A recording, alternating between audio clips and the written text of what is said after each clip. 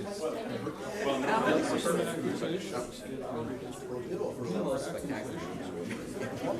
for this.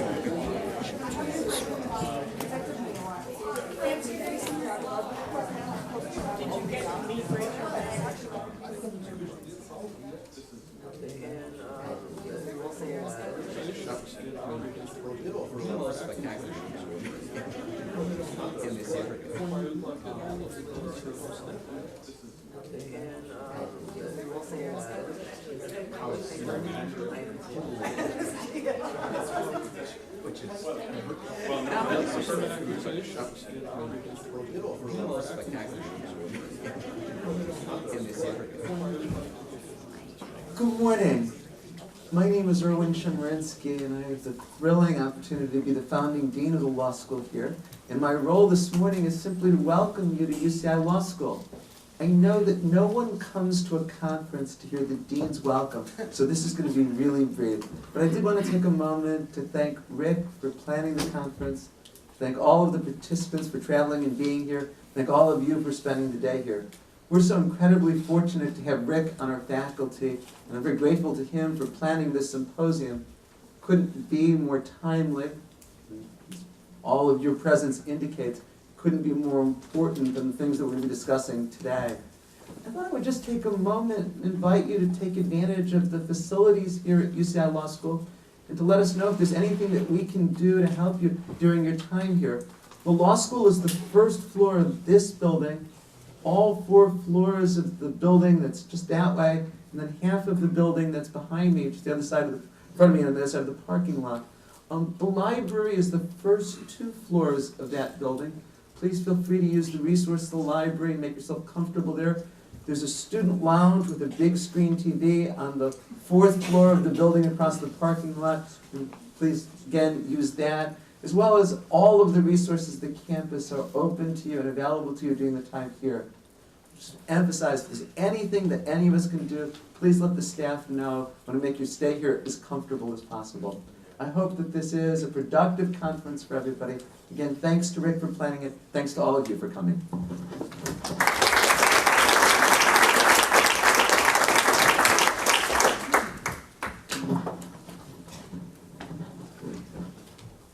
Good morning.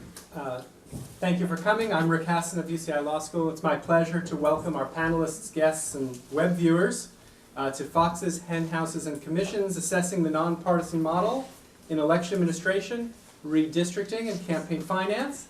This event is sponsored by UCI Law School, the UCI Law Review, which will be publishing the papers from this conference, and the UCI Center for the Study of Democracy. Thank you, Erwin, for your kind words and your generous support for this program. Thanks to the Law Review for publishing the papers, and thanks to Brittany Rodriguez, Patty Furukawa, Iris Yokoi, Rex Bossert, Joe McAfee, and the entire UCI staff for excellent and professional support for this event. During the 2000 Florida debacle, the public focused its attention, for the first time, albeit briefly, on the partisan administration of U.S. elections. During the 36 days of dispute over who would get Florida's electoral votes and therefore the presidency, it became clear that those running the key aspects of the election had partisan ties and potentially partisan conflicts of interest. Democrats focused on the actions of Florida Secretary of State Katherine Harris, the chief election officer of the state, who was not only an elected Republican official, but also honorary co-chair of George W. Bush's Presidential Election Committee in Florida. Harris made a number of decisions on issues related to the timing of the election contest, recount standards, and other issues, all of which tended to benefit Republicans. Her decisions could not be understood simply as a neutral election official, simply applying a strict interpretation of Florida's murky election rules. For example, she adopted a very lax standard for the acceptance of late-arriving military and overseas ballots, a decision which was once again seen as benefiting Republicans. But while Harris was rightly the focus of Democrats' ire, she was hardly the only partisan actor in Florida. Consider Florida Attorney General Bob Butterworth, a Democrat, who issued an opinion, a legal opinion on the timing of Gore's election protest and on Harris's interpretation. Never mind that Butterworth was one of the honorary chairs of Gore's campaign in Florida, and that he had no jurisdiction under Florida law for these election matters. And then there were the local election officials and local canvassing boards. Harris's office had ordered a private company to produce a list of potential felons to be removed from the voter rolls. Local election administrators who were Republican were much more likely than Democrats to use the list and remove felons. And while Democrats focus on the fact that the purge list had many false positives and led to the removal of eligible voters who were mistaken for ineligible felons, Republicans note that many felons ended up voting in Florida's election. They were not removed by election officials, especially Democrats. A now familiar divide between Republican election administrators favoring integrity and Democratic administrators favoring access quickly emerged. And when it came to recounting, Democratic county canvassing boards adopted forgiving and shifting standards for recounting punch card ballots, decisions which helped Gore significantly narrow his gap with Bush. All of this led to the Florida disputes in the courts, where 6 Democrats and 1 independent on Florida's Supreme Court issued rulings which helped Gore continue his struggle to catch up to Bush, and then to the U.S. Supreme Court, which divided 5-4 on conservative liberal lines, in a decision which ultimately ended the election contest with Bush ahead and Democrats fuming. In the 12 years since the Florida debacle, states have done little to remove partisan election officials from running our elections. Florida did make a change, but arguably to a model which makes the position of Secretary of State more rather than less partisan. The Secretary of State is now an appointee of the governor. Kurt Browning recently left his position as Florida Secretary of State, and rumor has it he did so because he was not willing to go along with a new controversial purge of potential non-citizen voters. No problem, Florida Secretary of State appointed a new Secretary of State who did not have such worries. In Ohio, one of the most contested battleground states, the last 2 Secretaries of State, Republican Ken Blackwell and Democrat Jennifer Brunner, have made controversial decisions which seem to benefit their political party. Blackwell famously issued an order rejecting registration cards that were not submitted on 80-weight paper. Brunner issued a decision rejecting McCain-produced absentee ballot applications where voters did not check a box affirming that they were a citizen, a box that was not required by Ohio law. Current Secretary of State John Husted, a Republican, at first appeared to move beyond the partisan fray, but more recently he seems to have moved into a pattern of favoring his party's position on contested election issues. We may yet go into the 2012 election with additional cases going to the Supreme Court. While there has been no movement on adopting nonpartisan or bipartisan models when it comes to election administration, things are very different on the redistricting front. Most prominently, California recently completed its first round of a process of redistricting done by a citizen commission, whose members were chosen through a Rube Goldberg-esque process set forth in a very hard-to-understand California initiative. Ironically, the model was touted by California Republicans as a way to take redistricting decisions away from the Democratic-led partisan legislature. Republicans joined with good government groups like Common Cause to get the measure passed by California voters. But after the first round of redistricting, the results were blasted by Republicans as being manipulated by Democrats through the commission. Yet court challenges to the redistricting plans have either failed or been abandoned. Partisan fights over citizen redistricting were even worse in Arizona, where the Republican governor sought to remove the head of the Independent Redistricting Commission, claiming she was biased towards Democrats, only to have that action rebuffed by the state Supreme Court. Meanwhile, in the campaign finance arena, the FEC's bipartisan model, no more than 3 members of the 6-member commission can be from one political party, which has practically meant 3 Democrats and 3 Republicans, seemed to work reasonably well for many years, but in more recent years it has led to party stalemates on important issues, including those related to disclosure. 3-3 deadlocks have rendered the FEC much less powerful than it was before, leading to calls by reformers to move away from its bipartisan model. Such movement appears to have no support either from Republicans nor Democrats in Congress, nor has President Obama followed through on his calls to issue a plan to reform the FEC. As we begin today's program, let me list the following cluster of questions, which I hope will be addressed by today's paper presenters and discussants. First, is nonpartisanship in administering elections possible? What do we mean by nonpartisanship? Are there different models of nonpartisanship to choose from? Second, is nonpartisanship desirable? How does it compare to bipartisan and partisan models on questions of accountability, accuracy, and public acceptance? Third, what can we learn from the experience of individual states and other countries? And how much does our historical experience of hyper-federalized administration block change? Are there cultural issues which differentiate us from other mature democracies which do use nonpartisan models? Fourth, are there differences over nonpartisanship over whether nonpartisanship is a desirable or achievable model when comparing election administration to redistricting and campaign finance? Fifth, what explains shifts, whether commissions are successes or failures? How did the FEC move from a position of bipartisan compromise to one of confrontation? And sixth, what role do courts play in these disputes? Do courts count as nonpartisan institutions? Should there be specially constituted courts to adjudicate election disputes? I look forward to a day of stimulating and provocative discussion. The plan for the day is as follows. We're going to begin with a panel on redistricting. After a short break, we will turn to campaign finance. We'll then have an opportunity to collect box lunches and reassemble in here for a keynote address from Ned Foley with commentary by Heather Gerken. After the keynote, we'll take a short break, and then we'll meet for the final panel of the day on election administration. And now I'd like to introduce the panelists of our first program and invite them to come forward. The panelists on the first program, please come forward. And I will be first. Okay. If you look in your programs, you will see extensive biographies of each of the speakers. Rather than fill the entire time with reading those extensive biographies, I invite you to read them. I will just let you know that the first paper will be presented by Bernard Grofton and Peter Miller of UCI. Then we will be followed by a paper from Bruce Kane of UC Berkeley and the UC DC Center, and Karen McDonald, who's the director of the statewide database and election administration research center at UC Berkeley Law, and was a consultant to the Citizens Redistricting Commission. And the third paper will be presented by Nick Stephanopoulos, who recently joined the faculty at the University of Chicago Law School. And we will have commentary by Pam Carlin and Rick Pildes. Each speaker, or each set of speakers, will speak for 15 minutes. I'll be keeping the time over there. And then we will turn to commentators. To the presenters, if you are using PowerPoint slides, please come up here and use the mic. And otherwise, you can use the mics at the table. And please join me in welcoming our first panel.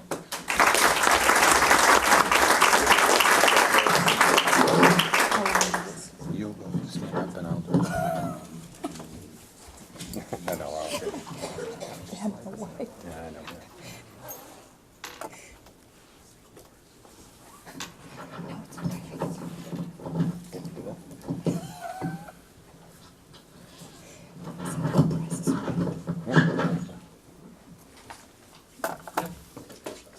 But also, you can make a second half of the talk. So I get to go first, and that means that I get to give you some basic background both about redistricting and about redistricting commissions. And Peter Miller, who's actually the senior author of this paper, will then do the boring part, which is to actually provide you with the findings of the paper. So I'm going to start with the overview by describing the varieties of commissions and redistricting processes that we have. We have various kinds of nonpartisan commissions, civil service. We have nonpartisan commission. We have nonpartisan action by courts. We have legislatively drawn lines, which is the most common model. We have bipartisan commissions, that is to say commissions reflecting members from both major political parties, and some of these have a tiebreaker, that is to say usually somebody selected by vote from within the commission to be the fifth member or the eighth member of the commission, and in some cases even-numbered commissions where there is no tiebreaker. And then we have California, the actual 2011 commission, which has already been correctly described as a Rube Goldberg mechanism. I will have some other names for it a little bit later. And last but not least, we have what I will refer to as the California Dream model of redistricting. And I'll talk a little bit about exactly what that particular California Dream model is. So moving to the next slide, where in the world can we find nonpartisan civil service redistricting? Well, if you are familiar with Carmen Santiago, then you will recognize her, and you will recognize that the answer to the question of where can we find nonpartisan redistricting is everywhere but the United States. There are count them, no examples of nonpartisan redistricting commissions in the United States. Moreover, there is no, count it, no evidence that anybody in the United States actually has any interest in implementing a genuinely nonpartisan redistricting commission. So, moving on to the next slide, what about courts? Well, when we talk about the role of courts, what is it that courts do? Well, basically they do essentially whatever they choose and more or less everything. They come in, sometimes first before anything happens if the legislature fails to act. They come in second statutorily in a number of jurisdictions when to review legislative plans, or in the case that a bipartisan commission or a legislature fails to act in time. And they almost always come in after the deed is done. They come in to enforce state law, they come in to enforce the United States Constitution, federal statutes. They are the fat lady of redistricting. Nothing is over until the fat lady has, in fact, sung. Now, if we look at the varieties of redistricting, first we have the kind of legislative battles. We can see this is a kind of boxing match. And then we have really the two variations of bipartisanship. We have this line, which unfortunately I cannot claim is either mine or Waffles, but if I hug your elephant, you will kiss my ass. But that is one model of bipartisanship in which individuals essentially don't have it. Okay, that's the sort of standard model of bipartisanship in the, for example, the United States Congress. Now, accurate as is this model of bipartisanship for most of the political universe, in redistricting, it's very different. In fact, this particular motto of bipartisanship has it essentially ass backward. The way in which you should be thinking about bipartisanship in the context of redistricting is much mellower. What you should see is hands reaching out. One hand, the Democratic hand, delivering a little stream, a little tricklet of R's into the hands, the waiting hand with the R-E-P on its, tattooed on its knuckles.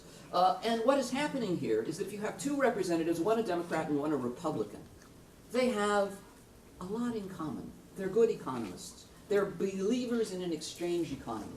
Each of them has something the other wants and the other wishes to get rid of. So, for example, if you are a Democrat and you have a Republican next to you, what is it the Republican has that he doesn't want or she doesn't want and you do?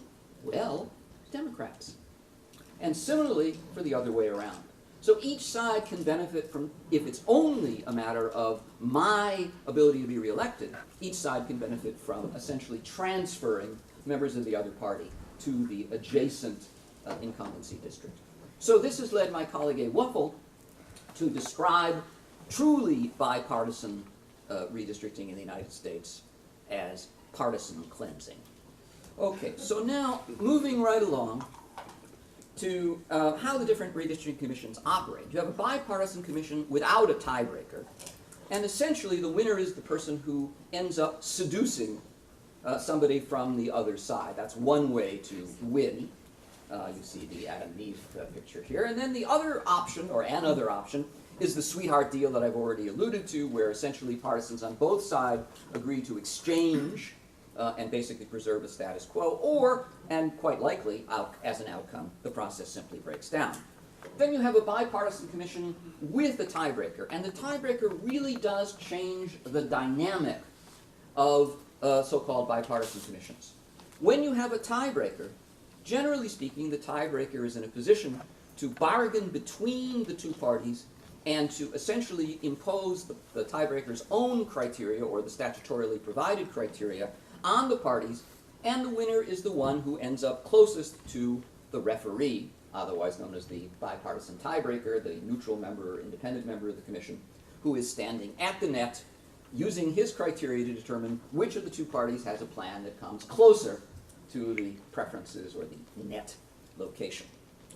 Then we turn to California. Now, we've already heard the California Commission described as a Rube Goldberg concoction. And again, I just provide from Wikipedia, of course, some information about who Rube Goldberg is for those of you who are not old enough to actually know who Rube Goldberg is. But a Rube Goldberg concoction is one which is overly complex for the end to which it seeks to achieve. And another way, for those of you who are comparativists, as I, of course, now pretend to be, the California Commission is like a Jean Tinguely sculpture. And if you have not been to the Jean Tinguely Museum in Basel, I heartily recommend it. Now, moving right along, we have the sort of final model for those of you who are movie buffs. For some reason, you may think that I'm not as fond of the California Commission as I ought to be. The Young Frankenstein. Now, the nice thing about Young Frankenstein is he's actually not the Frankenstein monster of traditional lore. He actually does. He ends up in bed reading in this case, the Wall Street Journal. Probably in this case, it really should have been the New York Times, but I didn't have a picture that would match that. But it is the case that the California Commission stitches together these disparate elements of partisan, bipartisan, civil service elections, of citizen participation, and lottery elements in an incredibly complicated way. And last but not least, we have what I call the California Dream, the Judy Garland, Mickey Rooney model of redistricting. Let's get a bunch of folks together and put on a play. No, actually, sorry, put on a redistricting plan. And we want just like ordinary folks like, aw shucks. Yeah, like, for example, the former head of the U.S. Census Bureau, who was the chair of the California Redistricting Commission. Just ordinary folks. Aw shucks. Yeah, right. Okay, so moving right along, and here's where I'll end and turn things over to Peter. Just to remind you of what the stakes in the game are, I have here Nebraska on the left, on my left, and that's very rectangular,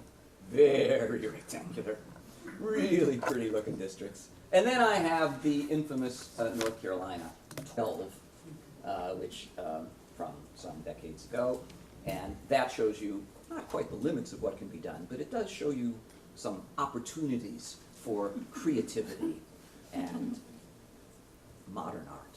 Okay, Peter, your turn next.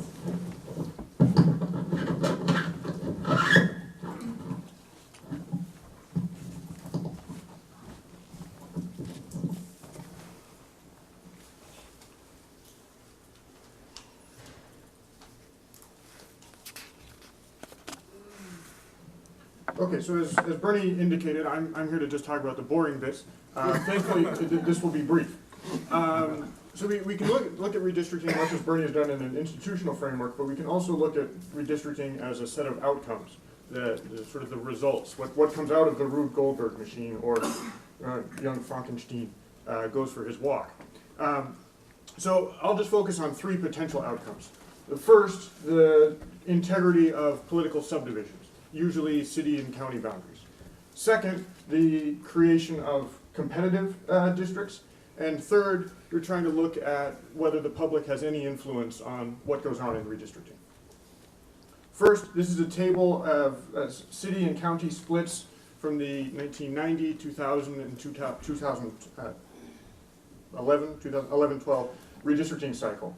And you can see the bold numbers indicate a map that's drawn by a commission, and underlined numbers indicate a map that's drawn by a court. And of course, normal face are legislative models.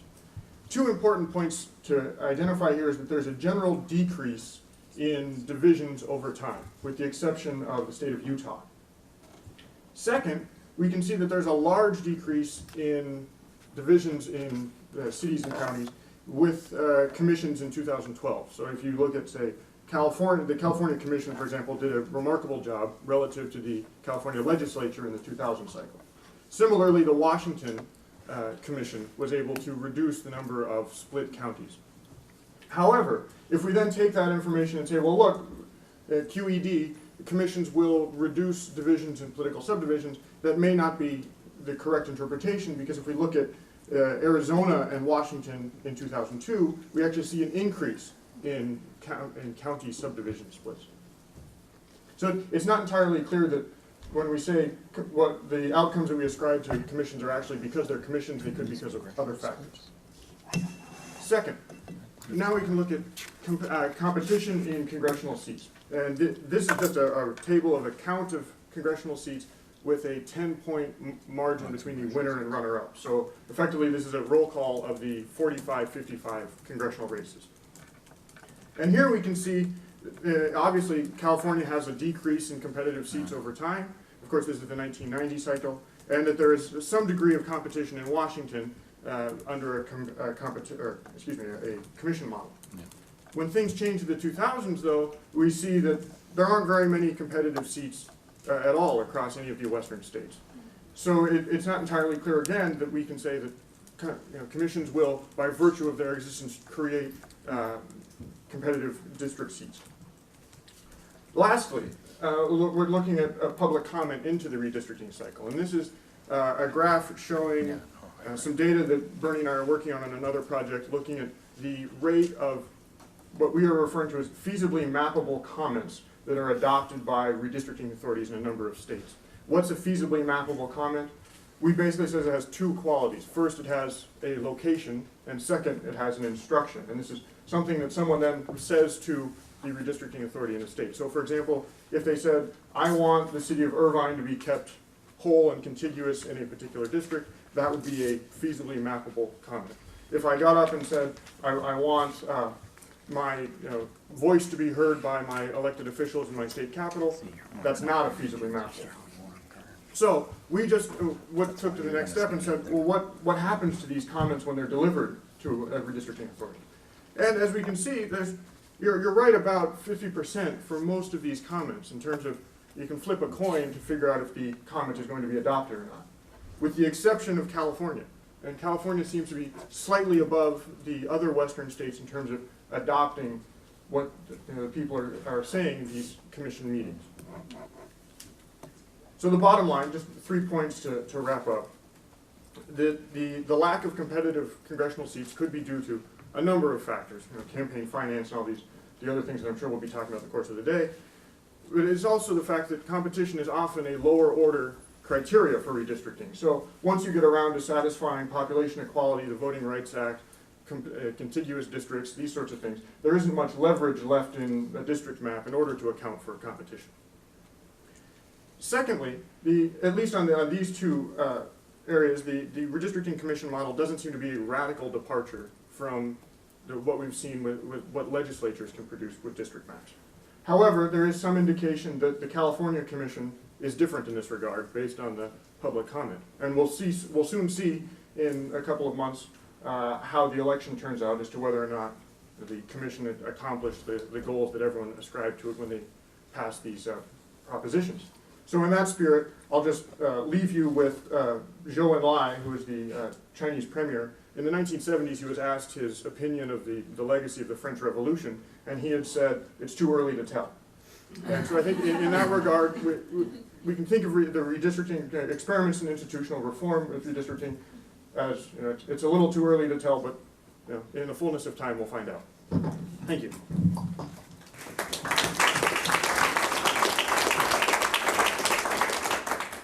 My next? You're next. Okay. If I can Is this find- on? Because Hold on, we're, if I can find the Yes, presentation yeah. next. Yeah, I'll help you get that up. okay, well, I'll speak loudly to begin with. So the division of labor here is actually determined by medical conditions. Karen's recovering from her drugs last night. So I'm going to talk first as she recovers, and then hopefully she'll kick in at that point. First of all, and the second thing is I need to clarify my status. And anybody wants to know why, I'll explain later on. But I'm neither at Berkeley nor UCDC. I'm actually at NYU and Stanford. And if you want to know why, I'll be glad to tell you over coffee. So, 25 years ago, Dan Lowenstein and Bernie Groffman and I and possibly one or two other people in the room, I'm not sure that anybody else is as old as we are, were at one of the first redistricting conferences that I ever went to at UCLA. And at that conference, we spent a lot of time talking about redistricting criteria. Bernie had written a couple articles at that time, and I'd written some responses. But it was in the context of redistricting neutral criteria in the context of legislative redistricting. Now, 25 years later, we're back to a discussion of criteria. an objective criteria, but now within the context of the California Commission and the proliferation of various kinds of alternatives to legislative redistricting that are starting to emerge across the country. What I want to do is focus with Karn on this issue of community interest. I'll start it off, but I tricked her into standing at the podium, so I will then hand her the baton about a third to a halfway through, because Karn was the consultant who had to handle these community of interest comments and bring them together into a coherent whole, working with the commission, and we have a commissioner here. So we have two people that know a lot more about the California process than I did, although I did watch, people thought I was sick, but I was watching the video of the redistricting, and even I thought I was behaving strangely, but I did actually find it interesting.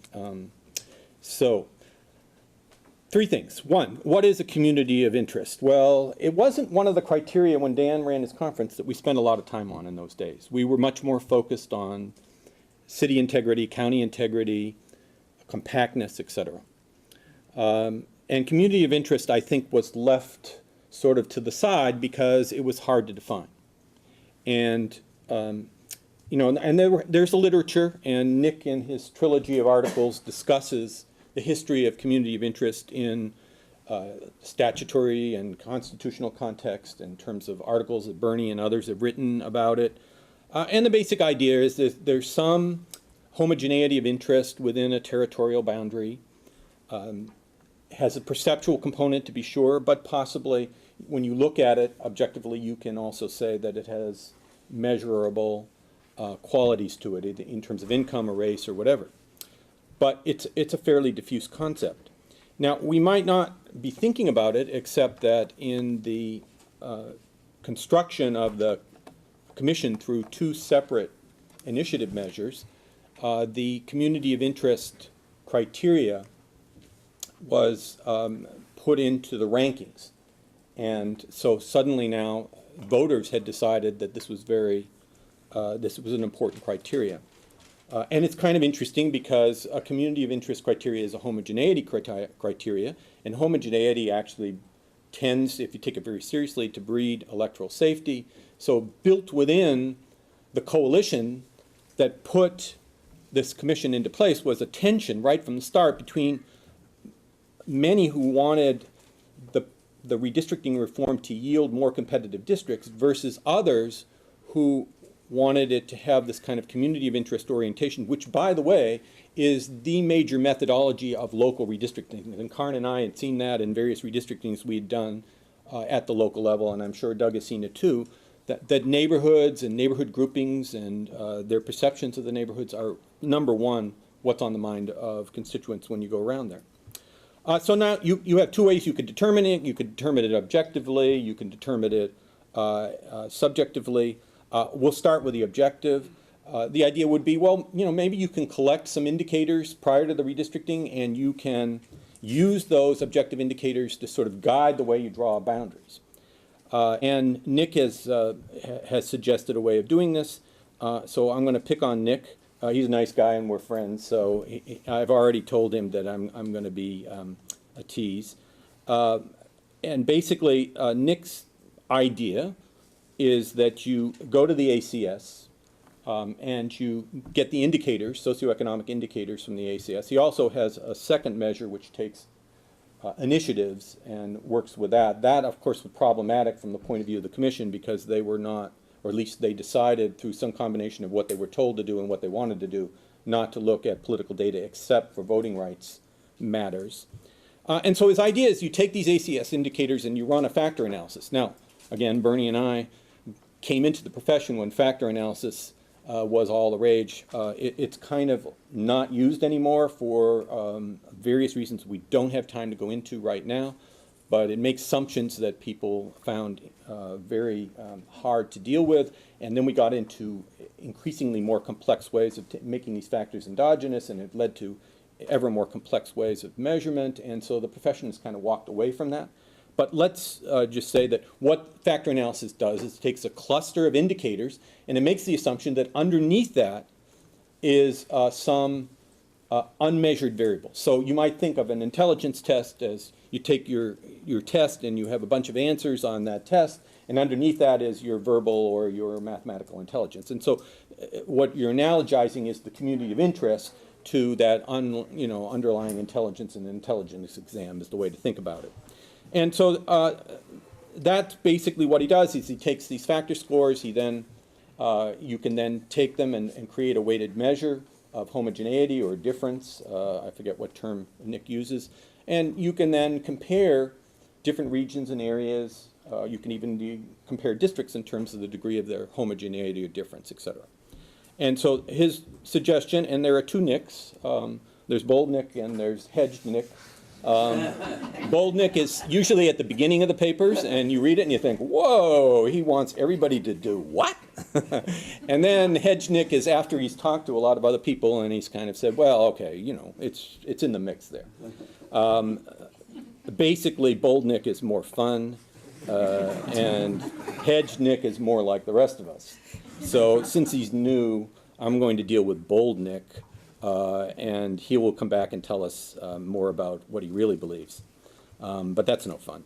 So, I mean, the problem, of course, with bold Nick is that, the basic problem is turning measures into standards, which has been the whole history of one flank of political reform, which is to find the ultimate measure. The ultimate measure either is defended on its own merits because it has some inherent good, like it helps a community realize its identity, or it's something that you want because it handcuffs the political process and prevents mischief. And the two of them sort of get conflated in discussion all the time. Now, the problems that we have with bold Nick's suggestion as a standard, not as a measure it's fine, but as a standard is that, first of all, it fails to capture what people mean by community of interest, and I'm going to let Karn and others comment on this. But basically, when you look at the testimony, it's often not about socioeconomic things. It's about many other things, and we have a table: environmental concerns, common cultural concerns, recreation, fire danger, ethnic community, high-tech industry. Secondly, there are the limitations of the ACS. Basically, it's a rolling sample. There's huge controversy over whether it captures properly for the Latino community and minority community the true number of voters, because the process doesn't capture the aging of the sample well enough. There are units of analysis problem. They don't really go down to a low enough unit of analysis for you to apply it to the very fine boundaries that you find that people define neighborhoods and areas by. Again, all these points Karn is extremely knowledgeable on and would be glad to go into. So we want to just go show a couple maps. Oh, okay, I guess. No, keep talking. Okay. Keep talking, person. No, this is actually where I was planning on abandoning you. So, thank you, Rick. That's exactly what I wanted to do. Karn, your drugs are over. Go. No, actually, this was your section. So I don't you care. wanted to talk Just, about no. it. I think what we should do is switch to the very interesting question of how you tried to handle all the various testimonies. So why don't you just skip through this next part, because we only have 5 minutes. So just go right into the whole business of how you collected the community of interest information. Is this the microphone? Yeah. Well, so here's the section that Part Bruce that's on then. the other end of that wire. The other Follow end of that the wire. There you go. That you? Last speaker drop. There you go. For a technical consultant, I'm remarkably non-technical. So the section, of course, that Bruce just kind of skipped over, but he mentioned earlier, was that communities of interest obviously can't be the only standards that we're talking about. There are other criteria that are always, that communities of interest always have to be balanced against, and in the California process, this was in particular very difficult because communities of interest was given the same weight as cities and counties. So basically other jurisdictional splits. And so the commission constantly had to balance the trade-offs between, you know, keeping the county together, keeping the city together, or keeping a community of interest together. Let me go to the next one. So our, you know, we really like public testimony, even though it's incredibly difficult to process, and we have a slide on this in a little bit. But essentially what you're getting, as opposed to the ACS data, are fresh data. You know, you're getting testimony right then and there, and people will actually tell you what's going on in their communities. We really believe in the bottom-up versus top-down methodology. So, you know, who are we to tell people what their community of interest is, you know? Bruce, who lives in Washington, can't tell me what my community of interest criteria are in my neighborhood unless I've talked to him about it. And I wouldn't presume to know what's going on in Justin Levitt's neighborhood or in his community of interest. And as we saw earlier in this little table, some of these criteria that I picked out that people really mentioned very frequently really cannot be found in ACS data. Like, what do we know about fire danger up in, you know, some of the Hollywood Hills areas or so.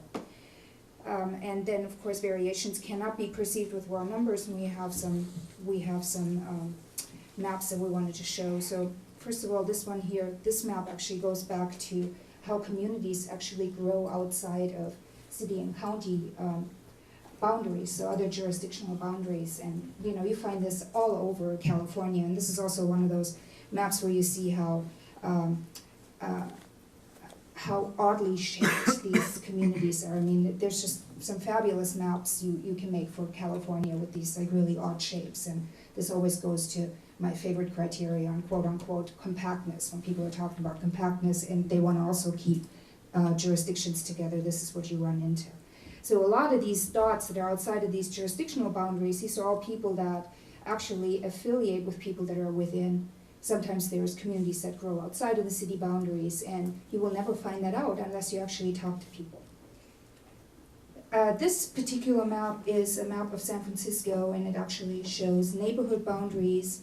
And there's different types of neighborhood boundaries, and actually in San Francisco in particular, oftentimes people identify as a community of interest and also as a neighborhood. And this actually shows how some of these units are split by census units. So it's very difficult to actually use census units to define communities of interest or neighborhood boundaries because you have all these splits. And then finally, when you're using ACS data, this is just per capita income for an area in Los Angeles. So when you're mapping per capita income in some of these areas, all you see is blue. And how are you going to know where, in fact, you should draw your community of interest definition? You just can't do it just with ACS data. You need additional input. Now, let's talk about really quickly about the methodology of data collection. This is something that Bruce and I have talked about extensively because there's a lot of problems with it. I mean, of course, we did it in public hearings. There were, you know, a lot of people that came out. Some of these people waited for many hours, and then they didn't get to speak because you know, the facility closed down. So this is California. Sometimes we're sitting in hearings down here in LA where 800 people or so showed up, and of those maybe 200 testified, but that's a lot of testimony for an evening. The commission also got submissions via mail and via email. People submitted maps. There were something like, supposedly there were over 20,000 submissions. There were some issues with how many there actually were. That's also part of the methodological problem here. But what we did, and what I'm not going to go into is who actually showed up, because that's a different paper. Who showed up and who participated in these meetings. I mean, there was a lot of outreach done to ethnic communities, to low-income communities, but of course, there's a particular subsection of the population that shows up to meetings. You know, I mean, I go to meetings because I'm really involved in my neighborhood, but there are other people that just stay home because I go. So they're like, oh yeah, you just go, you tell them. Okay, good.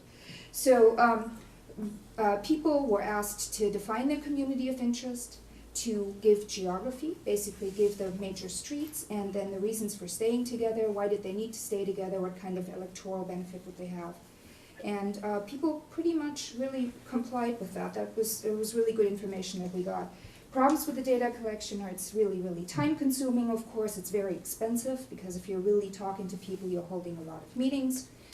You can't really have a cutoff when you're constantly releasing maps, even if you're just releasing a couple or 3 drafts.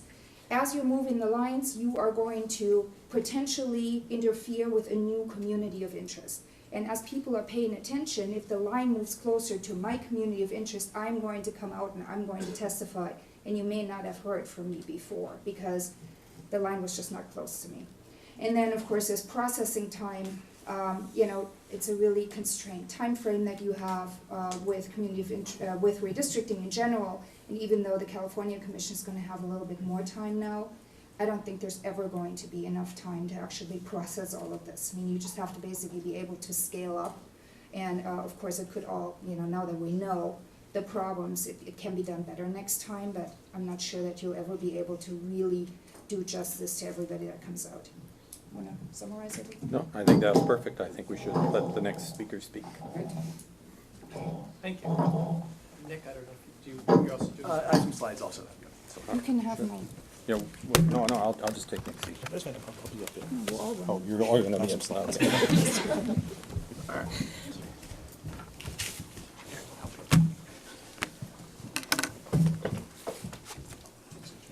And that's what have you put in.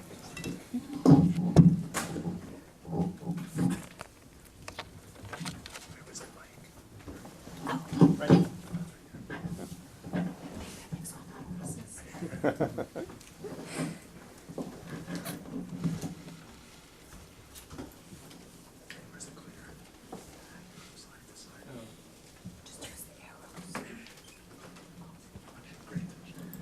All right, hello everybody. My name is Nick Stephanopoulos. Before getting into my own paper, I thought it would make sense to just say a couple of things in response to Bruce and Karen.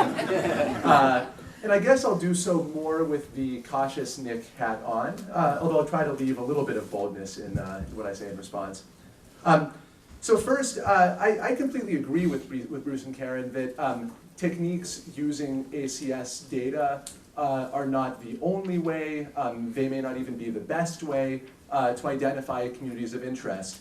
I'm very much in favor of also looking at public testimony, at opinion surveys, expert reports, the views of community groups, etc. The point of my approach was never to come up with a single dominant standard that courts must use or legislators must use when they're trying to figure out where communities are.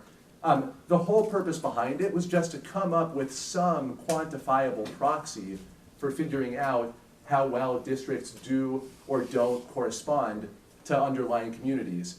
And so the public opinion test, the public testimony, I think, is extremely interesting, but it doesn't provide that benefit of letting us figure out how good the fit is on a systematic, quantitative basis between districts and communities.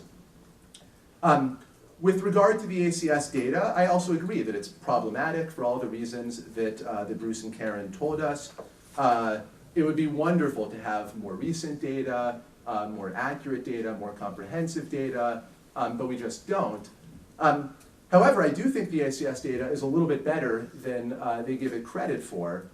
So for example, they have a list of various community factors that people in California testified about.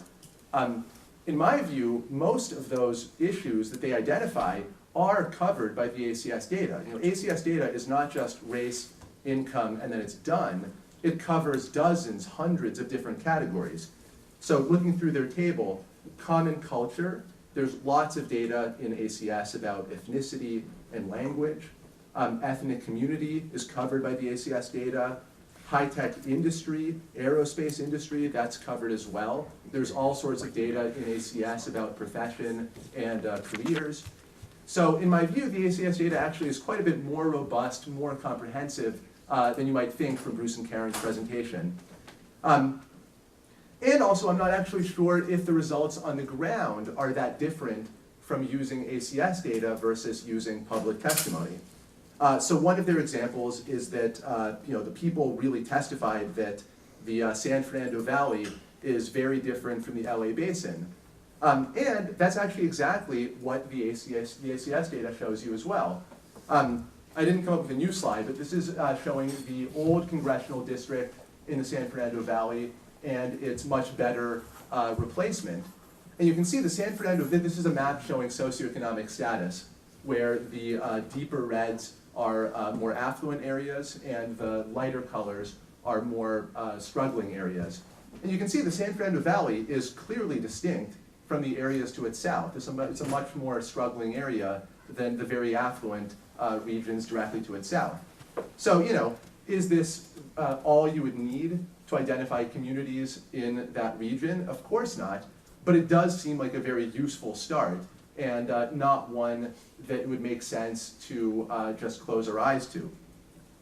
And the final thing I would say is that, you know, I don't think as a theoretical and a legal matter that Bruce and Karen are right to dismiss the model of homogeneous districts and a heterogeneous legislature as just another permissible option with no particular appeal.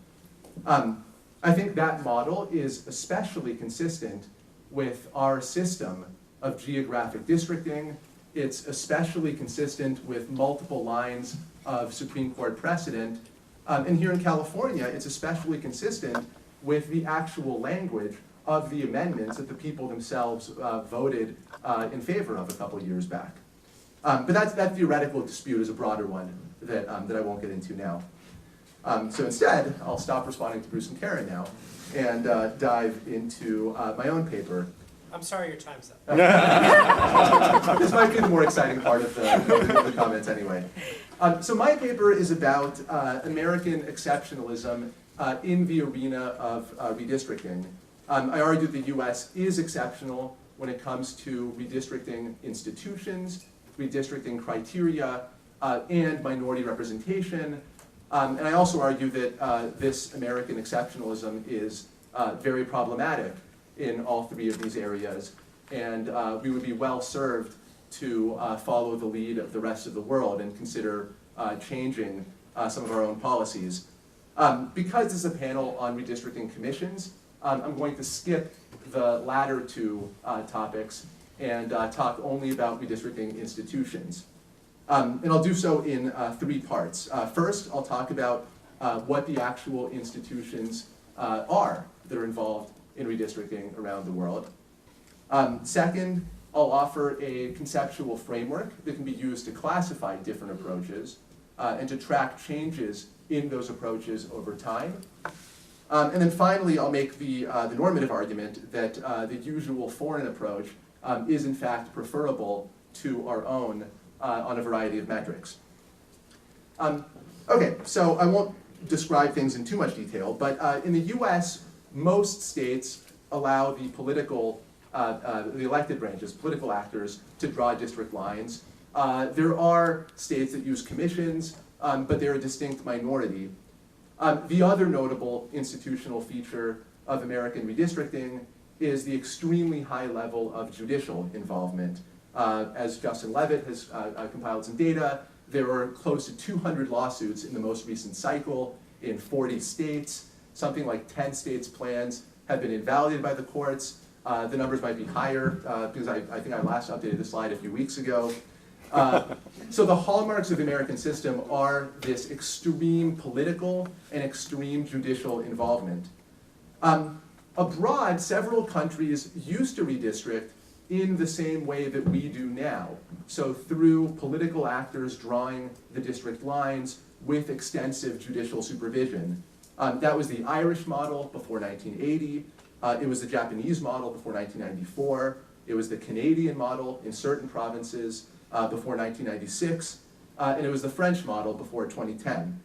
But now pretty much every foreign democracy has switched over to nonpartisan independent commissions. Unlike in the US, the foreign commissions are usually nonpartisan, not bipartisan. They're staffed with judges, professors, government technocrats, and the like. They offer lots of opportunities for interested parties to participate and to offer their views on proposed plans. And usually, though not always, the foreign commission's plans become law without the need for legislative approval. As for the courts, they're also much less involved abroad. Sometimes they're actually barred from considering challenges to district plans. When there is litigation, the courts are usually very deferential. And interestingly, in the Irish and Japanese and Canadian and French cases, the courts used to be active, but since those countries switched over to commissions, the courts have become much more deferential. Okay, so this might just be the academic in me talking, but I think it's useful not just to describe the different approaches used abroad, but also to try to classify them. And I think it's helpful to think about redistricting institutions using two dimensions. First, politicization. So how responsible are political actors for redistricting, as opposed to non-political actors like commissions. And second, judicialization. How involved in the process are the courts? So we can use these two dimensions to produce a matrix where we can put or place different countries' models. And you can see the US is the only country that is currently in the high politicization, high judicialization spot in the matrix. The American Commission states are the only jurisdictions that are not politicized, but still highly judicialized. Relatively authoritarian states are the only ones that allow political actors to draw district lines without any court oversight. And then, as Bernie said before, almost every country on earth is now in the low politicization, low judicialization position, with commissions drawing the lines, with very little court oversight. So that's where things stand today. But we can also use this matrix to track past changes in redistricting models. And we can see here that pretty much every country on earth at one point redistricted in the same way that the US did prior to the 1960s and the reapportionment revolution. So that's with political actors drawing the lines without any judicial monitoring. Then what happened was one set of countries adopted redistricting commissions and kept the courts out of the process. And so those countries moved up to the low politicization, so the low politicization, low judicialization space. Another group of countries, including the US, allowed the politicians to keep drawing district lines, but then experienced surges in their levels of judicial involvement, and so they moved over to the high politicization, high judicialization space. And what I find very interesting is that the US is the only one of those countries that actually has remained in the lower right-hand space. All the other countries that have ever been in that space have moved out. They've adopted redistricting commissions, and they've seen a reduction in their levels of judicial involvement, and they've migrated over to the low politicization, low judicialization position. So the US today is a dramatic outlier in terms of redistricting institutions, but what's notable from this historical perspective is that this was not always the case. The US was not always an outlier. Okay, so that brings me to the paper's normative argument, which is just that the US would be wise to consider following the lead of the rest of the world and moving itself to the low politicization, low judicialization position. The discussion so far highlights one reason why this would be a good idea, that other position is far more popular than the American approach and continuously growing in popularity. So this is sort of the argument that all the Commonwealth countries, all the European countries probably aren't crazy in what they're doing. A second sort of intuitive argument for the foreign model is just that if you have properly designed redistricting commissions, then you're not going to have the deliberate manipulation of district lines for electoral advantage. And so if what we mean by gerrymandering is this sort of intentional manipulation of district boundaries, that shouldn't happen if you have a properly designed commission. To me, though, the most powerful argument for the foreign approach is less about intent and it's more about results. And I think here there's some very compelling evidence that if you look at the record, both in America and abroad, of redistricting commissions, the plans they produce actually are more symmetric in their treatment of the two major parties, and they actually are more responsive to changes in public opinion than are plans that are produced by political actors. Let's give you a few examples. Bruce has found in some earlier work that US states with commissions have levels of partisan bias that are about 50% lower than US states that don't have commissions. And the commissioned US states also have levels of responsiveness that are about 20% higher than the non-commissioned states. Abroad, when the Australian states of South Australia and Queensland adopted redistricting commissions, their levels of bias plummeted and their levels of responsiveness shot up. And the same thing happened in Japan when it adopted a neutral redistricting commission in 1994. Its bias fell almost to zero and its responsiveness doubled. So I don't have a whole lot of time left, so I just want to respond to what's the most common counter-argument against all of this, which is just that the phrase independent commission itself is an oxymoron. So the argument is that politics inevitably seeps into the commission deliberations, they inevitably get hijacked by political actors, and so the same abuses that take place in the normal American system replicate themselves when commissions are in charge. And this strikes me as too fatalistic a perspective for a few reasons. First, there's pretty much universal consensus abroad that the foreign commissions have managed to maintain their independence over many years. And they've done so, note, even though most foreign countries that use commissions are parliamentary regimes. So their district plans determine who will control the entire government, not just one out of three branches. Second, here in the US, I think California provides a decent example that it's possible for an American commission to be independent as well. The Rube Goldberg mechanism seems to have actually worked out pretty well. And then finally, if US commissions were in fact being hijacked by political actors, you wouldn't expect them to have the very positive bias and responsiveness numbers that they do have. So the record, I think, is actually quite positive that no matter what the suspicions are, in fact, the commission results are quite good. So to me, at least, the fatalistic view of commissions is not persuasive, and I think the case for ending our electoral exceptionalism is strong, and I'll leave it at that. Thank you. Thank you, Nick. We're going to turn now to two commentators. Looks like first would be Rick Moses. Right. I'll rescue the microphone here. Capture.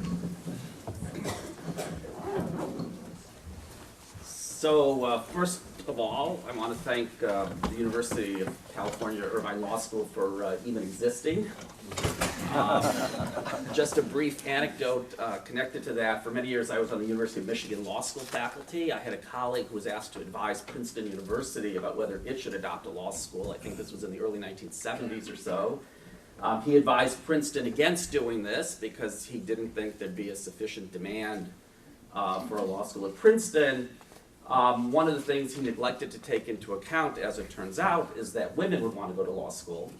And there was, of course, this enormous influx of women to law schools over the subsequent decades. So it's a real tribute to the vision of Dean Chemerinsky and his funders that this law school even exists and that it's been so phenomenally successful at establishing itself so quickly. And I want to thank Rick Hazen, of course, for organizing the conference, but also for all that he's done to help promote the field of election law.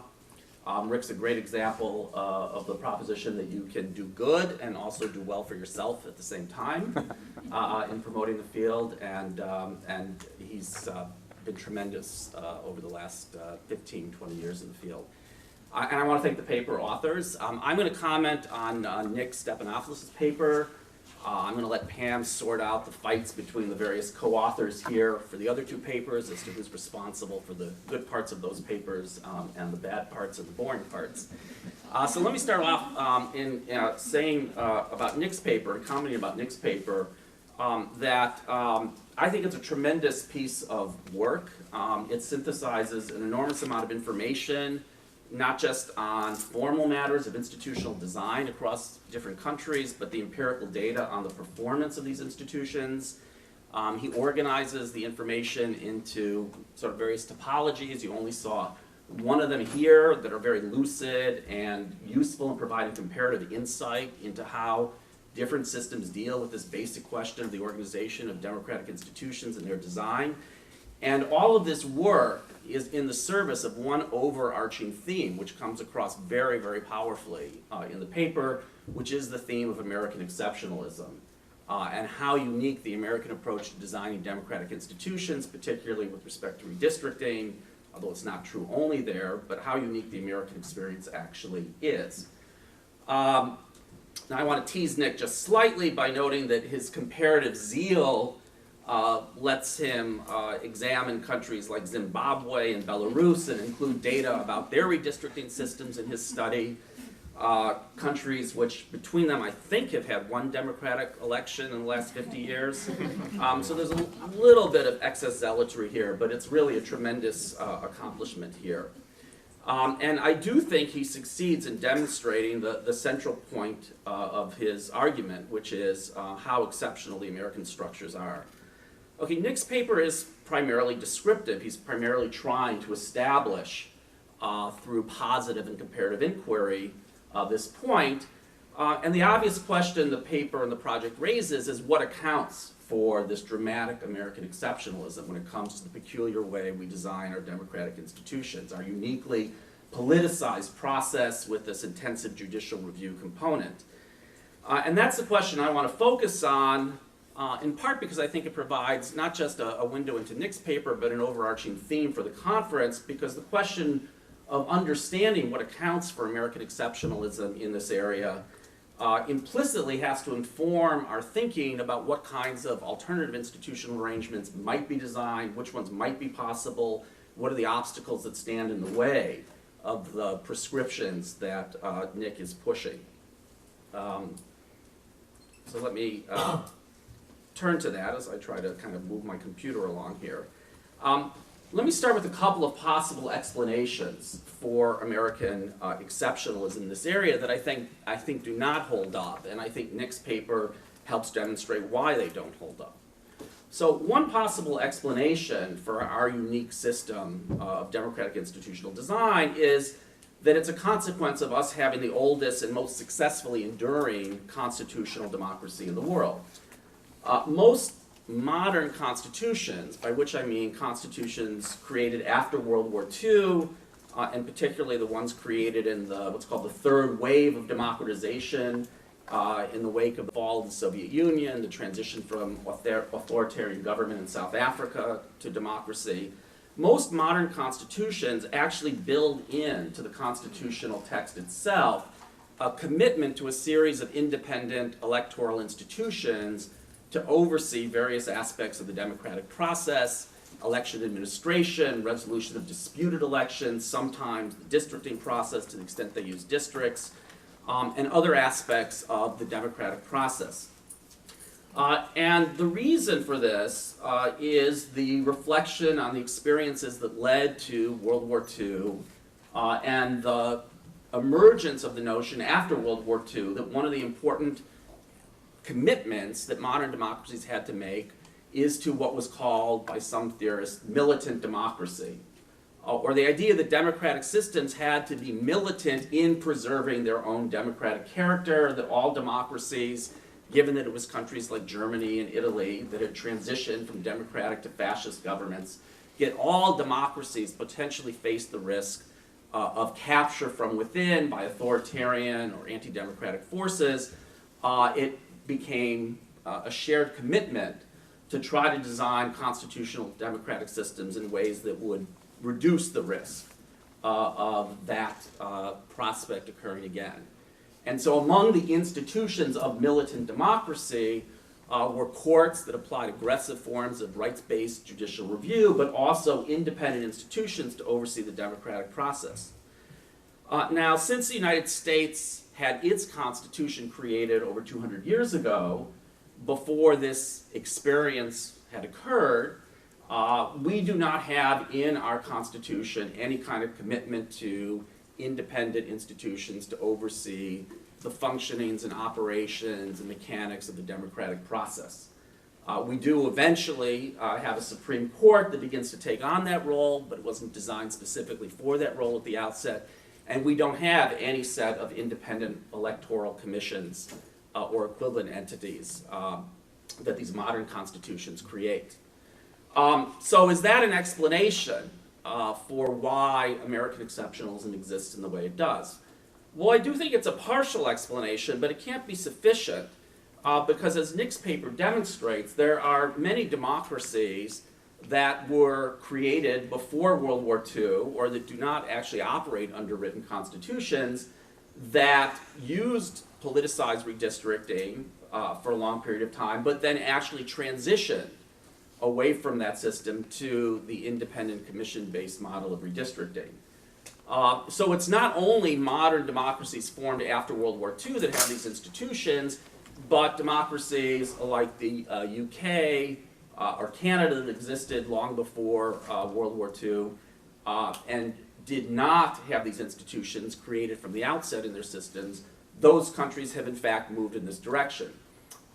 Second possible explanation for American exceptionalism, although it doesn't really explain the exceptionalism, is a standard story of political economy that, of course, we can't get the transition to take place from politically controlled redistricting to independent institutions because the politically self-interested actors who now benefit from the existing structures and rules would, for the most part, have to agree to those changes, except in states with direct democracy, and of course they're not going to agree to change the rules under which they were elected, and that explains why we're locked into this, what I would call, inherently pathological structure of politically self-interested actors controlling the electoral process.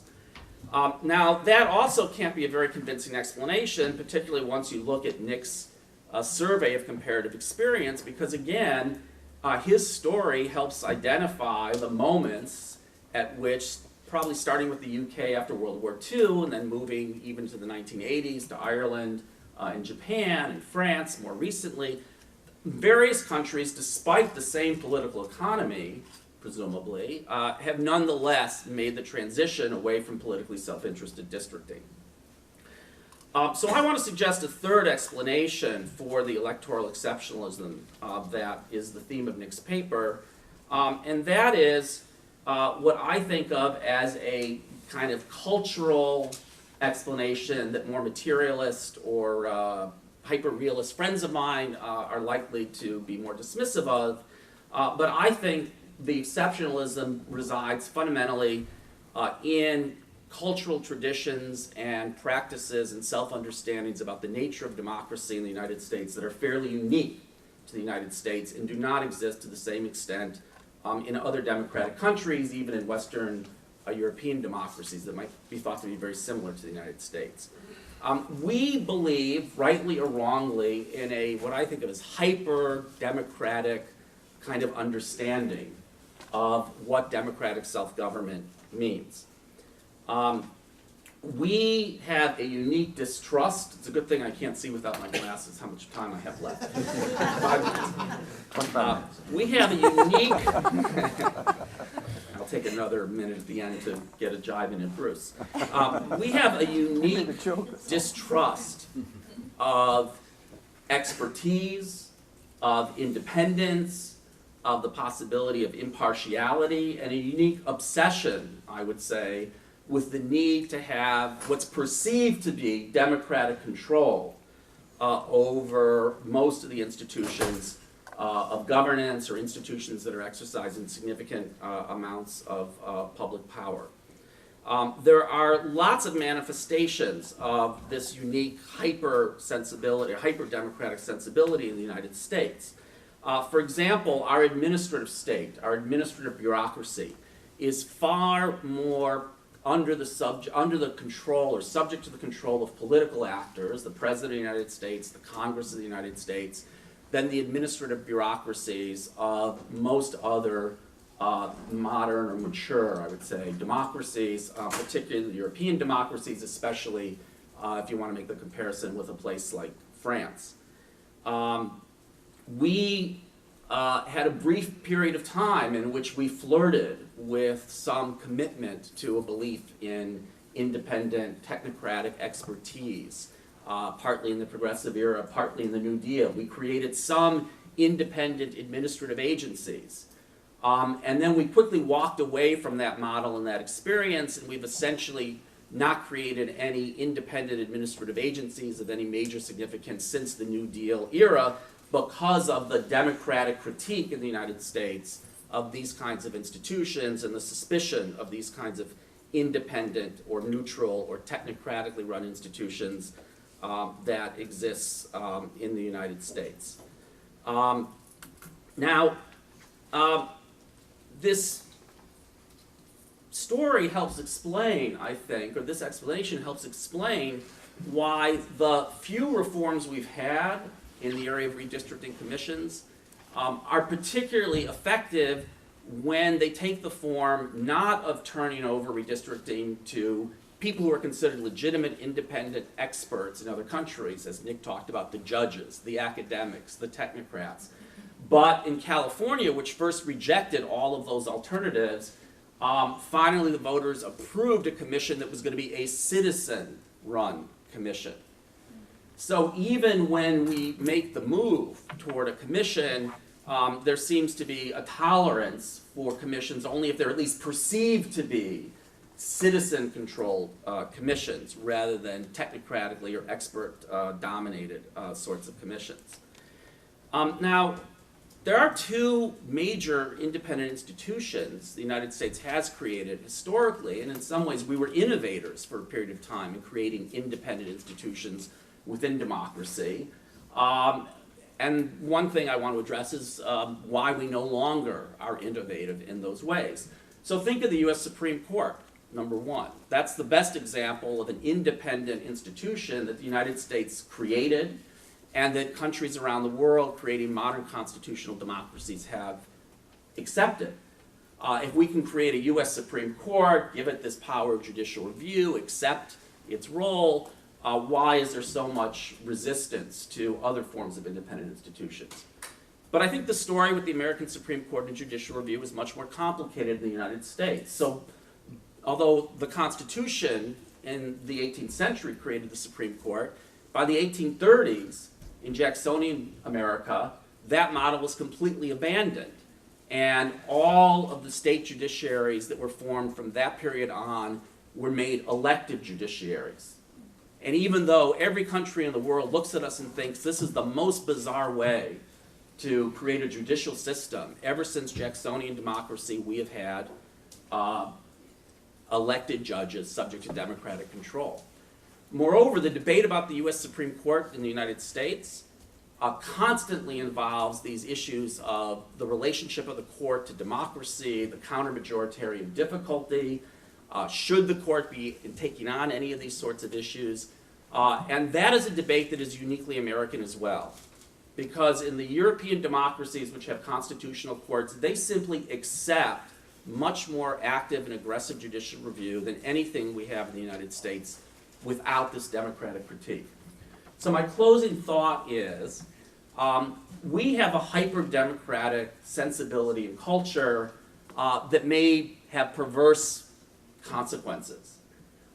We delude ourselves into believing we have control through elected representatives or more directly over things like the design of democratic institutions.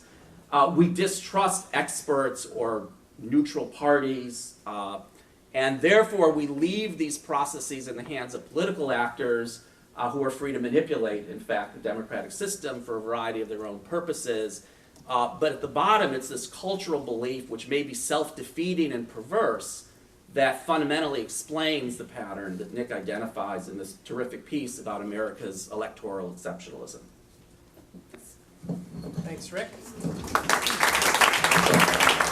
going to turn it over to Pam Carlin for her comments.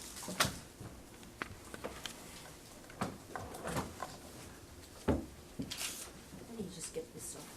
Hit escape. Here, hit escape again. It'll turn itself off? You want to just, Yeah, just turn it, yeah. just-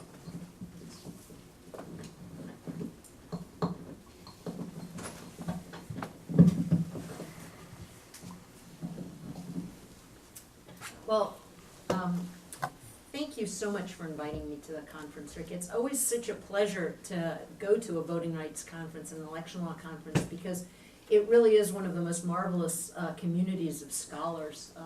We've heard a little bit of a discussion already of bold Nick and of hedged Nick, and I'm hoping, as the last person on this panel, not to be known as Nud Nick. I'm gonna, the title of this particular panel is Do Citizen Redistricting Commissions Work? And to paraphrase Bill Clinton, it all depends on what you mean by work. And the key line for me in thinking about this comes from Bruce and Curran's terrific paper, and just an aside on this, which is, when I go through papers, I like to highlight things that I want to come back to and think about more. And I went back and looked at their paper again when I was preparing my remarks, and basically there were about 4 lines that weren't highlighted in the paper. It's just so terrific and interesting. But they have a line where they're writing about what communities of interest mean and whether they should be represented, and they say the following. Whatever the advantages of communities of interest, it's important to realize that it is linked to a particular form of democratic representation, that is, representation, the representative as delegate, and not to a core democratic concept. And so I think the overarching theme of my remarks here today is going to be that unless you have a theory of what redistricting should be like, you can't answer the question of whether or not redistricting commissions work. And the problem for us, I think, is, at least in the contemporary United States, we don't have an agreement about what redistricting should look like or what we're trying to accomplish. And unless you know where you're trying to get, it's very hard to know whether you've gotten there or not. So in thinking this through, because I think there are several different important dimensions, I want to borrow a framework from Isaiah Berlin's 2 concepts of liberty. Which is, Isaiah Berlin talks about negative liberties and positive liberties. Negative liberties are essentially constraints on actors, external constraints on actors. Positive liberties, by contrast, are ways of enabling an actor to achieve some particular goal that the actor is pursuing. And I want to use this concept to talk about how we decide the criteria for redistricting and whether those criteria are working or not. So we might talk about figuring out what redistricting should be by having a negative concept of redistricting, by which I mean certain factors should play no role in how redistricting is accomplished. And the 2 biggest factors that seem to play into a negative concept of redistricting are that politics should play no role in redistricting, and more strongly that incumbent protection should play no role in redistricting. So I want to focus on incumbent protection for a moment, because I think it's paradigmatic. That is, if elections are about trying to figure out who the winner of an election is, then the people who are seeking election shouldn't decide that first. And there's a line that Sam and Rick and I have used in a variety of ways now for decades, because we're now, I guess, closer to Bruce in terms of where we are in the life cycle of the academic than we were when we started. Although he's ageless, so I guess this is all working out just fine. I mean, Bruce, probably, you actually might remember before the reapportionment revolution. Although he was just a baby then. Although many of you in the room have lived your entire lives under one person, one vote. So the line we often use is, the ideology of America is that every 2 years people go into the voting booth to select their representatives. But the reality of redistricting and elections in America is every 10 years the representatives go into a booth and pick their constituents.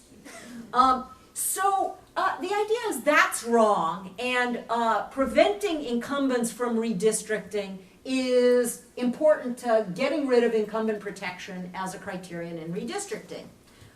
Nick and Bernie's papers show that independent redistricting commissions probably do a decent job of minimizing incumbent protection relative to political redistricting. That is, either they do that because they don't care about incumbent protection, or sometimes because the criteria that they have tell them that they can't look at things like the residences of representatives in redistricting. And we saw this obviously in the California experience, that an odd number of people ended up in paired districts in a way that you would never see across the spectrum.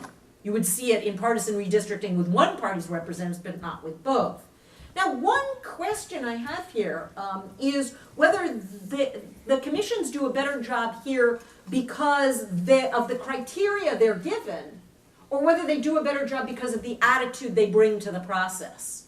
That is, to use a phrase that Nick talks about, institutions versus outcomes. Is this that the institution inherently has a different view here, or that the outcome is different because of the criteria they're giving? Because as Bernie says in his papers, Bernie and Peter say in their paper, states using a commission to draw districts tend to have more developed and elaborate criteria for redistricting than states that use legislative redistricting. And so one might ask, is it the criteria that are doing the work, or is it the institution that's doing the work? Now, I want to complicate even this incumbent protection point just a little by saying, to go back to Bruce and Karen's point, that one could have a theory of redistricting in which incumbent protection does play an affirmative role. That is, that there is an argument in favor of it, particularly when it comes to congressional redistricting, where you're competing with other states, and having seniority in your delegation to Congress can make an awful big difference.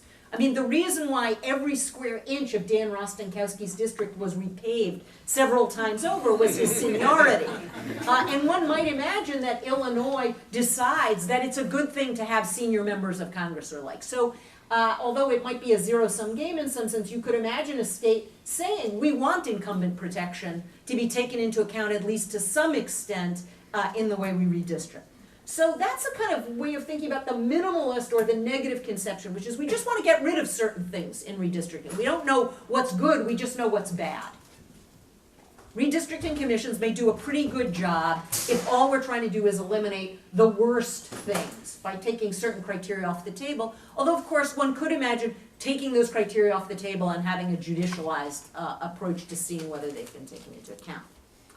Contrast that with the maximalist position, which is certain values should be pursued in the redistricting process. That is, there are affirmative goods that we are trying to accomplish, not just taking some things off the table, but putting other things on the table and putting them in the center of the table. Here, I think there's a serious problem, and redistricting commissions may not work in an important way, because there's a serious disagreement in America today about what those values should be. And just to list a couple of the big disagreements, should districts be competitive or not? Well, here, Sam Zakharoff and Nate personally have gone back and forth. I imagine that if we had a boxing match, Rick apparently has already had one. You may have seen the bandage on his hand. It's in a position which is known by friends of mine who are emergency room doctors as boyfriend's break, because that tends to be what happens when boyfriends in a fit of rage hit the side of the wall rather than hitting their girlfriends. But I'm not going to go any further there on this. But we could imagine seeing, let's say, a Jello wrestling match between Bruce on competitiveness and Nick on competitiveness. So there can be real disagreements on should districts be competitive. Should we try to maximize competition in districts, or should districts be less competitive with more safe seats, or should we have a kind of normal distribution of competitive to safe seats? Second thing we have big disagreements on, homogeneous versus heterogeneous districts. And here also, I think Bruce and Karen's paper takes issue with Nick's paper. So if we don't agree on this, how would we know whether a redistricting commission worked or not? Well, you'd have to know, do you want homogeneous districts? Are they achieving that? Do you want heterogeneous districts? Are they achieving that? And a third big one, which Nick talks about in his paper, but doesn't talk about in his oral remarks here, are racial and ethnic representation or colorblindness in the process. We have a huge disagreement on this in the United States today, and we're going to see this playing out in the Supreme Court again in this round of redistricting. Every round of redistricting since the reapportionment revolution, we have had disagreement about this. How do we know whether a commission works or not? Well, you have to know whether you're trying to achieve colorblindness and then ask, did the commission achieve that? Or were you trying to achieve racial and ethnic representation? And as Nick says on page 51 of his paper, and it's a kind of elephant in the room of these commissions, if you don't focus on minority representation, you will not get it in a single member district system. And so you have to make some choice on this, and until you make that choice, you can't really measure whether a commission has achieved its goal or not. And finally, there are disagreements about whether partisanship and partisan consequences should play some role in the redistricting process. That is, suppose we had a redistricting accomplished by a commission that thought about where it was trying to go, and they achieved a plan in which there was a dramatic deviation from the seat vote ratio. Would that be good or would that be bad? Well, you'd have to know, again, what you were trying to accomplish before you could figure out whether you'd accomplish it. So the key, and I think counterfactual question in some ways, is if there were a consensus about the values we were trying to achieve, would an independent commission be a better or a worse way of achieving those? Because although Nick in his paper talks about these as separate axes or separate dimensions, they are linked dimensions. Some end goals or end states are more easily achieved by a commission than by politicians, but others really aren't. And so we might ask what we're trying to achieve. Are we trying to achieve voter confidence? Are we trying to achieve certain outcomes? Are we trying to use process as a way of achieving a particular substance, or is the process itself where we're going? So my last point is to try and situate this more broadly in the overall theme of the conference and the overall theme of of the regulation of politics in the United States. There is a tension, and I think Rick's remarks capture this as well, between top-down and bottom-up ways of thinking about democracy and what we're trying to achieve. For example, as Karin said, who decides what is a community of interest and what isn't? You could have criteria that are set from the top down, or you could have a more organic process in which people come and tell you what they consider their communities to be. Nick has a more top-down approach, I think, overall, and I think Bruce and Karin have a more bottom-up one. Obviously, you could have systems that are even more bottom-up. One of the discussions of alternative voting systems, and Rick has a little bit of this in his paper, is that it may allow for an even more bottom-up system in which voters redistrict themselves, essentially, rather than being assigned to districts. There is a link, and this is the final point I want to make, between all of the different elements of the system, and Rick was also making this point. So, for example, there's a relationship between redistricting and campaign finance. The way that campaigns are financed depends on how districts are drawn and what electoral system you use. What electoral system you use may determine what kinds of campaign finance arrangements are available or not. The same thing is true for election administration. Rick talked in his remarks about the hyper-democratization of the United States, but I want to identify something else that I think makes it really hard for us to have the kind of independent, nonpartisan experts, and that is the hyperpolarization. I mean, it's hyper, right? So hyper-democratic and hyper-polarized, which is, ask yourself this: is there anybody in the room today who really believes there are nonpartisans when it comes to redistricting? That is, that judges are nonpartisan, really, or that experts would be nonpartisan, really, once they realize the partisan consequences of the plans they might draw. Rick referred to the United States Supreme Court as an independent organization. That might have been true at one point. I think that's no longer true, and it's less likely to be true in the future, in part because our hyper-polarized politics picks the people who are on the Supreme Court, and therefore the Supreme Court follows the election returns in a longer term and more literal sense, that the court we get is a product of the politics we have. And as Rick has shown in some of his other work, most recently in the California Law Review piece, hyperpolarization may be here to stay in American politics, and therefore it is more likely that every institution over time will become hyperpolarized. So I am going to yield back the last minute of my time. Is that a surprise to you? So I thank the gentle lady from...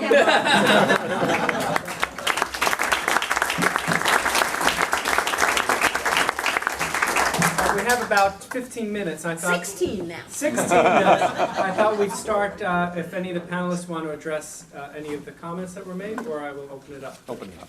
open it up. You might ask the commissioner to say something. We have a commissioner from. We happen to have Marshall McLuhan here in the room with us. Not to put you on the spot, but Well, I'm not sure. Actually, I had a question actually, sort of for Karen, because we weren't particularly good about limiting or trying to limit the kinds of information we might get on communities of interest. In other words, there is a constitutional definition that was further refined by the second proposition, Proposition 20. So we got a lot of information that was, at least in the public's mind, all over the map. And that's not a pun necessarily, because you had, for example, a lot of folks saying this is the San Gabriel Mountain community of interest. If you know Southern California geography, that's about several hundred square miles and millions of people, versus the more specific local community of interest that might be defined by either various objective criteria or simply an expansion of neighborhoods and subsets of cities. So given sort of the bottom-up approach versus the top-down approach, we've been thinking about on the commission, should we look at, say, having an expert come in? Not to certainly preclude at all public testimony, but developing some sort of hybrid model. And I'm wondering if you think that there is some sort of middle ground that might, even if it's a commission or a legislative process, that somehow melds these two top-down versus bottom-up approaches. Boy, that's a big question for an early morning. I think there might be an opportunity for some sort of a hybrid method. I think we don't know what kinds of data we're going to have available for the next redistricting. The ACS is obviously, we're not sure whether it's going to be funded, until, until when. They're going to have better data for sure. I mean, you can have an expert come in, but an expert on what? There is a question about what a local community of interest really is. The definition for local can be widely debated. You could probably get 10 papers just out of this room on what that means. So I think in the end, you're always going to be back to, collecting community of interest testimony on some level. Could you refine it further? I think there was a lot of, there were some questions about whether the examples that were in Proposition 20 that were actually given were in fact, constitutional criteria that had to be followed, or whether they were really just examples, so that there could be further examples or further, a wider range of definitions. That's not something that we've really worked out, I think. But that's a really big question. It's a paper. And this is a very generous panel in terms of critiques of the commission. I think there have been more scathing ones out there, so it was very generous. Just a point is that the commission is not an ordinary citizens commission. If you look at the selection process, I think Bruce has identified this, it's like the college admissions process with a lot of interviews. And it is an elite group. It's a much higher income group, a much higher educated group than a typical California resident, and to the extent that there is technocratic expertise, it is on this particular commission. It's not a bunch of redistricting experts necessarily, but it's a high level of experience and high level of training, which I think is a good thing. But it raises questions about what the democratic institution ought to look like if you're trying to be representative of a particular jurisdiction, whether it's a state or a locality. Heather? So this is a question, an attempt to divide Karen and Bruce. So Bruce, Well, that's not hard, actually. I'm the curmudgeon of this group. But my 25-year-old law student is far more cynical than you about the possibility of this sort of bottom-up redistricting. So she also did what you did. This paper is coming out to a law review near you, so UC Irvine law students, wait till it comes. But she watched the same hearings that you did, and she took notes on all the things that could be done to manipulate public testimony like this. So not that she wanted to suggest that it was manipulated in this instance, but she's someone who's done a lot of political organizing, and she thought, you could create a grass top set of testimony that would look a lot like just what you would sort of expect sort of people to show up, but they would be doing the things that the political elites want. So in some senses, I'm asking a question about the relationship between Pam's top down and bottom up. This looks pretty easy to organize. And so when I saw Karen's slide about bottom-up organizing, organizing, I would get hives when I see that, because I'm more cynical than you, it turns out. And so the question is, what makes you think you can trust the bottom-up stuff when it's not coming from a really local level where there may not be much of an incentive to do it? When we're talking congressional redistricting, there are big resources there, right? So the big resources used to go into the lawyers, and the next round, once they figure this out, it'll go into figuring out how to create sort of grass top testimony that's going to look plausible to you. How do you know you can sort it?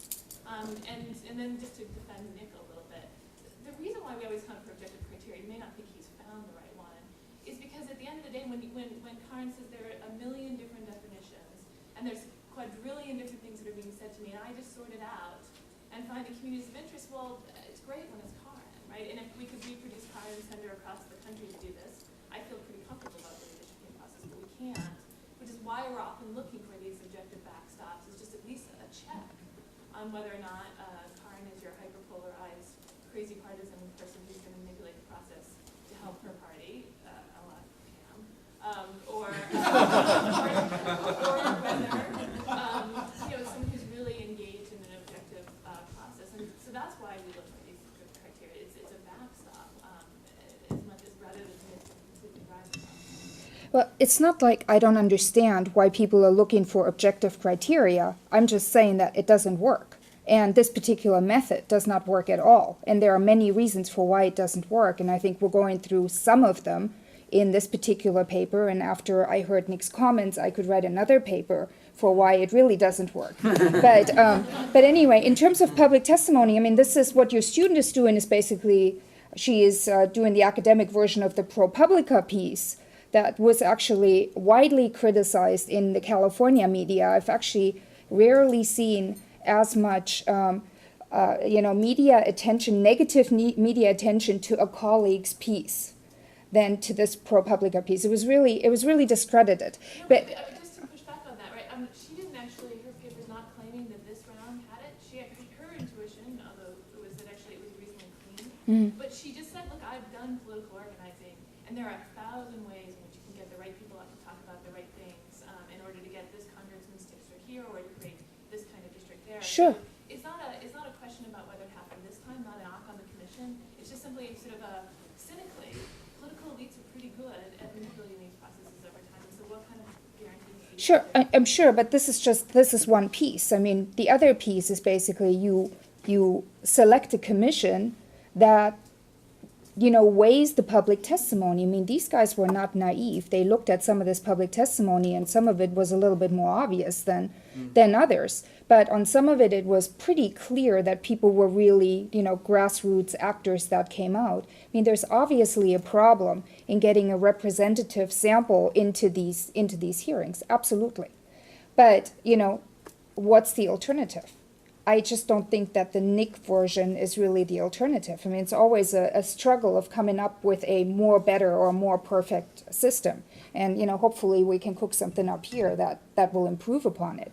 But every public hearing you go to, if it's redistricting or if it's your, local city council hearing on the neighborhood playground, you're going to get a certain type of actors to show up. That is just the nature of the beast. Can I just add one quick Only comment? if you're talking to the mic. Oh, sure.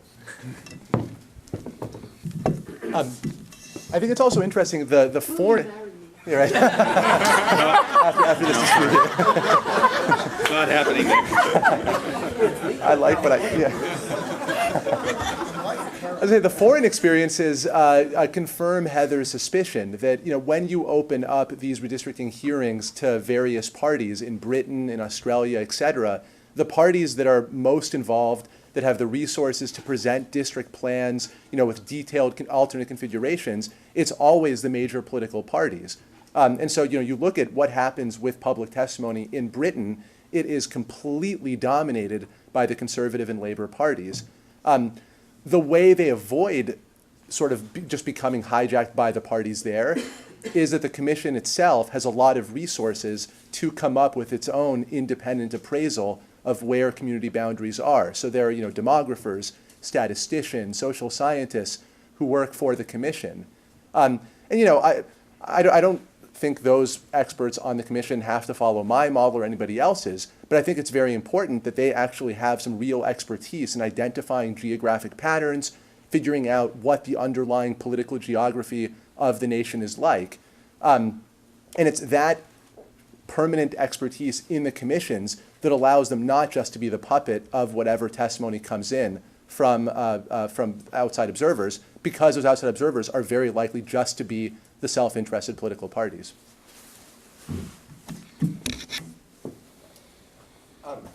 Doug Johnson from the Rose Institute. Question on the nonpartisan administration in other countries. I mean, we hear about this a lot. Why can't we model what Britain has and New Zealand has and things like that?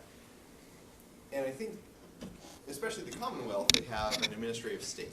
You know, they have people that go to college and go into that channel. And I'm not an expert on it, but in the U.S., when I look at what do we have similar to that, I think we have public employees and members of public employee unions. It just doesn't seem to translate. I mean, is that the argument, that we should take career civil servants, which would be the advocate's wording, the opponent's wording would be public employee union members, and put them in charge of this? Or am I missing something in terms of the parallels?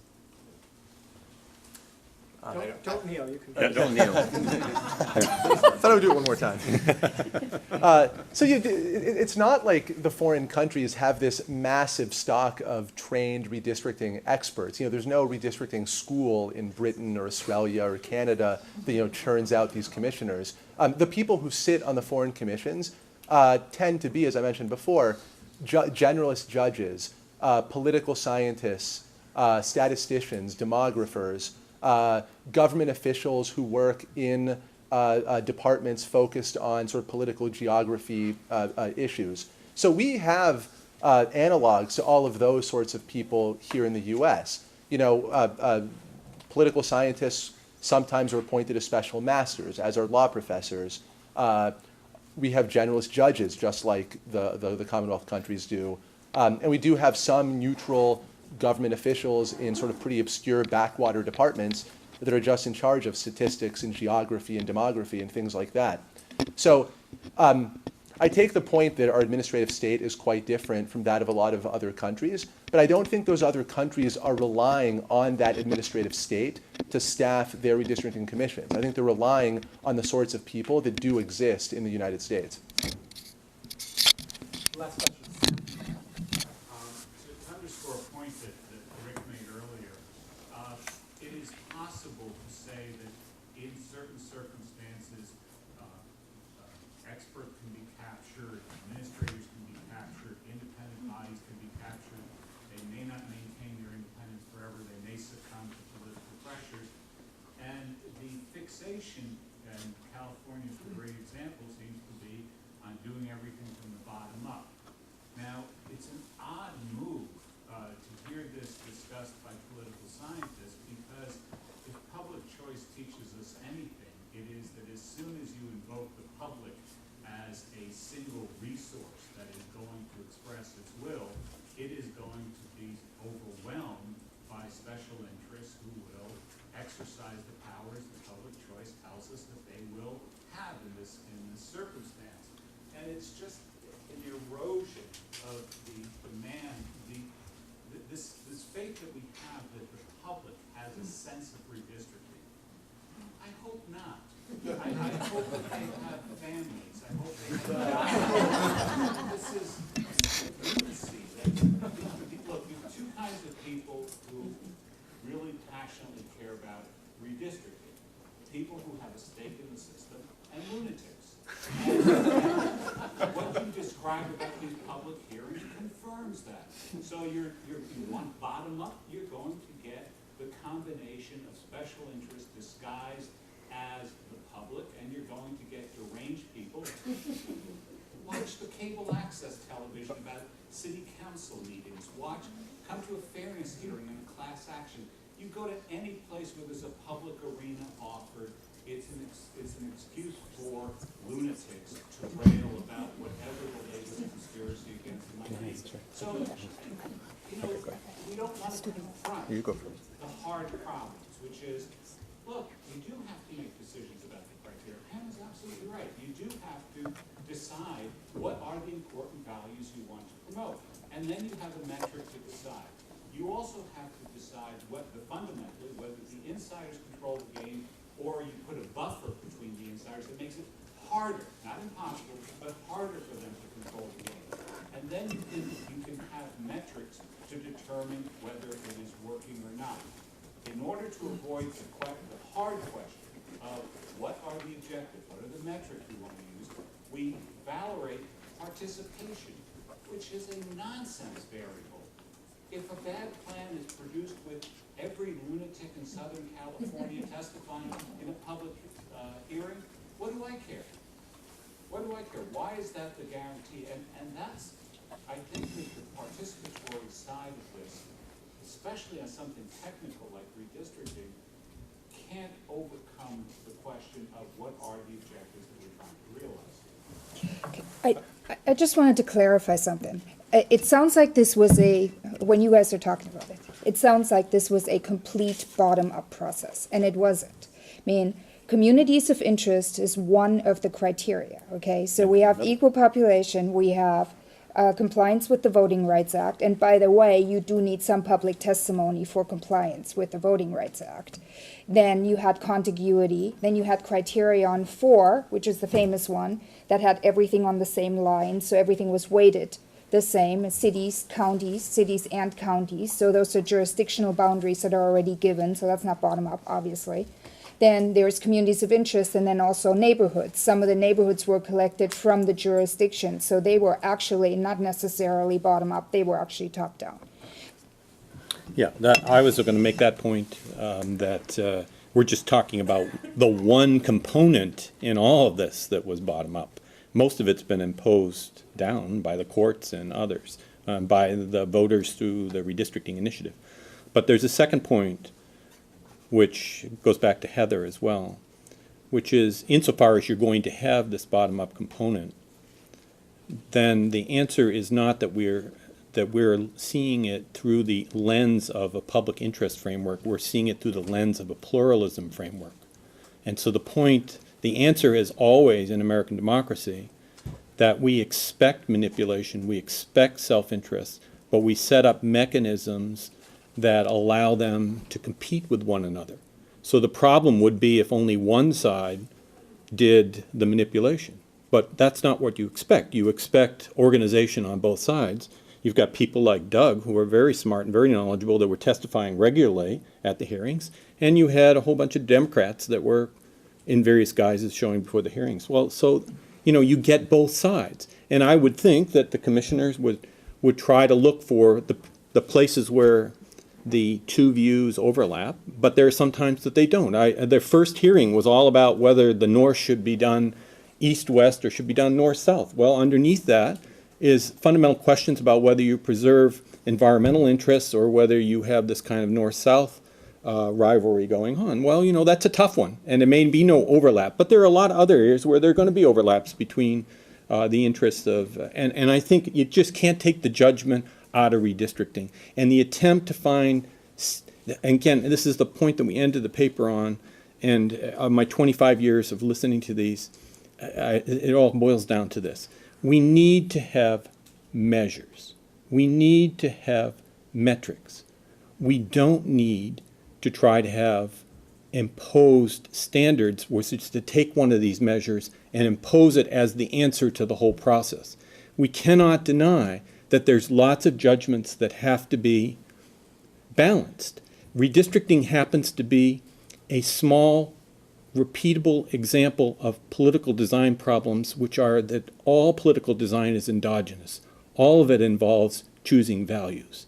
And when we do it in a constitution, it doesn't happen every 10 years. When we do it in redistricting, unfortunately, we open up Pandora's box consistently.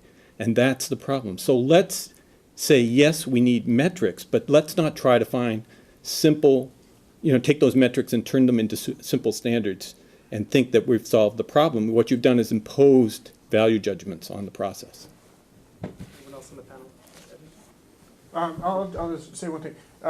I liked your comment about the only people who care about redistricting are redistricting people and lunatics. Because I've spent... Well, that's the same. The same thing, yeah. It's really the same. They're all lunatics. Because I spent the last year flying around going to a bunch of redistricting hearings, and I've gone to, I think, 23 in 12 states or so. And I was actually amazed by the relative lack of lunacy I mean, there was one hearing in Arizona that was sort of the sideshow took over the circus, but for the most part, everywhere else is fairly, I mean, I'd hate to say they're boring, because I don't want you to leave the room thinking that all I am is a boring person, but there are all these boring hearings where people come in, say their bit, and leave, and say, I want my schoolyard to be in my district or something. So that there is this, I guess, reserve of people who are able to speak on redistricting and also have lives outside of their other thing. But the other point that I think, and Heather brought this up, is that what about this AstroTurf testimony? And at the same Phoenix hearing, there was a wonderful person who got up and said, the criteria that you have before you are X, Y, and Z. Now the Republicans are going to get up and they're going to talk about how important it is to keep communities together. And the Democrats are going to get up and say how important it is for competition to be introduced. So just so you know, I'm just decoding the rest of the testimony you're about to receive. And he sat down, and the next guy got up and said, I think we should keep our community together. And then he sat down. And then the lady gets up and says, we need to have competitive districts, and she sits down. Right, so it's the perfect microcosm for the chance of these three people getting up in this order and saying what they were going to otherwise is zilch. But so there is some degree of coordination and orchestration with the testimony, but I leave it to the commissioners and the other people around to try and filter out or just reduce the weight on a particular comment if they know it's coming from other people in an identical form.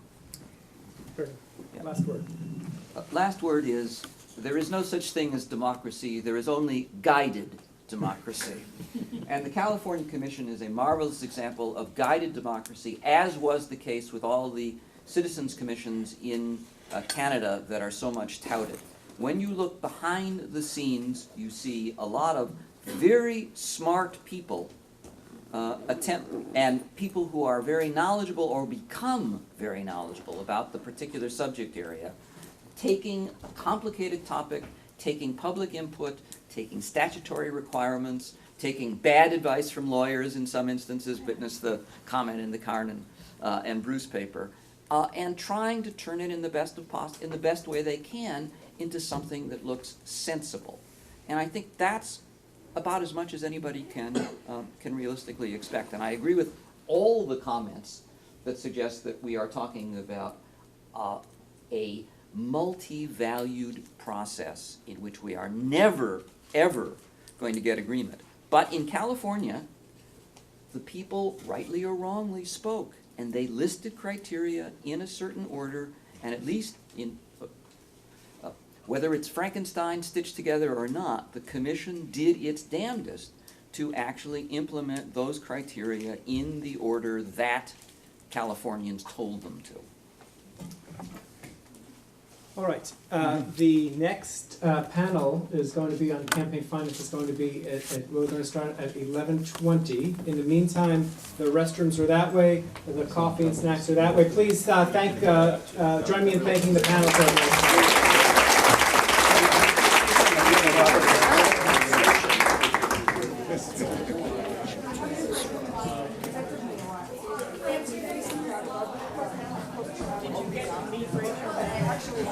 I don't think I've met in person Jeff Milo. Richard Buffalo. Other than this foot thing, yeah, things are fine.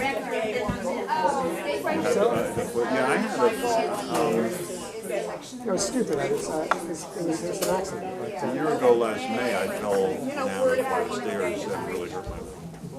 All right, welcome back to our second session, Partisanship and Campaign Finance.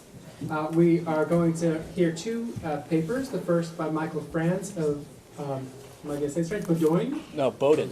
Bowdoin, okay.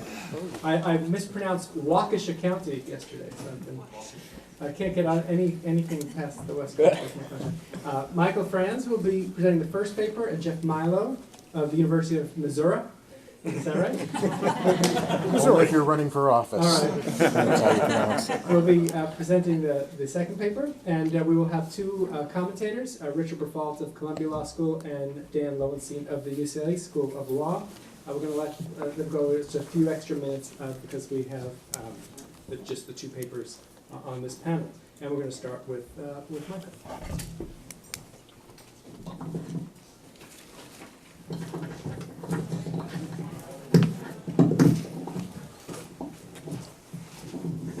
Okay, thank you very much. Thanks, Rick, for the invitation to present today. Bowdoin College is in Maine, and so I don't know if you have looked at a map of the United States recently, but it's a long way from here. And my arms weren't tired yesterday, but I sure was. And so I just want to thank Rick for the opportunity. And to be surrounded by so many distinguished scholars in this area and to have the chance to meet folks who do some great work is really a great honor. So my focus for today is on the Federal Election Commission, which I've studied for roughly 10 years or so.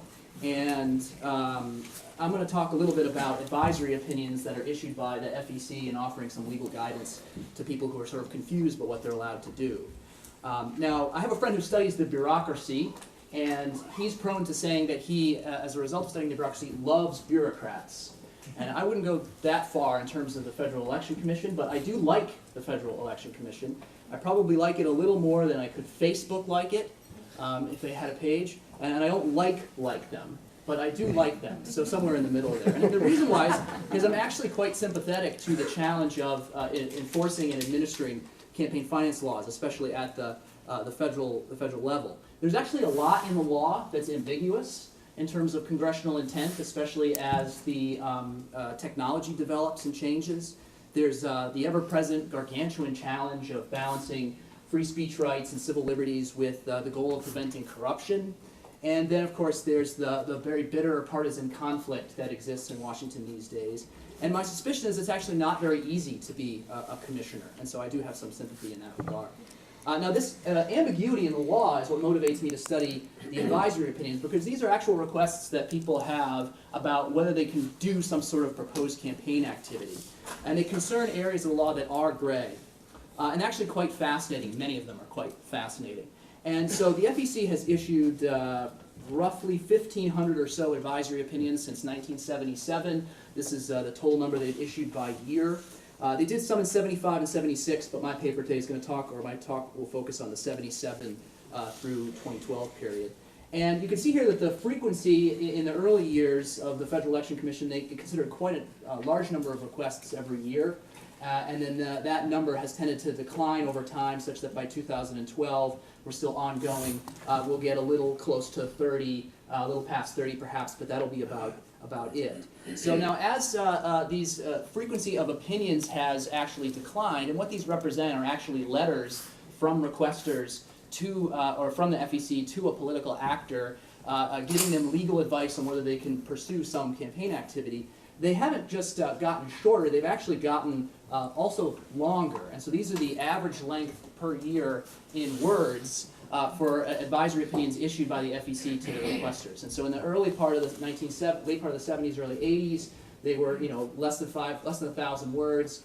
By 2012, this is the year with the longest length advisory opinions issued on record. They're over 2,600 words on average.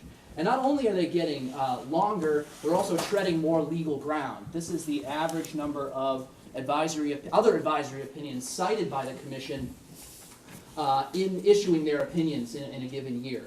And so in the early years, there wasn't much background to cover, so you got somewhere between 1 and 2. But by the time you get McCain-Feingold in 2002, the FEC is citing somewhere around 7 other opinions in their decisions. After McCain-Feingold, that number drops, and this fitted line here is just a 5-year moving average. The number drops and bottoms out in around 2006. But as questions pertaining to McCain-Feingold and other areas start to get asked over and over again in different contexts, the number of citation goes back up, and this year we have close to 6 advisory opinions on average cited again per this year. And this is actually comforting to me when I look at this particular graph, because one of the things it suggests is that advisory opinion requests are not about idiosyncratic or arcane sections of the law, where there's simply no relationship to anything else that anyone else is doing, but they're actually about areas of the law that people might have some ambiguity on, and they might have relevance to other political actors in the political environment. And so this is seen by the fact that the FEC is saying, well, you want to do this proposed activity, well, look at what we've decided on these other areas as well. That has some relevance to your question. And so by and large, the questions that are being asked are, in many cases, big deal questions that also have some meaning to other political actors across the scene. Now, one of the things we can do in looking at advisory opinions is a whole bunch of things, or if you're interested in the landscape of ambiguity, you might call it. And one of the things you can look at is the type of people making requests. And so, for example, I've split this up into roughly 3 time periods. In the late 70s and throughout the 1980s, candidates accounted for about 44% of the requests that were asked. Interest groups accounted for 46%, and parties were about 8%. But as you move forward in time, candidates account for a smaller share of the advisory opinion requests, and parties account for an increasing share of the advisory opinion requests. And this makes sense when you think about the way the law has changed over time. For interest groups, there have always been questions about what is a regulated or unregulated group, or regulated or unregulated behavior, and there's a lot of interest groups, and they've been out there asking questions consistently. For parties, they've actually seen the law change through congressional legislation in very dramatic ways with McCain-Feingold, and through the jurisprudence that's out there. And so the parties have come to ask more questions as there's been flux and change in the laws. But the paradigm for candidates has roughly remained the same. Things have changed, of course. Technology has developed. But by and large, candidates have been abiding by contribution limits and reporting requirements for a long, long time. And so their share of the overall questions asked has declined as a result. Still, even into today, they still ask interesting, innovative questions, but a lot of the big stuff has already been ground that's been well-traveled, I suppose. So this can tell us quite a bit about the landscape of campaign finance. But ultimately, what we really want to know, and what would be really interesting for this discussion, is whether advisory opinions can give us any purchase over how effective the agency is as a commission that's charged with administering and enforcing campaign finance laws. And I think this set of data can actually give us some way of assessing that in 2 ways.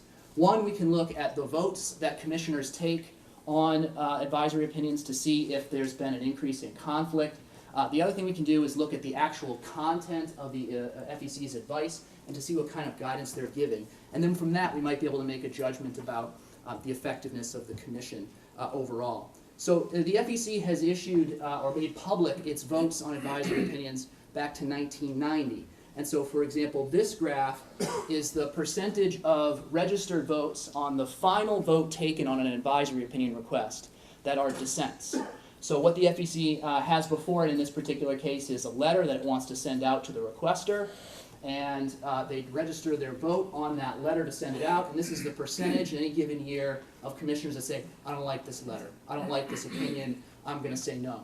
And for most of the 1990s, there was about a 6% dissension rate, but that has increased in recent years. 2006, 2009, 2011, and 2012 stand out as the years with the highest rates of dissension, up past 10%.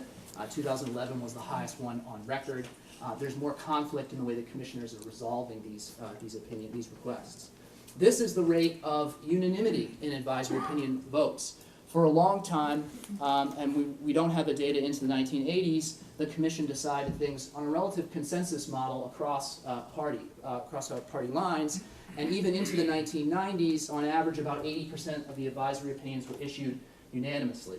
That has dropped in recent years to about 70%, and in 2006, it was just a kind of interesting outlier year where 50% of the issued opinions had some dissension. So there's increased conflict on the commission in terms of how to issue guidance. We can move back past 1990 and look at rates of deadlock on the commission in terms of the percentage of cases where they're unable to offer advice. They're unable to get to 4 votes since it's a 6-member commission. And that percentage of deadlock has also increased in recent years. They always deadlock to some extent. Most of the time, there's some deadlocking that happens on the commission all the way back to 1977. There's questions that split along partisan lines. There's debate about where the law stands. But it was between 2 and 4, 2 and 6% in any given particular year, maybe 1 or 2 or 3 advisory opinions. In 2012 and in 2010, we're seeing, or 2009, we're seeing rates of deadlocking that are much higher than we've seen in the past.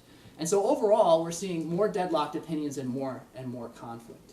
And now, to some extent, just as a cautionary note here about studying this sort of thing qualitatively and quantitatively, one could make the case that this type of graph is actually understating to some extent the amount of what we might call dysfunction on the commission, if we want to call it that.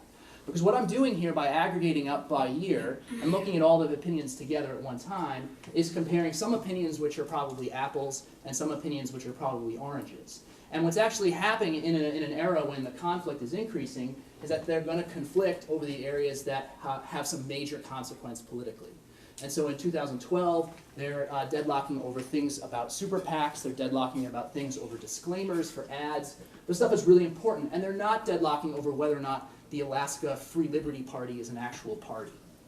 And so to some extent, it's actually understating the amount of potential conflict that exists and why that conflict might have consequences for political actors across the scene.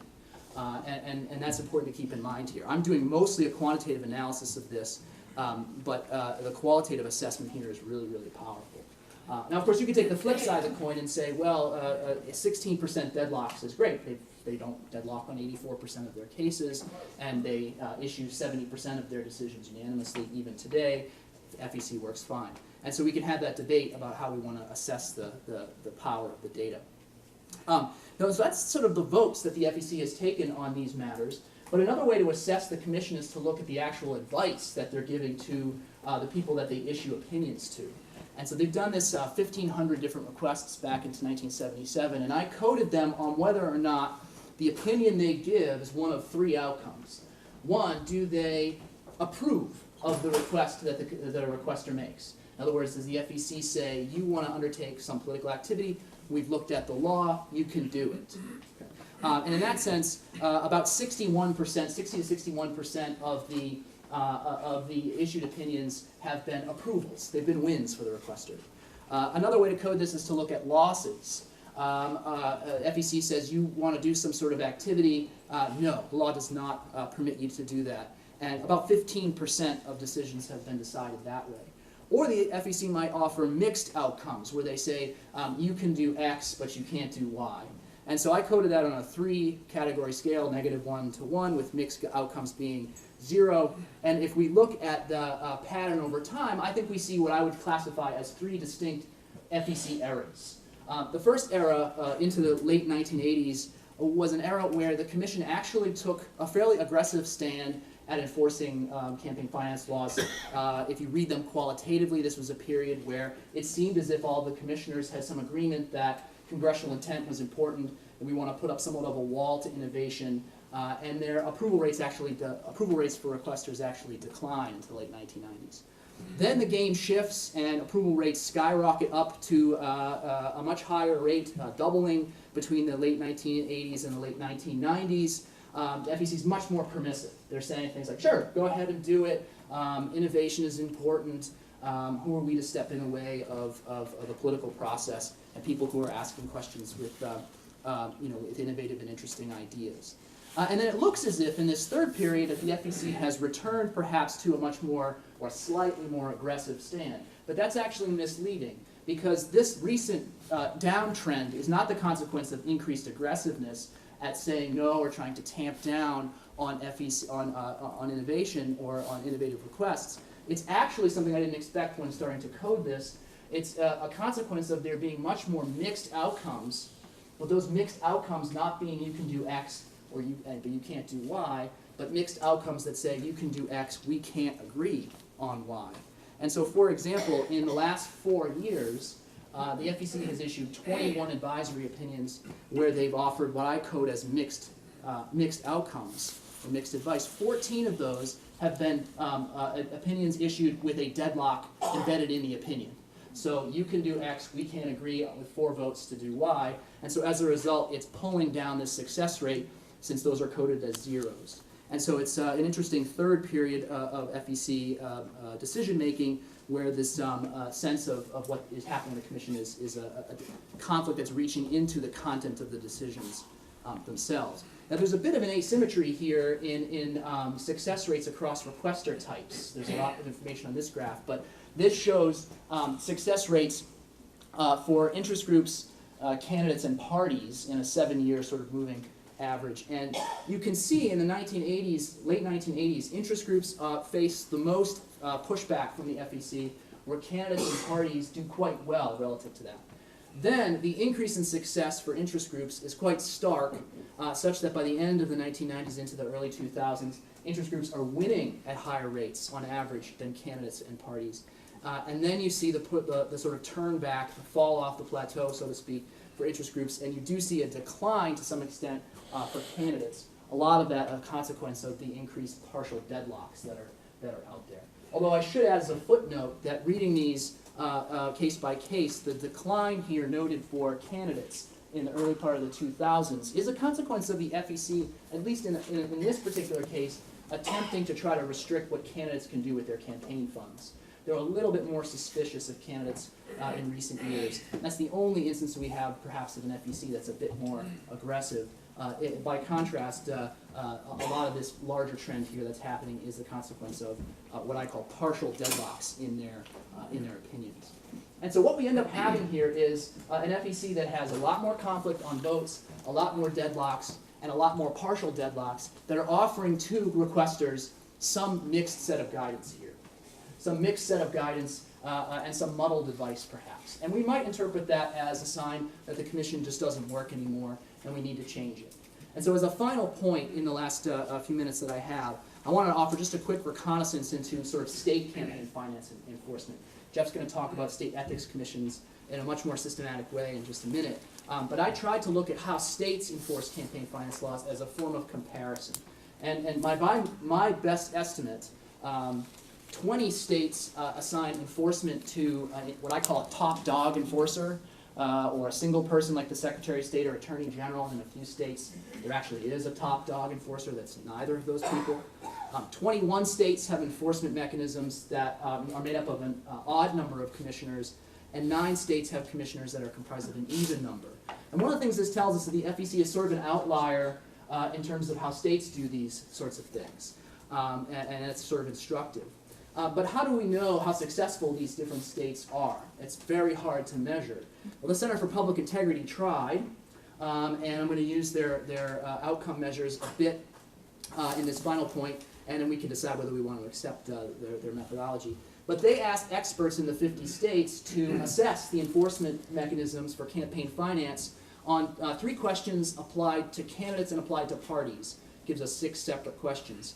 How good are the agency or the entity at independently initiating investigations, imposing fines, or auditing candidates and parties? And so you get one of those questions asked for each set of political actors to give us 6 questions. Now, how they actually translate that into a 0 to 100 from the anecdotal interviews that they did is a bit of a hocus pocus to me in terms of understanding it, but nonetheless, it gives us what I call, just a brief look. And we can average those 6 questions together and then look at how the scores rank in the different types of institutions. I'm going to call them reputational scores because they're not really outcome measures. They're really how the experts in the state feel these commissioners do. And in the states where the commissions or the entity is just the Secretary of State or the Attorney General, they get fairly low scores. In the states that have odd number of commissioners, they get higher scores, and in the states with an even number of commissioners, they're in the middle. And so there's at least some suggestive evidence, I wouldn't put too much causal stock in it, but some suggestive evidence here that an odd number of commissioners or even odd number of commissioners might give an increased boost reputationally to the FEC. And that has actually been proposed at the federal level. Now my final point on this end is just to maybe offer a defense of the Federal Election Commission. There's a lot of evidence that there's more dysfunction or more conflict. But I think, to some extent, we might say that the FEC might reflect the culture of the time instead of being the sort of primary cause of the dysfunction in our campaign financing system, if we see it that way. In the sense that in the 1980s, the culture of the time was we need to enforce the law. The legacy of Watergate still exists. The biggest problem we have is political action committees and contributions to candidates. And everybody agrees that the walls are fairly high for the entry of new money into the system. And FEC functions as a reflection of that quite well. Then, moving into the 1990s, politics becomes more competitive. There's more pressure on the system from political actors to inject more money into the system. The FEC loses a lot in the courts, and as a result, they bend to the political culture of the time and say, fine. And then in the most recent 12-year period, they are again perhaps a reflection of the polarized politics that we have today. in the sense that this is simply the way they work, because our politics is working this way at all levels. And so maybe the FEC isn't to blame for the way they behave, not to enable them in that sense, but is at least in part a reflection of what's going on in the broader political scene. So I'll end that there, and I look forward to the conversation. Thank you.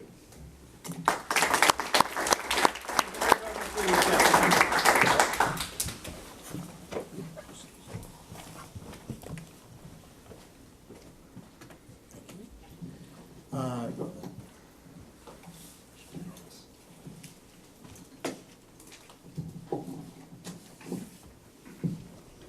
been told sometimes it's better if people can't hear what I say.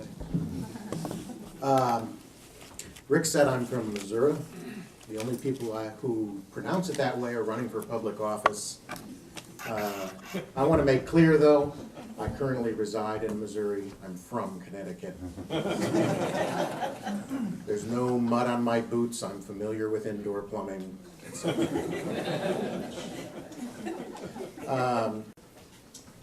Actually, given that Michael mentioned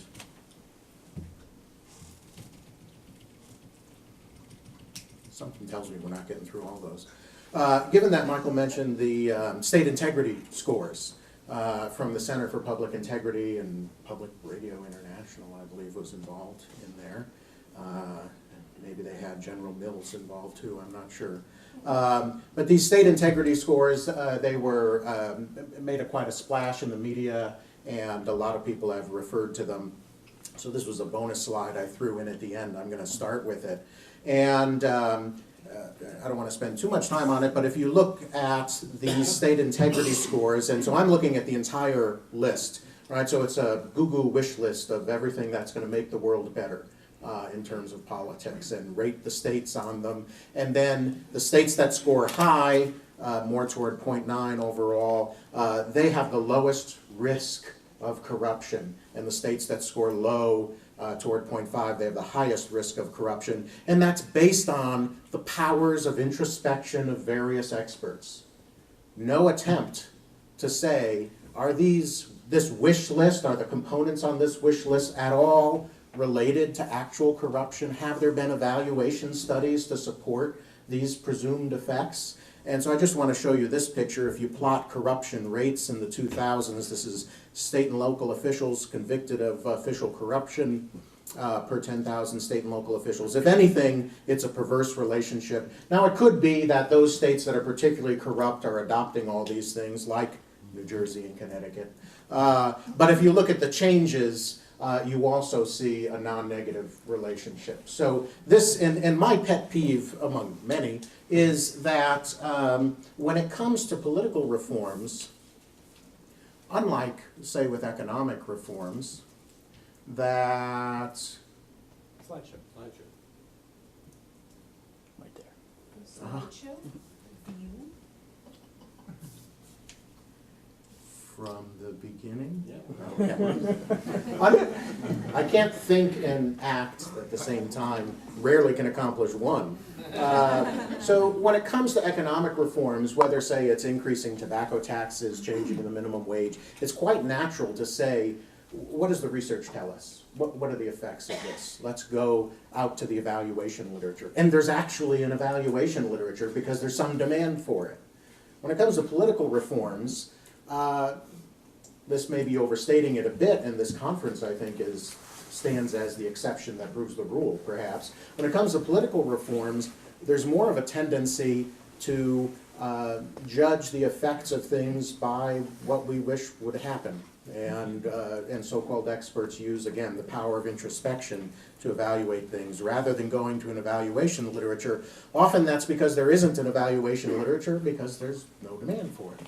And so part of what I'm trying to do in my own research is to try to evaluate campaign finance laws and other related sorts of institutions on dimensions like public corruption, trust in government, and this paper grows out of that interest. Now, if you look at the About Us section of the web pages for various state ethics commissions, or go to the motivating portions of the legislation that establishes them, you'll find lots of grandiose claims about the importance of these institutions for reducing corruption and increasing the integrity of government and public trust in government. So Connecticut has this, promoting integrity of government. Oklahoma, Nevada of all places, that is preventing the use of public office for private gain, increasing public confidence. And you see this across many states. New Jersey, perhaps by just being beaten down for so many years, takes a much more subtle, much more practical approach to these things. They gave up on those claims, just said, no, there's 6 of us, we meet on Monday. So, continuing on. So on the one hand, you have those grandiose claims about what state ethics commissions accomplish. On the other hand, in the social science literature, there is some evidence, growing literature on public corruption, its causes and consequences. There is some evidence that public corruption has real consequences we might care about in terms of reducing trust and voter turnout, maybe even affecting economic growth. But in the political science literature, and there's not a lot of it in terms of a quantitative literature, Rosenson's book is probably the first place to go, I would say.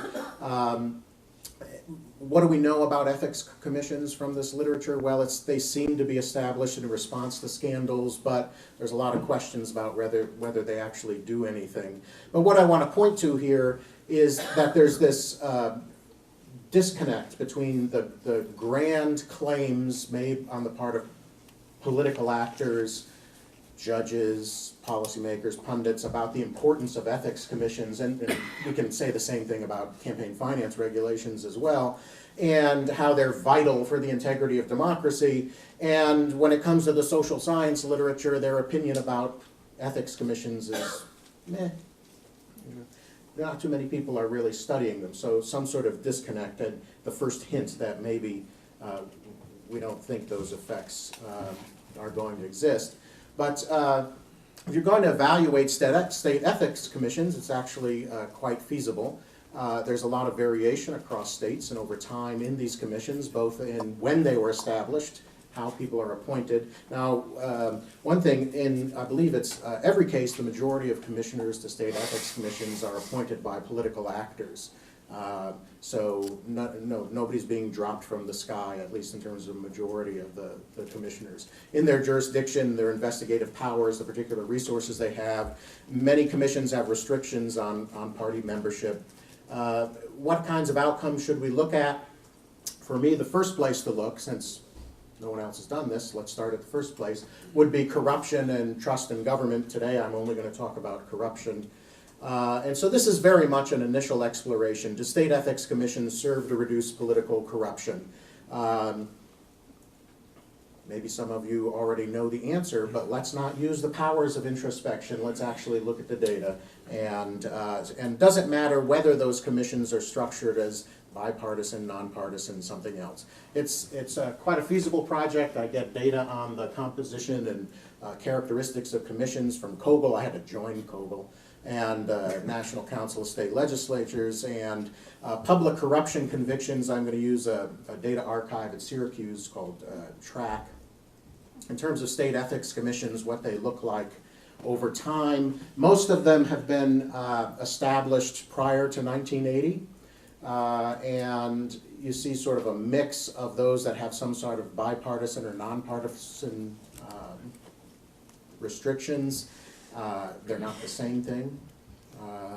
But the only state that is effectively nonpartisan and requiring its ethics commissioners to be nonpartisan is Wisconsin. And so by bipartisan, I mean an even number of commissioners equally split between parties.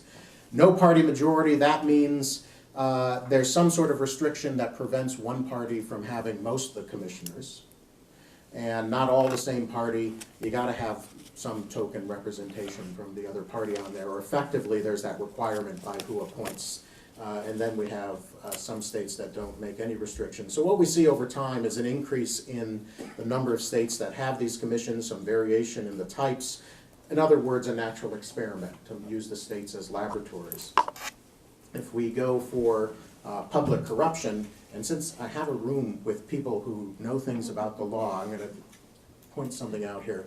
So the public integrity section of the U.S. Department of Justice collects information on official corruption, makes that available in its annual reports. That's what almost all of the research on public corruption uses in terms of looking at state-level public corruption convictions.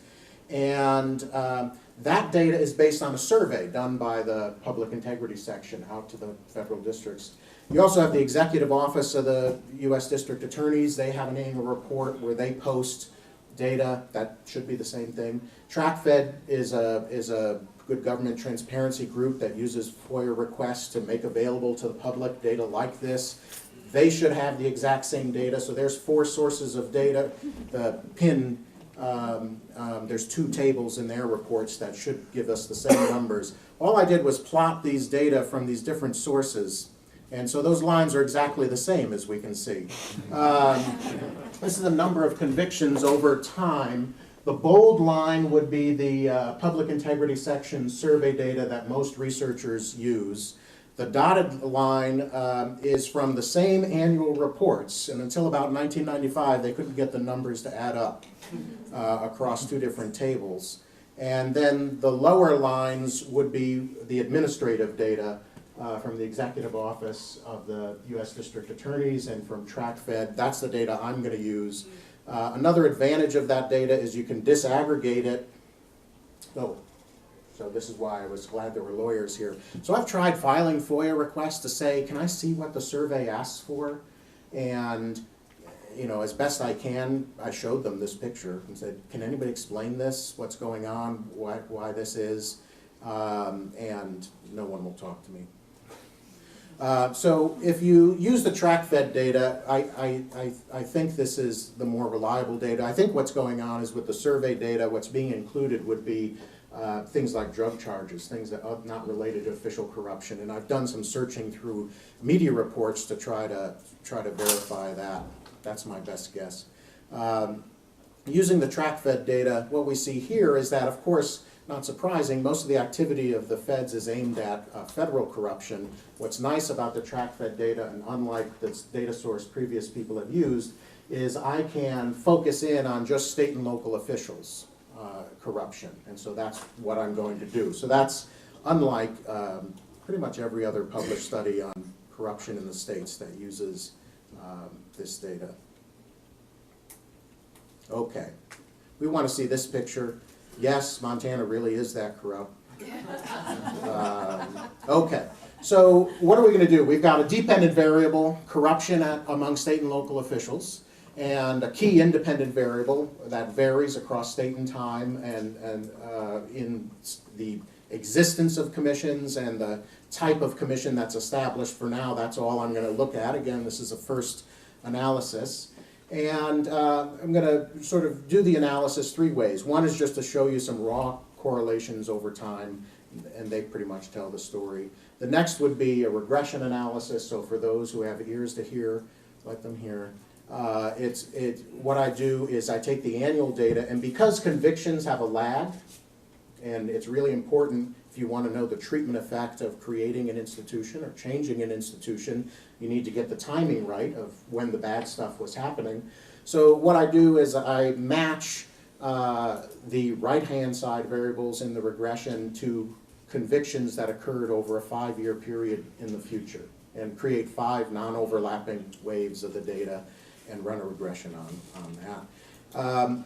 And it still leaves open the question of these commissions might be established in response to corruption, reverse causality, which would mask what's going on perhaps in this kind of analysis.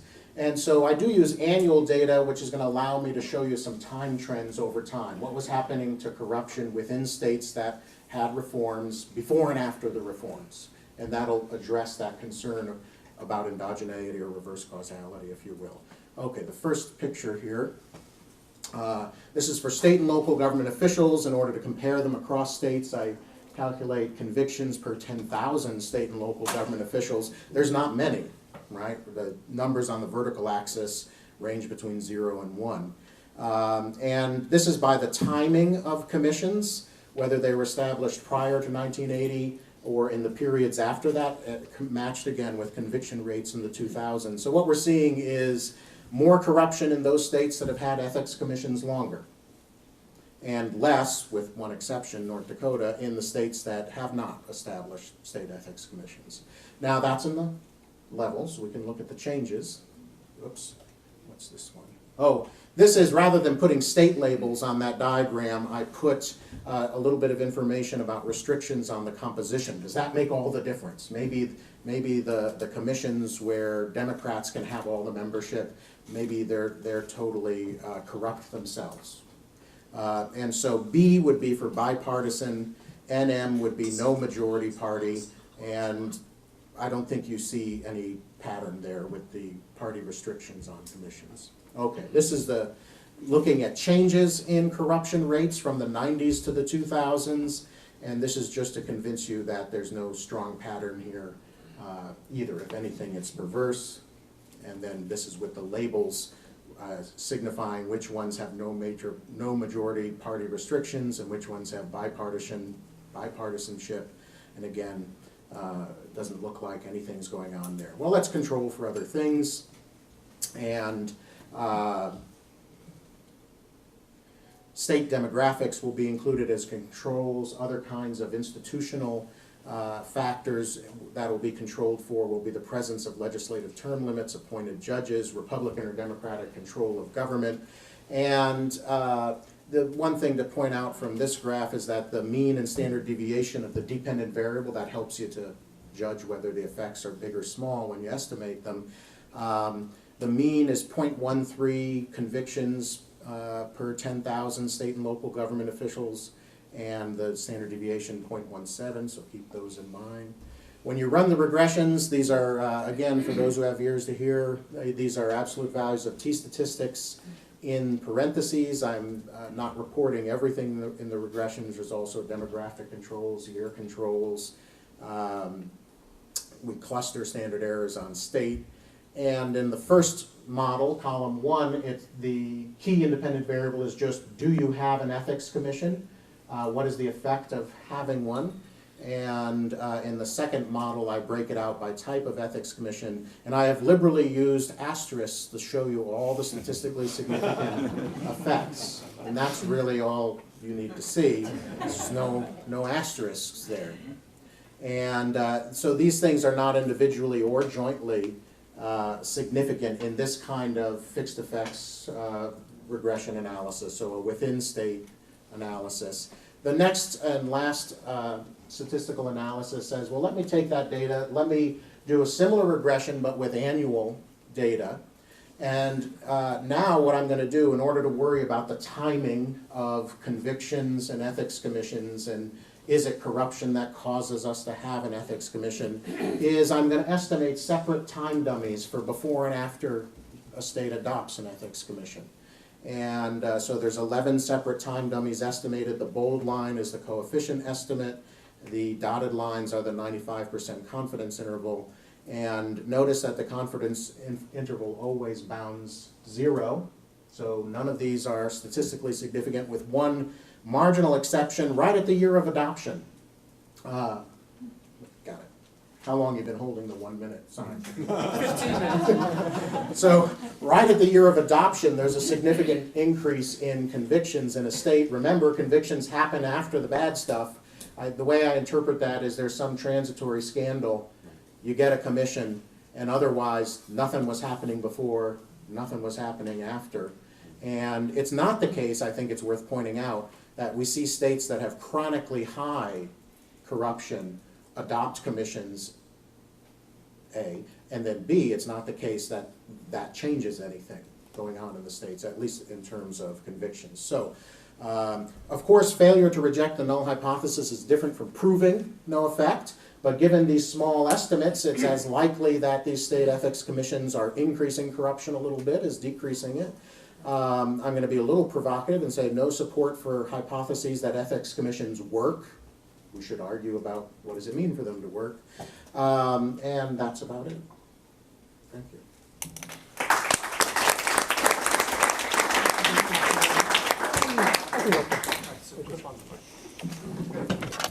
Thank Thank you, Jeff. And our first commentator is Richard Briffault.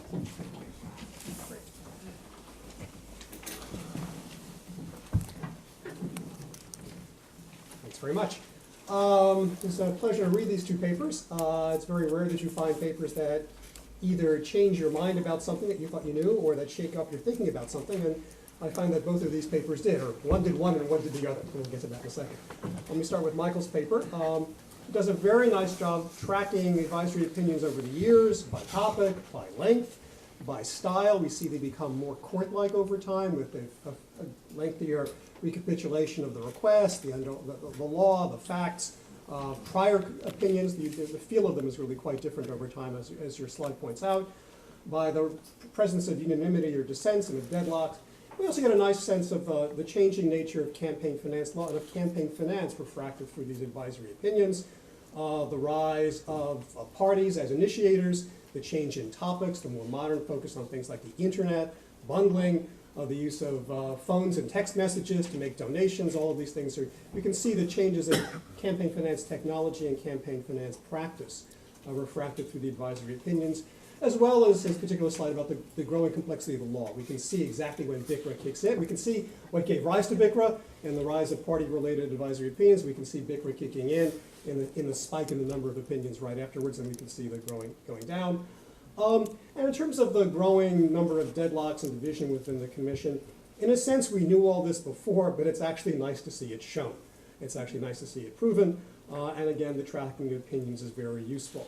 I have three suggestions for further research with this data that I think can sharpen some of these findings, and then I want to just give some more general comments about the FEC. First, it would be useful to actually focus on whether these deadlocks are partisan. That's the one thing I was expecting that I didn't see.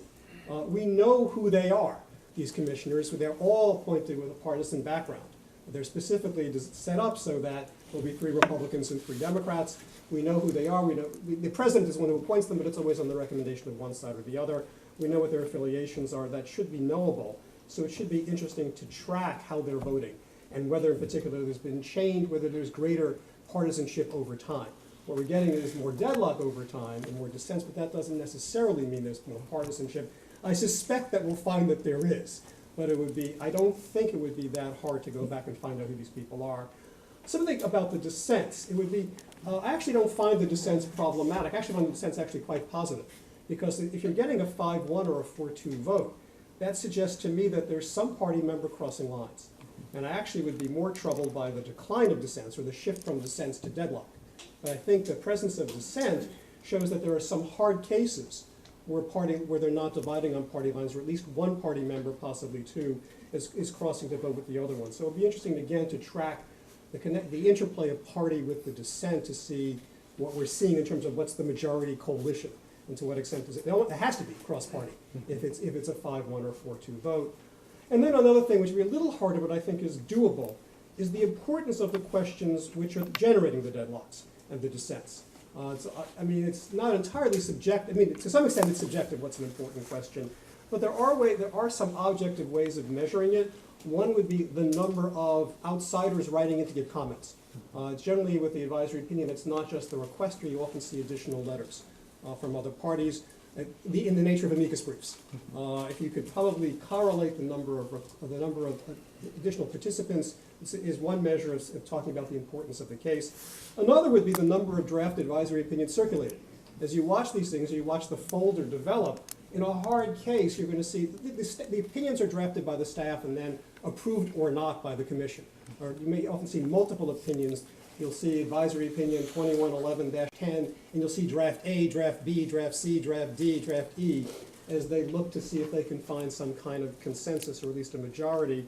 That might be another way of thinking about this question of are they splitting on the hard cases. Again, my guess is that you're going to find that they are, but since one of the great usefulnesses of this paper is to, in some sense, it's always nice to prove what we know. And I think you are proving what you know, but I think you could prove it even more so if you're able to, if you have the ability to do that. The deeper question in the paper, and the one that relates more generally to the theme of today's conference, is the structure of the agency. And how does the structure of the agency relate to its effectiveness?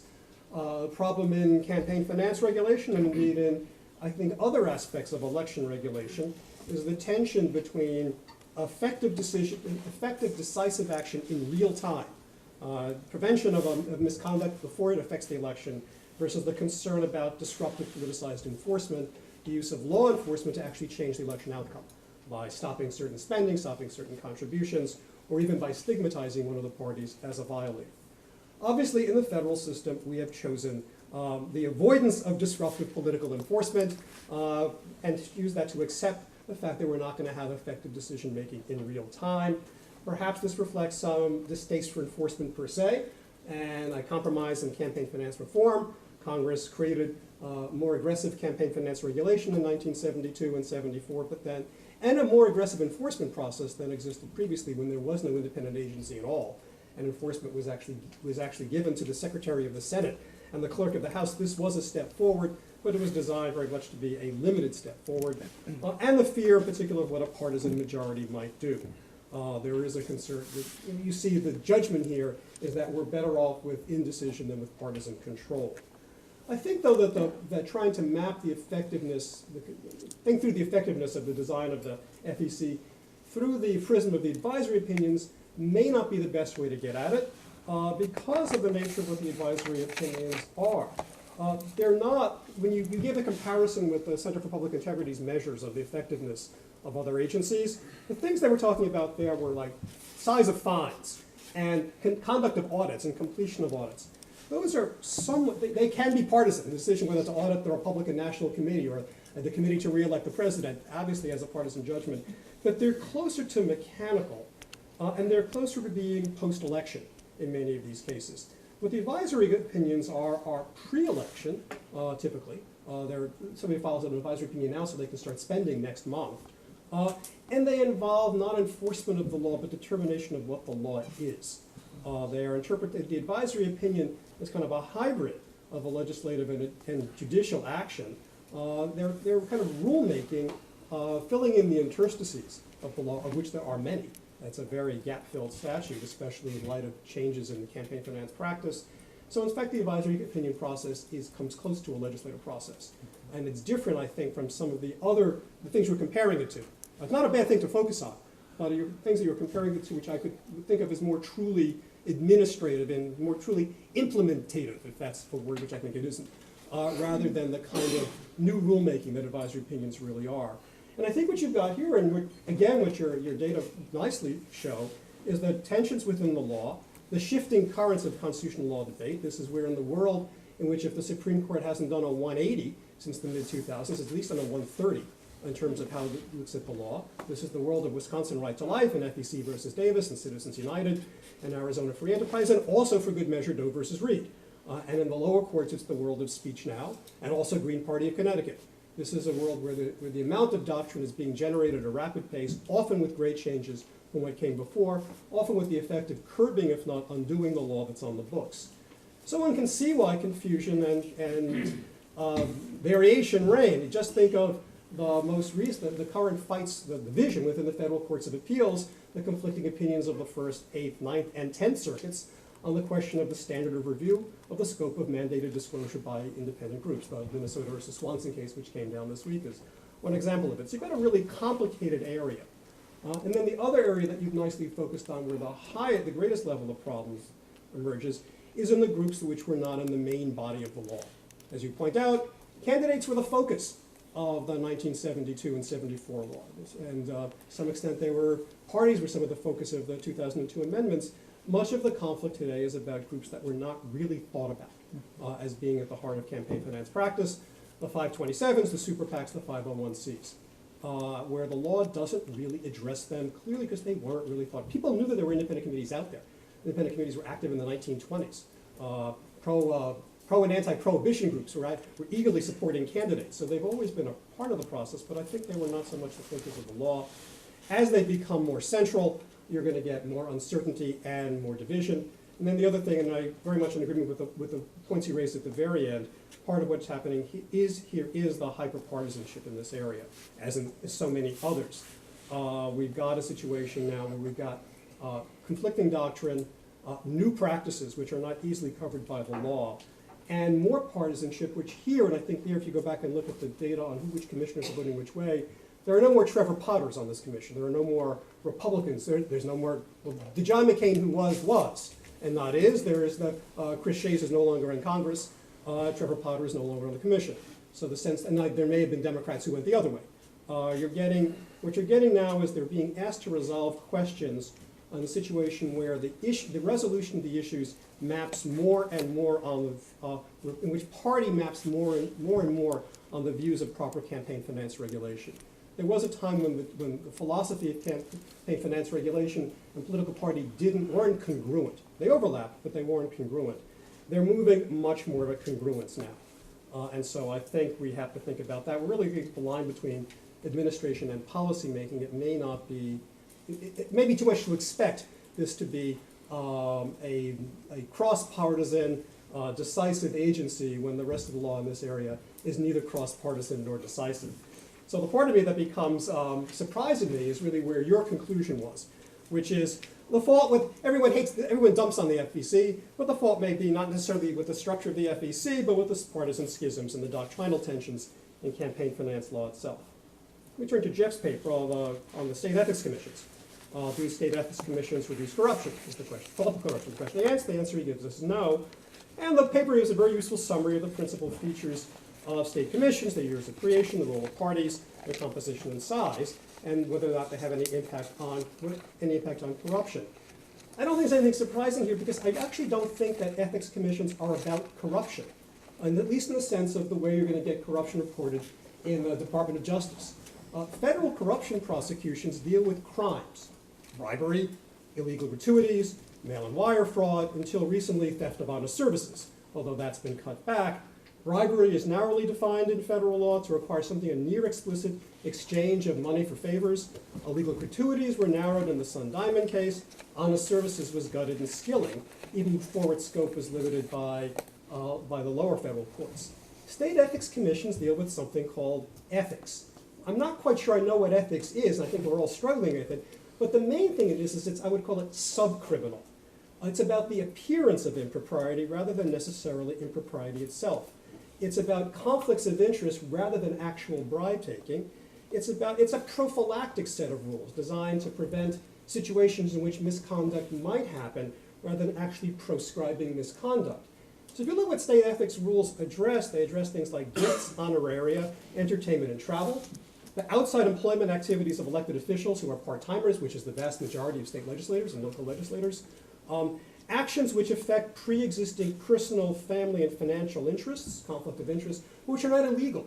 The fact that a legislature has an outside insurance business or a law business and uses his power as a legislator to steer people to become clients, that's not bribery, that's not kickbacks, that's not theft of honest services. It might be unethical.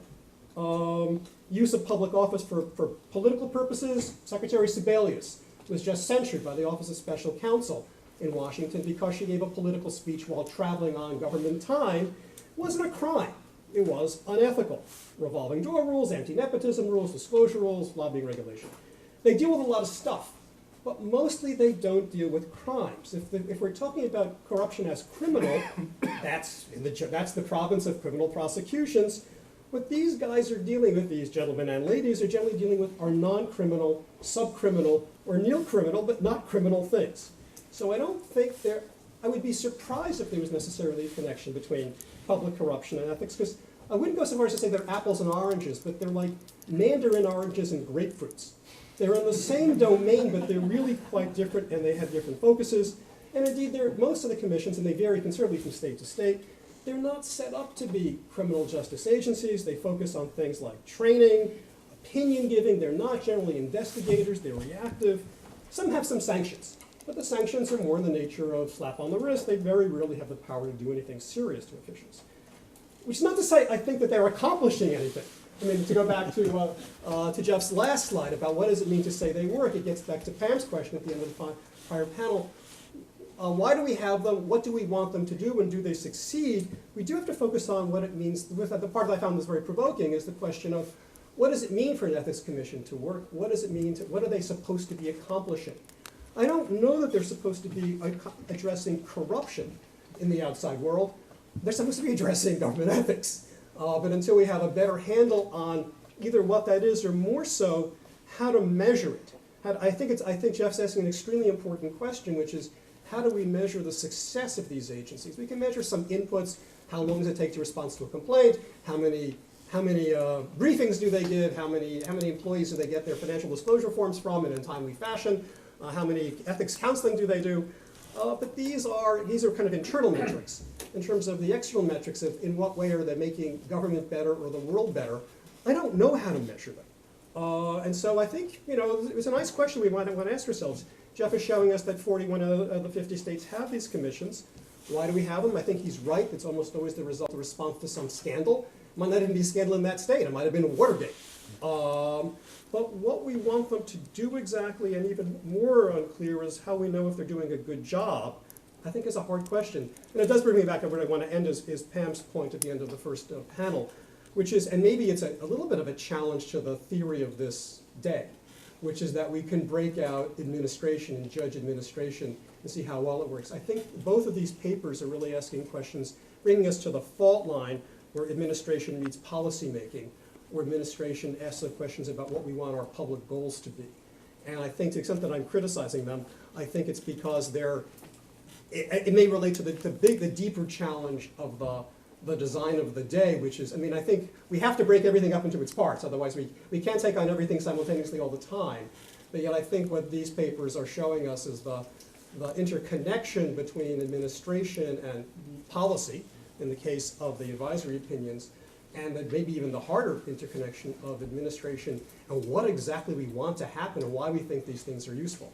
I think I'm still a prisoner of liberal thought to think that these things are probably useful, but I am sufficiently unsettled to confess I don't know why, and I certainly can't prove it. Thank you. Thank you, Richard.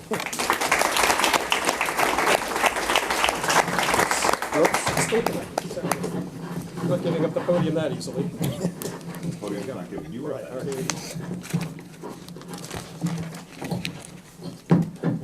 Final speaker is Dan Lowenstein. Thank you, and I join those who have come before, who have thanked Rick for organizing this day. It's my first opportunity to come down and visit our, I guess, closest neighboring law school in the University of California system. I'm very pleased to be here and to see some old friends. As if you read through the biographical materials in the handout today, I retired from the field of election law a few years ago. Have made as full an escape as I am capable of, although I couldn't resist the temptation, as I said, to come down here today. So what you'll hear from me will be from a distinctly archaic perspective.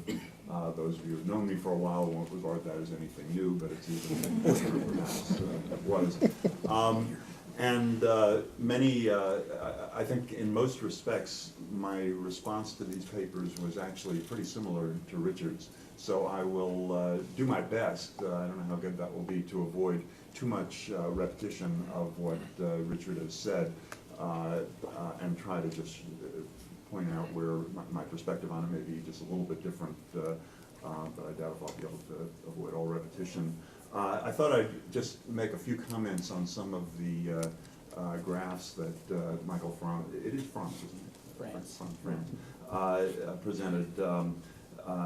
Just a few diverse comments. And I'm sorry that they're not, I can't cope with this stuff. I can put them up for you. But his figure 2, the average opinion length per year, I think that's the one where the actual line of dots tracks the trend line. It's a steady climb up,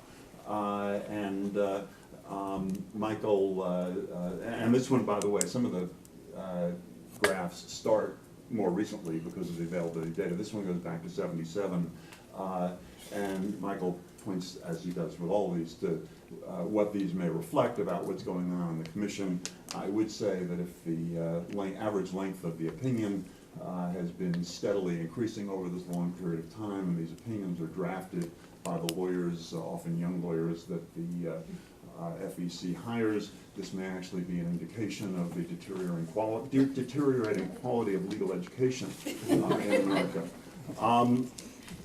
My favorite of these graphs is table 3, figure 3, and that's the one that takes the average number of earlier advisory opinions that are cited in each opinion, and you'll remember it goes quite steadily up, and then it gets to 2002, and it goes down, by no means all the way down, but down by a considerable amount, and then it starts going up again at pretty much the same rate. And as Michael points out, that's not a big coincidence. That's when the McCain-Feingold bill, Bipartisan Campaign Reform Act, went into effect. And so a lot of novel questions where presumably there weren't as many precedents available to cite. It's just, and it's my favorite just because the graph so nicely fits the story. It's really a good one. Now, the remaining of the figures, or most of them, go to this question of the breakdown of votes. And one general observation, I think Michael addressed this more in his comments today than he did in the paper itself, and that is his presentation in the paper is very much on the changes. And that is certainly the changing percentages and the increasing percentages of deadlock votes, the decreasing percentages of unanimous votes, and so on. And that is and it's an important and legitimate way to look at it. But one reason the changes look relatively dramatic is that figure 4, for example, goes from 0 to 14%, and they vary.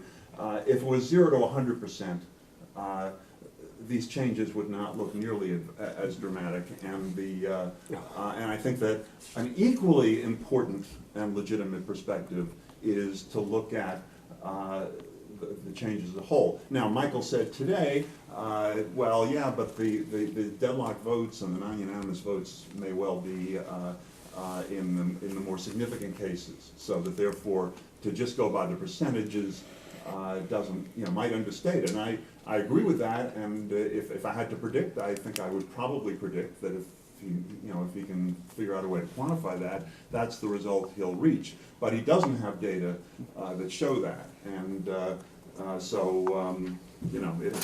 it's not proven.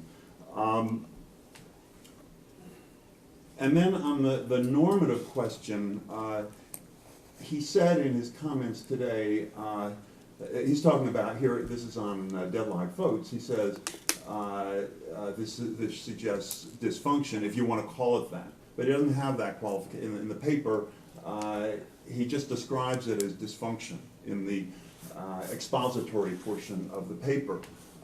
In the latter section or discussion, however he heads it, he gives reasons why it might not be dysfunctional. But still, in general, there is an assumption that it is, and I don't think that, and Richard covered this point,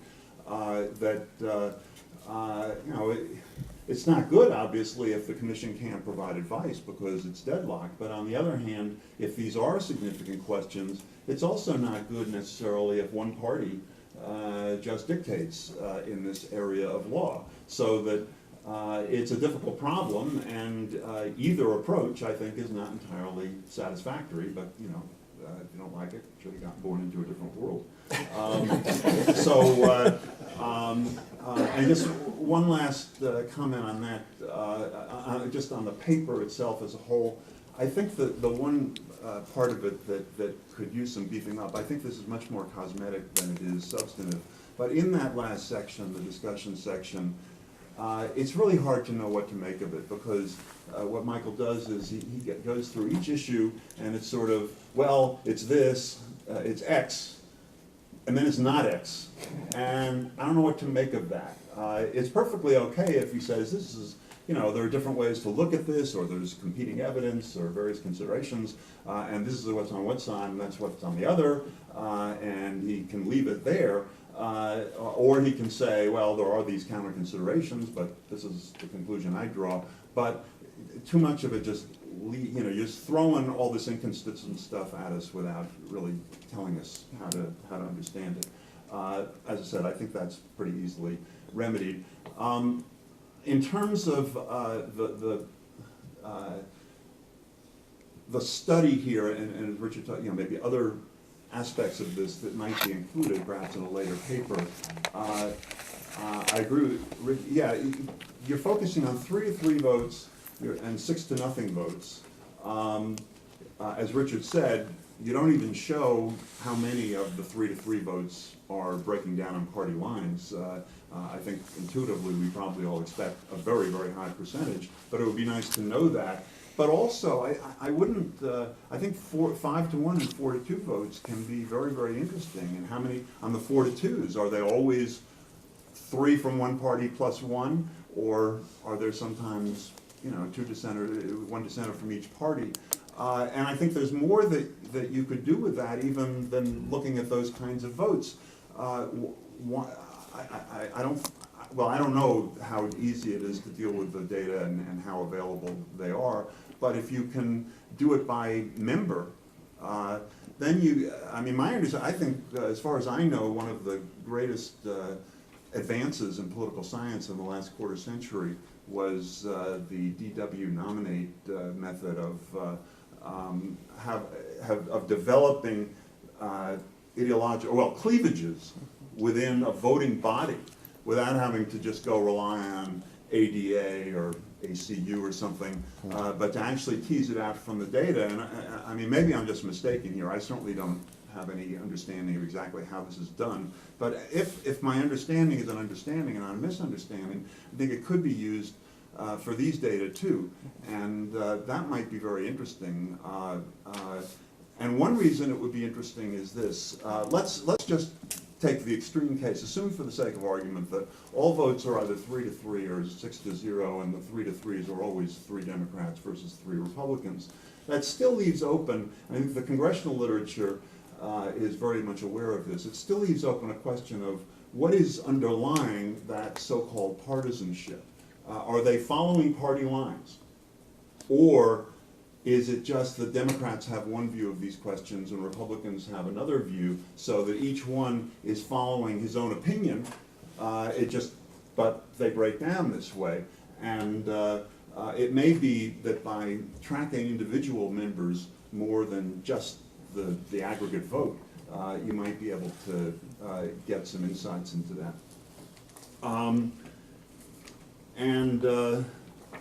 Well, let me say a few words on Jeff's paper, and then if I have time, I'll try to address some of the points that Rick raised at the beginning today. And again, I agree. Well, what I said to Jeff during the break, and it was definitely my response to reading the paper, I would have been really surprised if he had found any significant correlations between the dependent variable of prosecution, corruption convictions, and the existence and nature of these commissions. And I thought, as I was reading the paper, I would have been astonished. Jeff, I think, would have been even more astonished. And I think that's what Richard is saying too, that really it isn't, you know, there's no reason to think that this consequence follows from this situation. So on the other hand, I think that there's quite a justification for Jeff doing this study and writing this paper, and that is, as he said, and I think says perhaps even more persuasively in the paper itself, this is the kind of language that some supporters of campaign finance regulation routinely use. They talk about corruption and so on and so forth, and there is either the statement or the implication that if we can have this control of campaign finance, we will reduce corruption. Now, of course, there is the problem. Jeff, in his remarks, I'm not sure if it was as much the case in the paper itself, but he talked about the connection or lack of connection between the existence and nature of these commissions and the existence of corruption. Now, what he's measuring, though, is not the existence of corruption, he's measuring convictions. And I'm going to raise this point because I'm not sure about it. On the other hand, I've read a lot of Jeff's papers, I know him, and I have a lot of confidence. I mean, I think he's, in his knowledge of his craft, he's very, very good. But these are awfully low percentages, as he pointed out. One thing he didn't mention, I'm not even sure if this is true, but it seems impressionistically that it might be true, that they may be somewhat clustered. I mean, the Justice Department will sometimes go in and set up a sting or something like that, and then you get a series of prosecutions in one state that may reflect more what the Justice Department decided to do for whatever reason. It may be because of the aggressiveness of that U.S. attorney, or there may be other reasons, good or bad, hopefully mostly good reasons.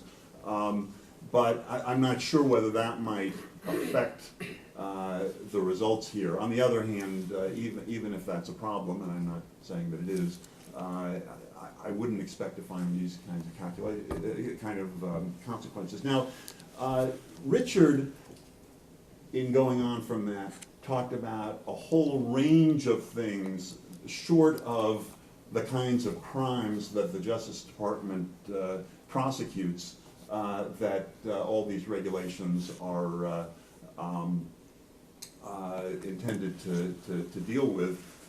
Following my archaism principle, I'm just going to go back to an article that I published, I think in 1989, in which I said that I think a much better way of thinking about campaign finance regulation, and what I regard, I'm one of the only academics who believes this, but the Supreme Court still seems to think so, its most central purpose is not so much the control of corruption, but to limit or control conflict of interest.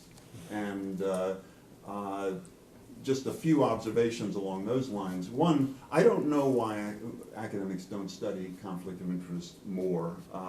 Conceptually, it seems to me to be probably more interesting than almost any other subject that comes within the broad heading of election law, partly because it taps into very deep questions about the human condition. There's not much relevant to election law, really, that you can find in a work such as the Bible, but it was Jesus who said that a servant can't serve two masters. And it's, you know, that is a very deep question about human nature and human society. And the other question that comes into, a big question that comes into play when you think about conflict of interest is, well, what kinds of, quote, conflict are acceptable or even good, and what kinds are not? You could say, well, I was planning to vote for this bill, but I went around in my district and I found that almost everybody that I talked to was took the other position, and you know, other indicators, and so I decided to vote the other way. Well, all right, there's a kind of a pressure there from public opinion in the district that caused the legislator to go a different way. But we wouldn't ordinarily call that a conflict of interest, because although the Burkean side of the Burkean debate says that shouldn't influence you, it's certainly well understood that it does, and many people would say to varying degrees that it should influence the legislator. But, and I don't have time to go into it, but the questions about what really is the kind of conflict of interest that we would like to avoid in politics get very deep and very interesting. And I think that by and large, those are not consequentialist. You can look at the amount of corruption, although again, there's a question whether those convictions are a perfectly good indicator. But yeah, you can look at that. But here we're talking about something that's going on in somebody's mind and soul, and it isn't so much a consequentialist thing. If the judge or the legislator did the right thing for the wrong reason, if it's a certain kind of wrong reason, that is still troubling, regardless of what the consequences are. So, joining with Richard, I think these are interesting papers. Since before I became an academic, I spent 4 years as chairman, the first chairman of the Fair Political Practice Commission here in California, so this is certainly a subject of interest to me, and look forward to the discussion.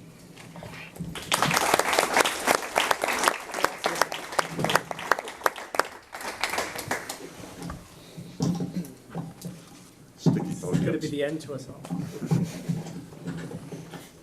But I want to give the panelists, if you want a chance to respond before we go to questions. I'll just respond real briefly. You can. I do have the data set up to look at the partisanship of the deadlocks, and as you would suspect, quite partisan. So I could definitely expand upon that, and I appreciate the comments more generally. I think that there's a lot more in the data that we can bring to bear on this sort of stuff. So. Yeah, I know I'm an academic because I agree with the commenters. Nevertheless, I have something to say. So the idea of ethics are completely different, but they're a prophylactic. They must be a prophylactic for something. And if they're not strangling corruption in the crib, then what is it they're doing? And maybe the spirit of both the commenters suggests a better outcome to look at would be, say, public opinion, confidence in state government. And so this tees up nicely a next study doing exactly that. I've done that with campaign finance laws. But a journey of 1,000 miles starts, well, with a cup of coffee and a donut if you're me. But, this was a place to start, an obvious place to start. And when I go home, I'm going to go right next to the next step. But I otherwise agree completely with the concerns and comments. Okay, we will open it up for questions. Bob. Hi, I'm Bob Stern. I was general counsel of the Fair Political Practices Commission for 9 years, 4 years with Dan. I was also the administrator for COGL, the Council on Governmental Ethics Laws. In the 90s, if I had been the administrator when you asked for the information, I would give it to you without making you join. Thanks so much for the papers. I think that, Jeff, I hope you will do, and maybe you did, because I haven't had a chance to read the papers, but I hope you take a look at the budgets of these commissions, because the budgets makes a huge difference. I mean, when Dan and I were working on the Political Reform Act, we said that the agency should have a guaranteed budget of $1 million a year without the legislature appropriating that money, and the cost of living increases. And it has the biggest budget of any state in the country. And many of these states and local agencies have budgets that have been really drastically reduced. And so they really have no effectiveness. Secondly, legislators hate these commissions, and they try to set them up in ways that make them fail. And on top of that, many of the commissions don't have jurisdictions over the legislature. So they really can't impact on the legislature. Finally,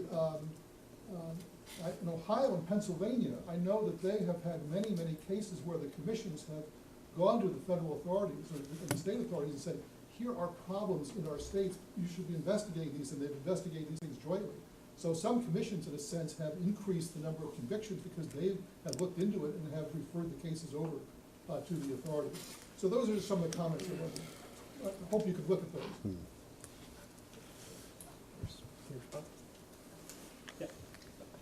I'm Estelle Rogers from Project Vote, and we don't even work on campaign finance, but I just wanted to ask a question about the FEC. I'm much more used to operating in the atmosphere of the EAC in Washington, D.C., and even back when there were commissioners on the EAC. But it was always wistfully talked about as why couldn't it be more like the FEC, meaning functional, and then over time, it seems as if the trend line went the other way, that the FEC, at least publicly, is perceived to be a lot more like the EAC. And I'm just wondering if anybody has any concrete ideas about how to fix it. There are obviously some virtues in having party splits.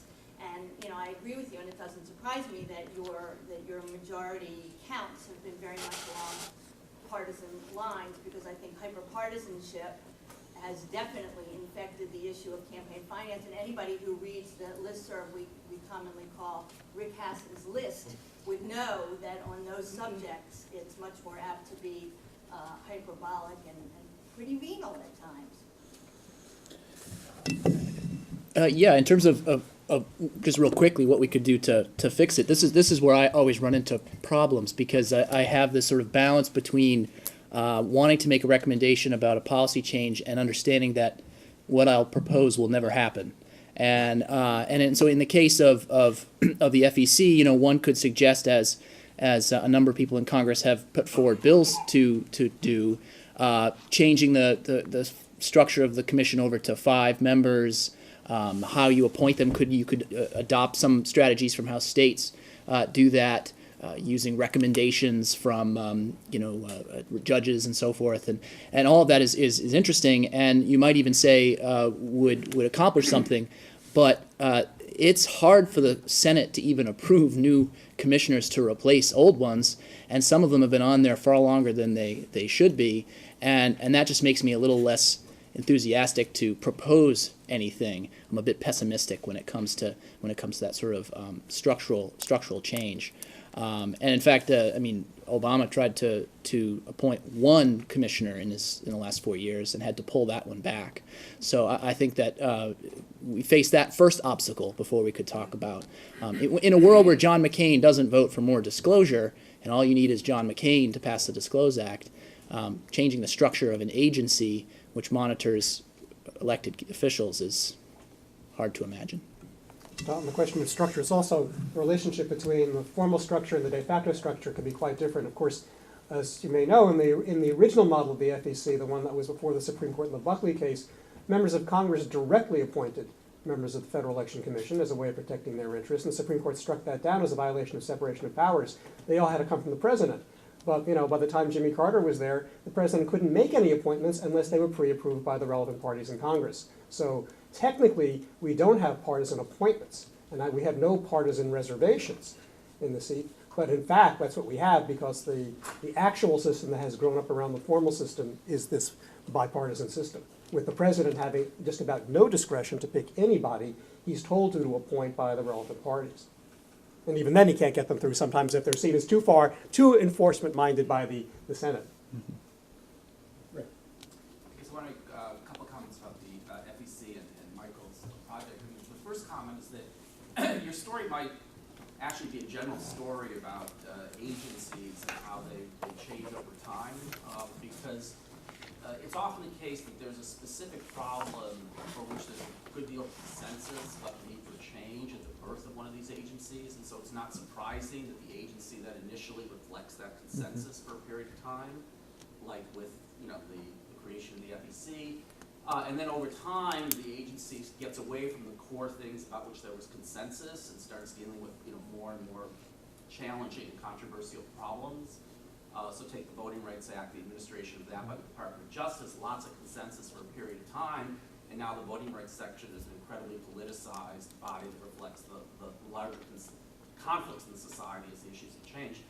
And here in particular, I think that the McCain-Feingold law actually, this is not external polarization or disagreement that we see emerge over time, but I think the McCain-Feingold law actually generated a lot of the polarization around the enforcement of campaign finance, because unlike the reforms of the 1970s, even though that was nominally bipartisan, the Republican Party was overwhelmingly resistant to that act when it was passed, especially the prohibition on the advertisements, the bans on corporate advertising ban. And of course, McConnell turned around and raised the lawsuit immediately to challenge it. And so there was really not the kind of consensus behind the enactment of that version of campaign finance regulation that there was behind the laws of the 1970s.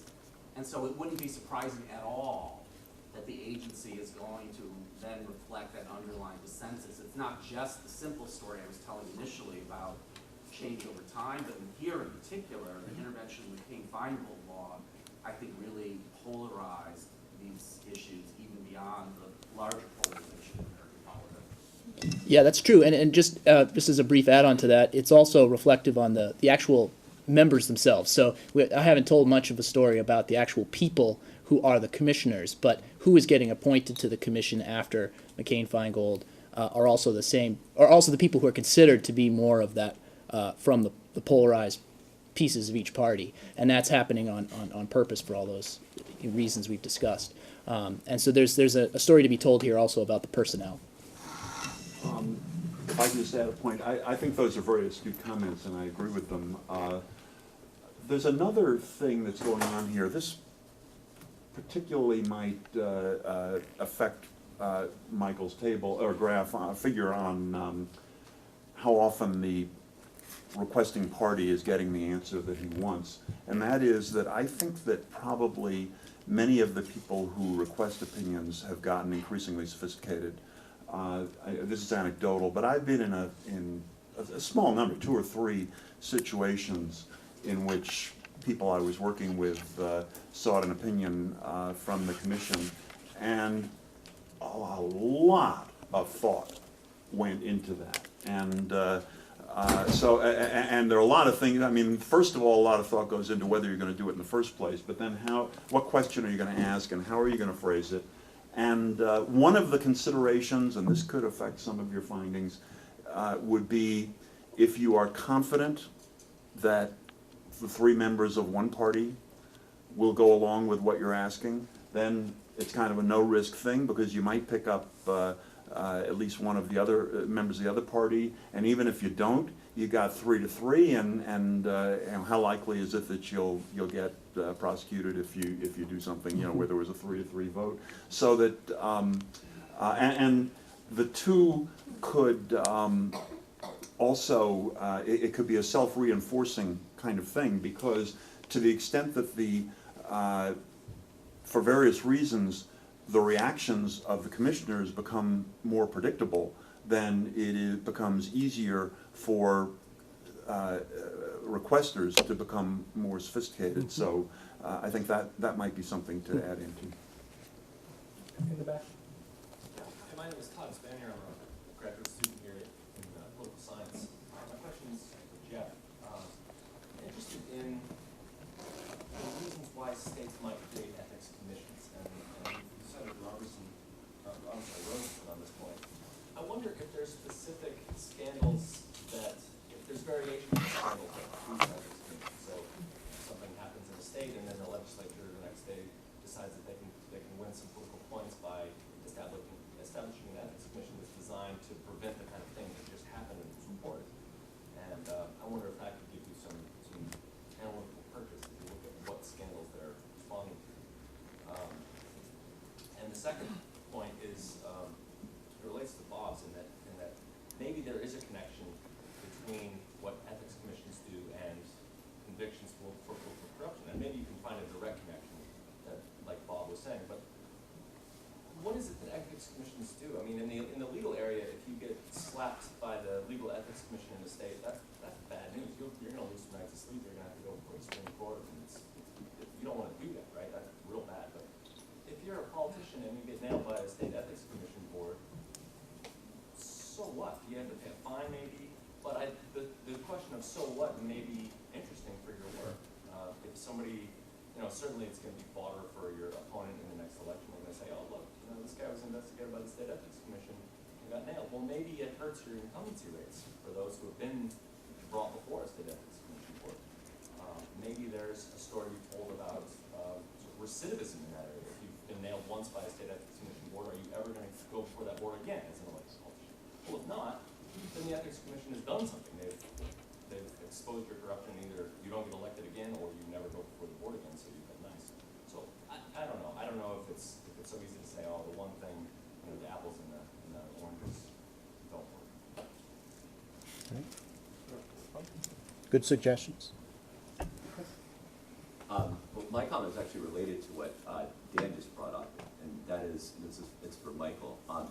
What kind of selection effect do you expect to see over time in terms of the cases that are brought before the FEC? And does the possibility that selection effects are driving changes in approval rates make it difficult to infer that the agency as a whole has become, is in an era of cracking down on violations, or is in an era of liberalizing campaign finance law? Might it instead, those differences that show up over time, be due to people's strategic responses to how, as requesters' strategic responses to how the agency had been behaving previously. Yeah, I think that's definitely possible. It's probably hard to know. I mean, there's a universe of opinions that have never been requested, and political actors who get legal advice outside the advisory opinion process to do some sort of innovative behavior. But I think when you look at these qualitatively, or at least when you read them and you see what's sort of interesting, I think that you find that there's probably a selection mechanism happening in terms of the way you phrase the question and the types of questions you ask. But there are also, I think, from my reading of them, real concern about, I don't know if I can do this or not, and I certainly don't want to do it without an official legal response from the FEC. And I'm thinking in particular in this case of what the FEC has come to call, and it may be a legal term, I'm not sure, but affinity programs, where they want to work with an outside commercial provider to do something to raise money, taking advantage of technology like text messaging and so forth. But there's nothing in the law that's going to give them at least any guidance on that specific question, or at least they want it to be pre-cleared, so to speak, in terms of being able to do it. So I think there's probably the way things are phrased and the timing has definitely got more sophisticated. I think that's for sure, because the early questions were kind of basic and have gotten a lot more sophisticated. But as technology has developed, I think there's a real sense that, look, I need some sort of opinion here on what I can do, and so therefore it's coming sort of exogenously as things have changed. It's pretty hard to tease out the difference and to know, but I think that's happening. Last question, Justin. So it's along the same lines, actually, in addition to, just from qualitative review, from what you've seen, in addition to advisory opinions that are seeking permission, or advisory opinions that are seeking a test of enforcement, as Dan just suggested, do you see advisory opinions that are seeking denial, that is, crafty cross-party advisory opinions that are trying to mimic the perceived tactics of the opponent with a slight adjustment so as to provoke a no, you can't do that response? I think so. I think it's less frequent, but Citizens United, which they're doing this all the time.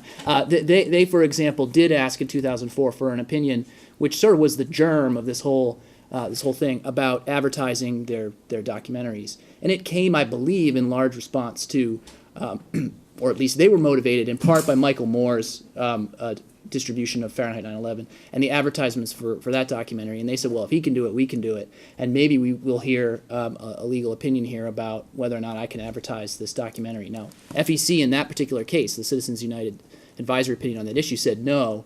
Those are electioneering communications. And then maybe it was the germ of an idea for them to sort of push this all the way. But I truly believe at the beginning that they were attempting to sort of at least maybe respond to what they perceived to be an advantage that the left was getting by promoting this documentary. So it may happen in other instances as well.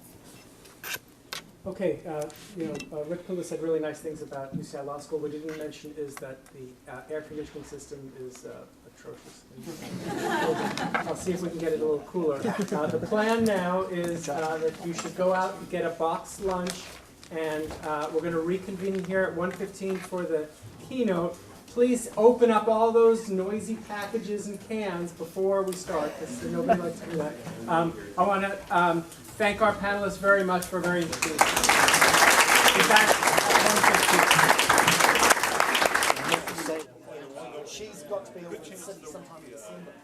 So it's you're definitely welcome to all right.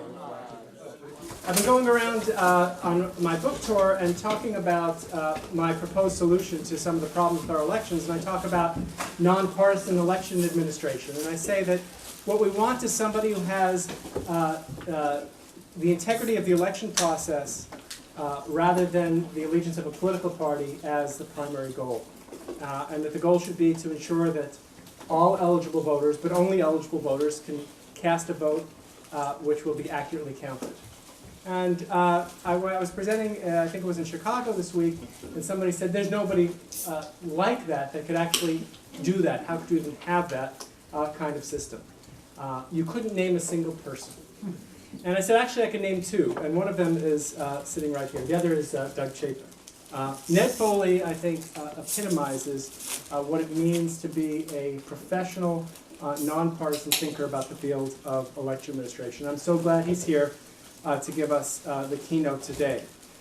Ned directs the election law program at Ohio State University's Moritz College of Law, where he's also the first to hold a new professorship named after the recent deceased Chief Justice of Ohio, Thomas Moyer, who would have welcomed this symposium and its attention to the topic of how to prove the impartial administration of justice, particularly with regard to litigation over the voting process. Before his untimely death, Chief Justice Moyer was poised to play a leading role in the American Law Institute's election law project, for which Ned serves as the reporter. Ned intends to carry forward that effort with the development of a set of rules and principles that can serve as a model for nonpartisan election administration. Ned's recent writings have focused on the adjudication of vote counting disputes. Last year, he published a 3-part series in the Election Law Journal on the Frank and Coleman dispute over Minnesota's U.S. Senate seat, which he called the Lake Wobegon recount. I think he called it that because it was above average. I would call it that because it was boring and way too long. Not going to be on Prairie Home Companion. He also published an analysis of the McCain versus Obama simulation, which he conducted prior to the 2008 election, in which a specially selected panel of distinguished retired judges adjudicated a hypothetical dispute over provisional ballots that raised the same kinds of constitutional questions that arose in Bush versus Gore. The purpose of the simulation was to see if the mechanism for selecting the panel, one Republican and one Democrat who together decided on a third judge to serve with them, would affect the nature of the judicial deliberations in this kind of case. It is interesting that this 3-judge panel was unanimous in its opinion, just like the special 3-judge panel that later decided the actual Coleman-Franken dispute. Ned's scholarship on optimal design of impartial tribunals for vote counting disputes is directly germane to today's symposium. In 2010, Ned wrote another paper, The Founders, Bush versus Gore, which addressed New York's disputed gubernatorial election of 1792. The argument of that paper, also relevant to today's symposium, was that our nation's founders accidentally bequeathed to us a system ill-suited to the intense partisan conflict that quickly emerged over vote counting disputes. It's an argument that Ned is carrying forward in a book that he is writing on a history of vote counting disputes in the United States. Ned is going to speak for about 30 minutes. He'll be followed by Heather Gerken of Yale Law School, who will be a commentator. I'll introduce her after Ned has spoken. Please join me in giving a very warm welcome to Ned Foley.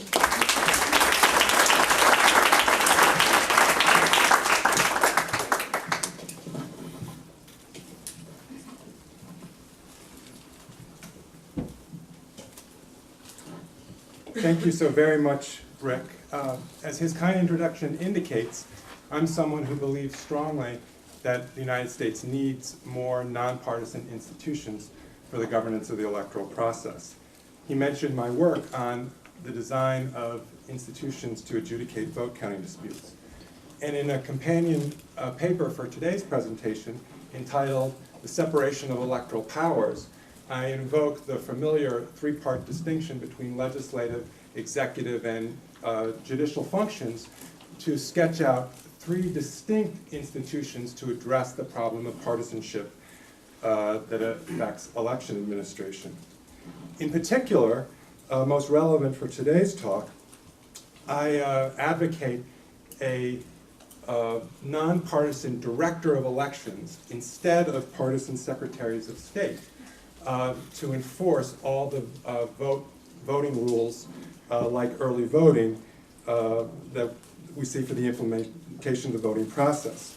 As you all know, and as Rick mentioned before, my home state of Ohio continues to be Exhibit A of what happens when those rules are in the hands of partisans.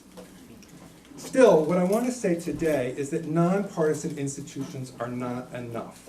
We also need individual office holders in those institutions who have sufficient virtue that they do not make their decisions based on favoritism for a particular party or candidate.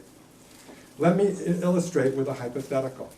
Suppose we become lucky enough to have a federal director of elections, appointed by the most nonpartisan method we can devise. I have in mind something like Rick's own proposal that a presidential appointment require confirmation by 3/4 of the Senate. It would still be necessary that the individual who holds this office actually act in a nonpartisan manner. To invoke an analogy, Just as it would be wrong for the chairman of the Federal Reserve to make decisions about monetary policy based on a desire to help a particular presidential candidate win in November, so too it would be wrong for a federal director of elections to make decisions about the availability of early voting based on favoritism for a particular candidate. We hope that the structural design of the Federal Reserve, and specifically the method by which the Fed chairman is appointed, reduces the risk that the Fed is actually motivated by partisanship. But we cannot guarantee that we have eliminated this risk completely. Likewise, requiring 3/4 of the Senate to confirm a federal director of elections would considerably reduce the risk that this director would actually be motivated by partisan bias. But even with this optimal appointment method, we haven't eliminated the risk entirely. So let me give you a real-world reminder that sometimes officials who are specifically chosen to be nonpartisan when making important electoral decisions actually end up acting as if they were affected by partisanship. Recall the role of the 5 Supreme Court justices who served on the Electoral Commission established to help resolve the disputed Hayes-Tilden election. All 5 of these justices ended up embracing the legal position that benefited the candidate of the party with which they were associated. The 3 Republican justices supporting Hayes, and the 2 Democrats siding with Tilden. Most significantly in this regard was the alignment of Justice Joseph Bradley with the other Republicans on the commission. Bradley, as many of you know, was added to the commission as the 5th justice at the last minute when David Davis, who was viewed as an independent, declined to serve. Thus, Bradley was chosen specifically to be impartial, and yet he acted in a way that appeared, at least to Democrats at the time, as motivated by party loyalty. Now, there are many lessons to draw from Bradley's appointment to and performance on the commission, and I've written about some of them previously. But the one that is most relevant here is this.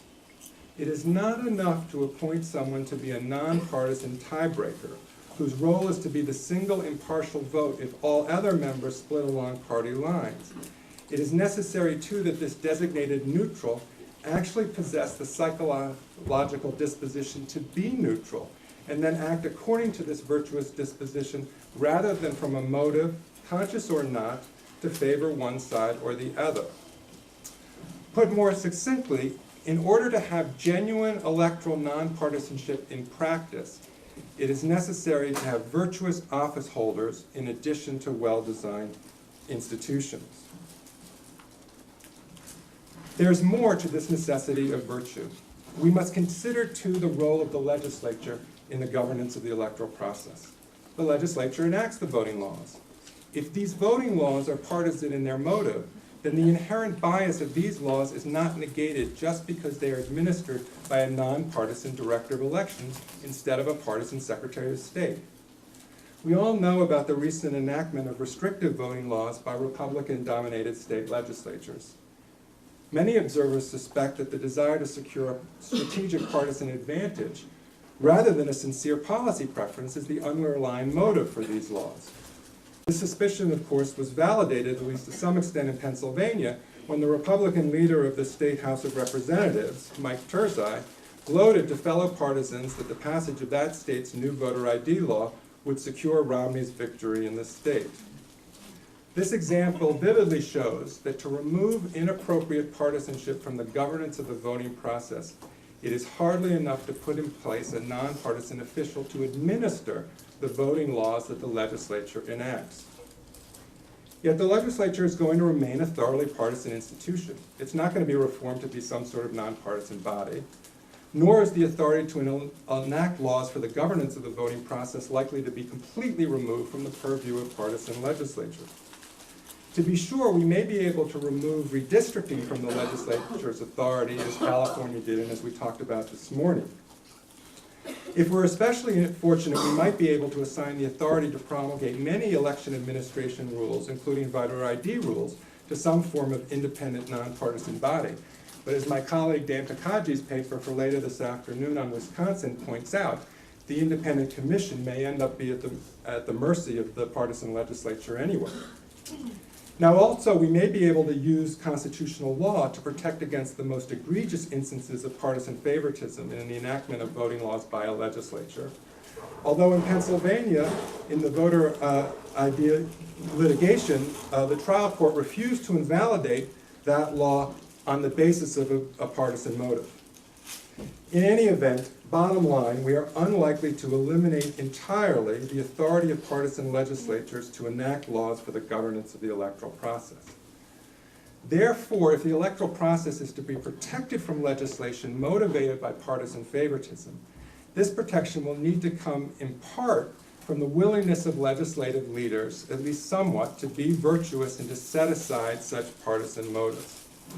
Now, lest you think it inconceivable that a legislative leader is capable of putting aside partisanship when a major election is at stake, I want to give you an actual example. In fact, I want to share with you what may well be the most significant act of nonpartisan virtue on the part of an elected politician in U.S. history, involving perhaps the most explosive session ever in the U.S. House of Representatives. Yet I bet many of you have never heard of this individual or his particular act of nonpartisan virtue. So raise your hand if you recognize this individual. If I give you his name, Samuel Randall, does that help at all? I'll get just as I thought. So let me tell you his story, and then we can assess its significance for us today. This story also concerns the resolution of the disputed Hayes-Tilden election, but not the role of the Electoral Commission. Rather, this story is about what Samuel Randall did on March 1st, 1877, just 3 days before the scheduled inauguration of the new president. At that point, the dispute was still very much unresolved and indeed headed towards a constitutional precipice. Randall's nonpartisan conduct on March 1st averted that potential constitutional disaster. Samuel Randall, a Democrat from Pennsylvania, the same state, by the way, that Mike Turzai is from, he was the Speaker of the U.S. House, the legislative leader of the United States House in 1877. That's, of course, the same position that John Boehner holds today. Randall was known to be a loyal partisan. Indeed, that's why he was chosen by his fellow Democrats to be Speaker. And he was also close to Tilden, the Democratic candidate. Yet on March 1st, acting as Speaker, acting contrary to intense partisan pressure from his fellow Democrats in the House, he made a decisive procedural ruling based on his sense of duty to the nation as a whole.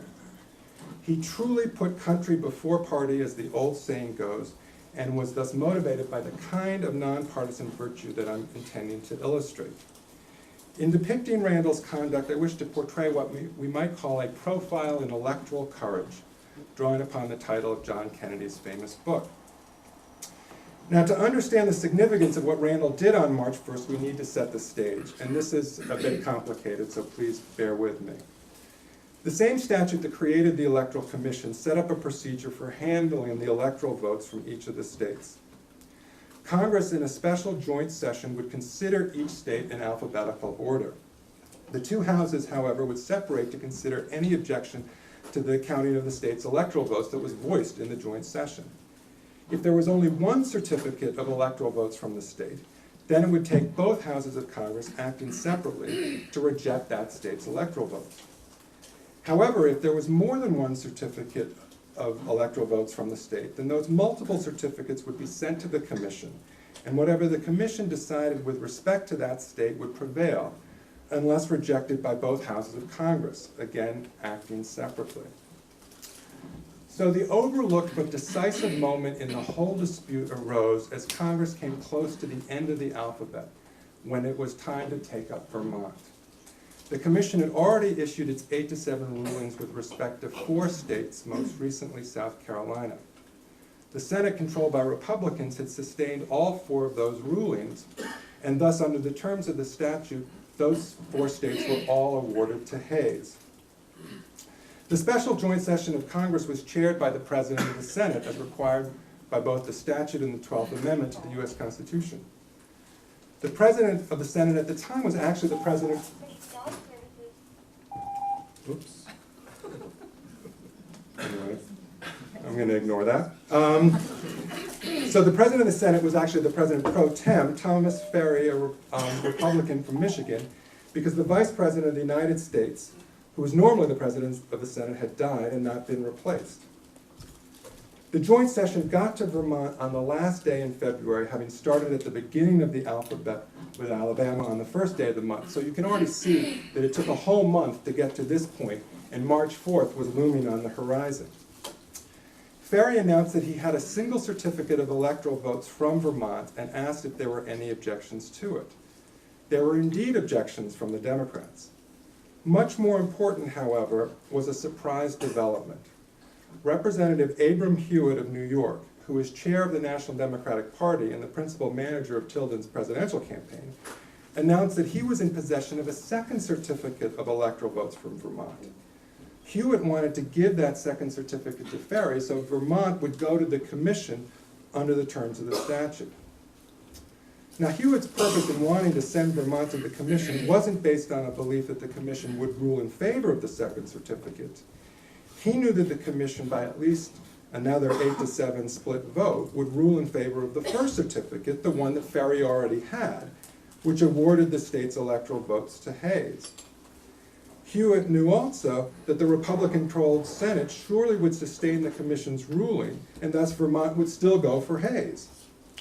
But Hewitt's purpose was simply to delay the count, with the hope that sending Vermont to the commission might cause the clock to run out, that March 4th would arrive without the complete count of all the states having been finished.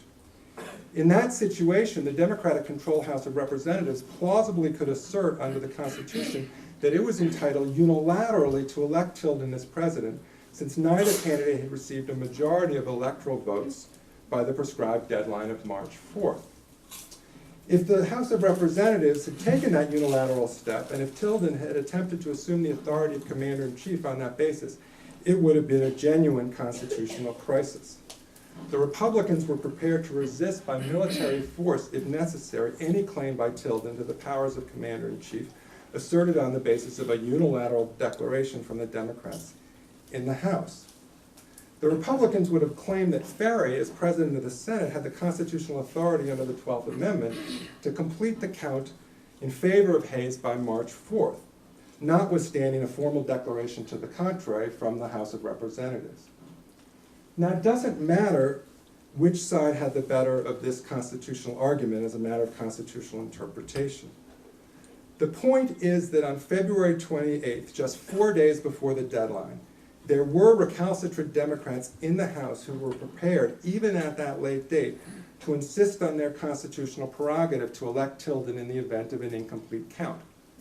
It was constitutional brinksmanship, and Hewitt's claim of a second certificate from Vermont seemed to all the world a signal that the leadership of the party and Tilden himself supported this confrontational stance. So Ferry refused to accept Hewitt's second certificate. He said that under the controlling congressional statute, any purported certificate needed to have arrived in his possession by February 1st, at the beginning of the month, at the beginning of the count. But this second certificate had not, and thus it was untimely and could not be considered. So Ferry ruled from the chair in the joint session over the protests of Democrats that Vermont was a single certificate state, and thus the two houses were supposed to separate in the joint session and go separately to consider solely whether to accept or reject this one certificate. Now here's where the drama gets really interesting and becomes most intense. Later that same day, the Senate quickly voted to accept the single certificate from Vermont. The House, however, recessed until the next day, Thursday, March 1st. Under the terms of the statute, the debate over the single certificate from Vermont was limited to just 2 hours. This time limit had been put in the statute precisely to avoid attempts to delay the completion of the count. When the House convened on March 1st, hardline Democrats argued that this 2-hour debate on the one certificate should not begin, but instead the House should insist on sending Vermont back to Senator Ferry and the joint session with the demand that the count cannot proceed unless and until Vermont be recognized as a two-certificate state and go to the commission on that basis. In effect, the hardline Democrats were arguing that the entire counting process should be frozen in its tracks unless and until Ferry acquiesced in treating Vermont as a multiple certificate state. So Randall, as Speaker, presided over these deliberations in the House. He announced from the chair that while he agreed with the view that Ferry should have treated Vermont as a two-certificate state, he believed that under the statute he was duty-bound to accept Ferry's ruling as final on this point and thus start the clock on the 2-hour debate, enabling the electoral count to continue. The hardline Democrats demanded that Randall let the House vote as a body on their position. In other words, to vote as a body on whether to send Vermont back to Senator Ferry without undertaking any consideration of Vermont as a single certificate state. There's a chance that the hardline Democrats would have won this vote, which would have provoked the constitutional crisis that they sought, since it would have deadlocked the proceedings with no apparent way out of the impasse before March 4th. Randall had reason to believe that a large majority of Democrats in the House, his own caucus, perhaps as many as 3/4 of them, would support the hardline position. What he didn't know was whether there would be enough Democratic defectors to vote with Republicans to let the electoral count continue. Southern Democrats had not yet definitively signaled their willingness to accept the inauguration of Hayes in exchange for promises from Republicans that Hayes would remove federal troops from the South. That is why the situation was so perilous at this climactic point. To repeat, if Randall had let the vote on the hardliner proposal occur, there was a genuine risk that the electoral count would not finish by March 4th. In the words of one House member at the time, who was later a political scientist at Oberlin College, this calamity of the country might not have been averted were it not for the fact that Randall had strength of will equal to the emergency. Thus, at this crucial juncture in the story, Randall took it upon himself to keep matters from reaching the edge of the constitutional cliff. Contrary to the vociferous demands of the allies in his own party, Randall refused to permit even a vote on the hardliner proposal. The hardliners were apoplectically furious. The scene in the House when Randall held his ground was unlike any witnessed before or since. The Oberlin professor, among others, described it as the stormiest session the House had ever known. The New York Times reported that ladies left the galleries because they believed that armed conflict might erupt. The Times of London reported that some members grabbed for their revolvers and that there is imminent danger of violence. Amid all the shouting from hardline Democrats, one of them, a man named George Beebe from New York, mounted his desktop, bounding over 4 other desks in an apparent attack on the speaker. Randall had to call upon the sergeant of arms, carrying his mace, to restrain his fellow Democrats and restore order. But in the end, Randall prevailed. The 2-hour debate began, and the electoral count moved on to its conclusion. So I hope you can see why I consider Randall's behavior at this moment worthy of being called a profile in electoral courage. Why did he act as he did? Well, in the heat of the moment, when that guy George Beebe demanded an explanation why Randall wouldn't let them vote on such a momentous matter as who would be president and whether the House had the prerogative to elect, Randall replied that his conscience required him to perform his duty under the statute as he saw it. Thus, Randall held firm from a sense of duty to the law and the nation as a whole. He did not succumb to the withering, intense pressure from his fellow Democrats. So what use can we make in 2012 of Randall's virtue back then? I think there are 3 lessons we can draw. The first is actually a point about institutional reform. As heroic as Randall was in pulling the nation back from the constitutional brink, the United States should not have to depend on such heroism in this kind of situation. Instead, the issue of whether the federal government has received 1 or more timely certificates of electoral votes from a state, along with the ultimate question of whether or not a presidential candidate has won a majority of electoral votes, should be placed in the hands of a well-designed, nonpartisan tribunal. Second, we can only hope that the current Speaker of the House would exercise the same civic virtue if he happened to find himself in a similar situation. Now, the good news is it's extremely unlikely to happen, but just suppose, hypothetically, next January, when Congress convenes to count the electoral votes, there develops a debate about whether Wisconsin is a 1 or 2 certificate state. Perhaps there's a last-minute decision from the Wisconsin Supreme Court invalidating some ballots as improper under state law. And this ruling, which is the basis for the purported second certificate, would give the state, Wisconsin, to Romney instead of Obama.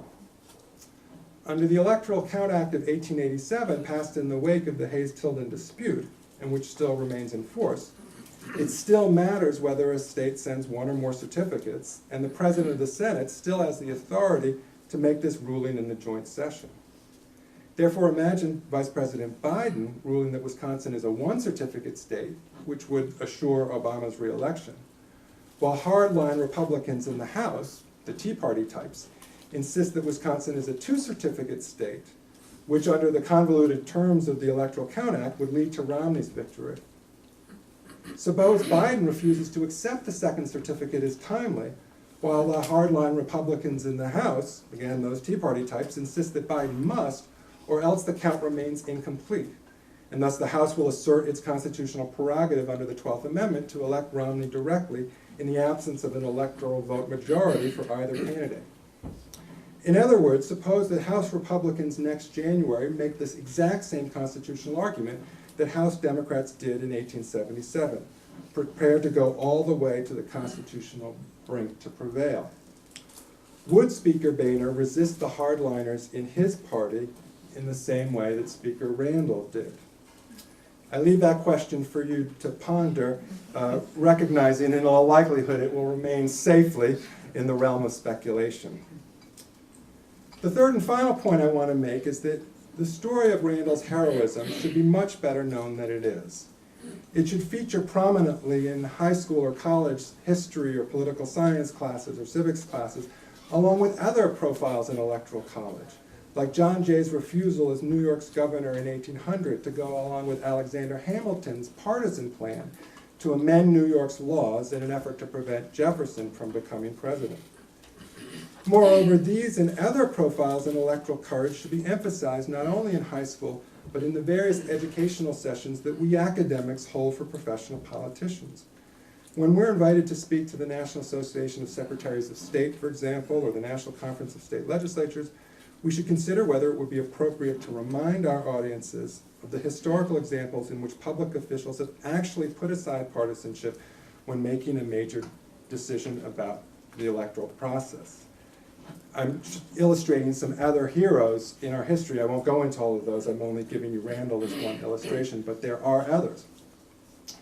So we should teach these profiles in electoral courage so that they become admired and hopefully emulated. Now, I'm not so naive to think that proselytizing about electoral virtue in this way will automatically cause our politicians to suddenly become virtuous electoral heroes like these other examples. But what we teach about U.S. history, both in high school and college and to professional audiences, does have the capacity to affect our political culture, at least over time and to some extent. So my point today is about culture, picking up on something that Rick Pildes was saying this morning. Because inevitably we must rely to some degree on our politicians to be virtuous if the governance of the electoral process is to be free from partisan favoritism.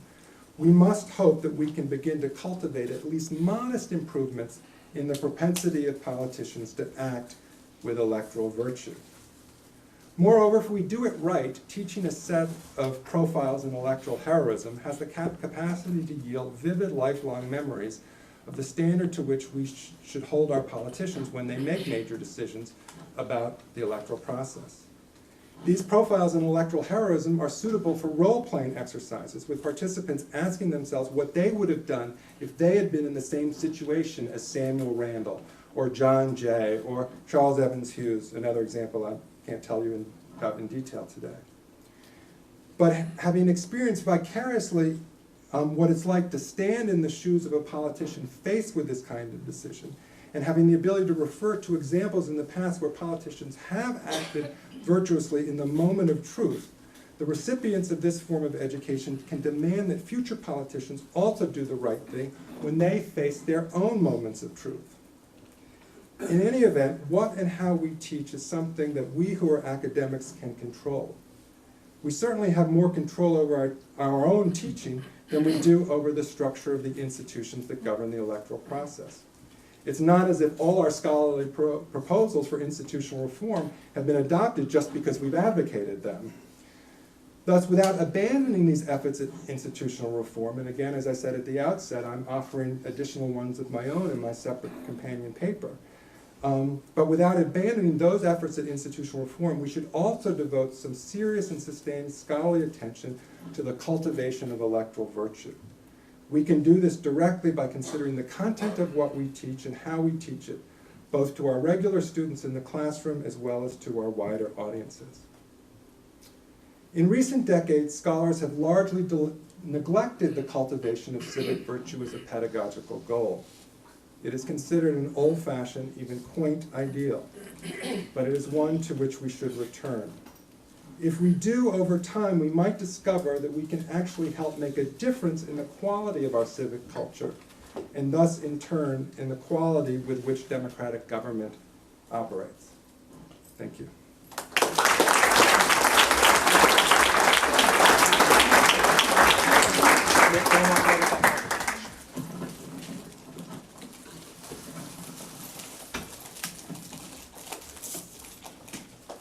Thank you so much, Ned, for a riveting historical lesson and somewhat terrifying slim possibility of the future.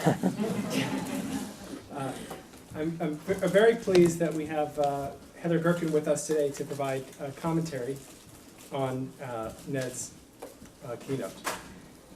Professor Gerken is the J. Skelly Wright Professor of Law at Yale Law School. Her work falls into two areas, constitutional law and election law. Professor Gerken's research in constitutional theory is centered on the values associated with minority-dominated institutions. She's written about diversity, dissent, federalism, and relationships between rights and structure. Her most recent piece, Federalism All the Way Down, appeared as the foreword in the Harvard Law Review. Professor Gerken's work in election law has primarily centered on election policy and reform. She has written on campaign finance, lobbying, districting, and election administration. Her proposal that Congress establish a democracy index, a national ranking of state election performance, has been incorporated into bills by Senators Hillary Clinton and Barack Obama and Representative Steve Israel. It has been the subject of several conferences and is the subject of her new book, The Democracy Index, Why Our Election System is Failing and How to Fix It. Professor Gerken has published in a variety of journals, including the Harvard Law Review, the Stanford Law Review, the Yale Law Journal, the Columbia Law Review, Political Theory, Political Science Quarterly, Roll Call, Legal Affairs, Legal Times, The New Republic, American Prospect Online, and elsewhere. She served as a commentator on legal controversies for numerous media outlets. She's testified on election law questions before Congress and the Massachusetts legislature. She has won teaching awards at Harvard Law School and Yale Law School, as well as the Greenbag Award for exemplary legal writing. In 2007-2008, she served as a senior advisor to the National Election Protection Team for Obama for America. And before entering the academy, Professor Gerken served as a clerk for Judge Stephen Reinhardt of the Ninth Circuit and Justice David Souter. Please join me in welcoming Heather Gerken.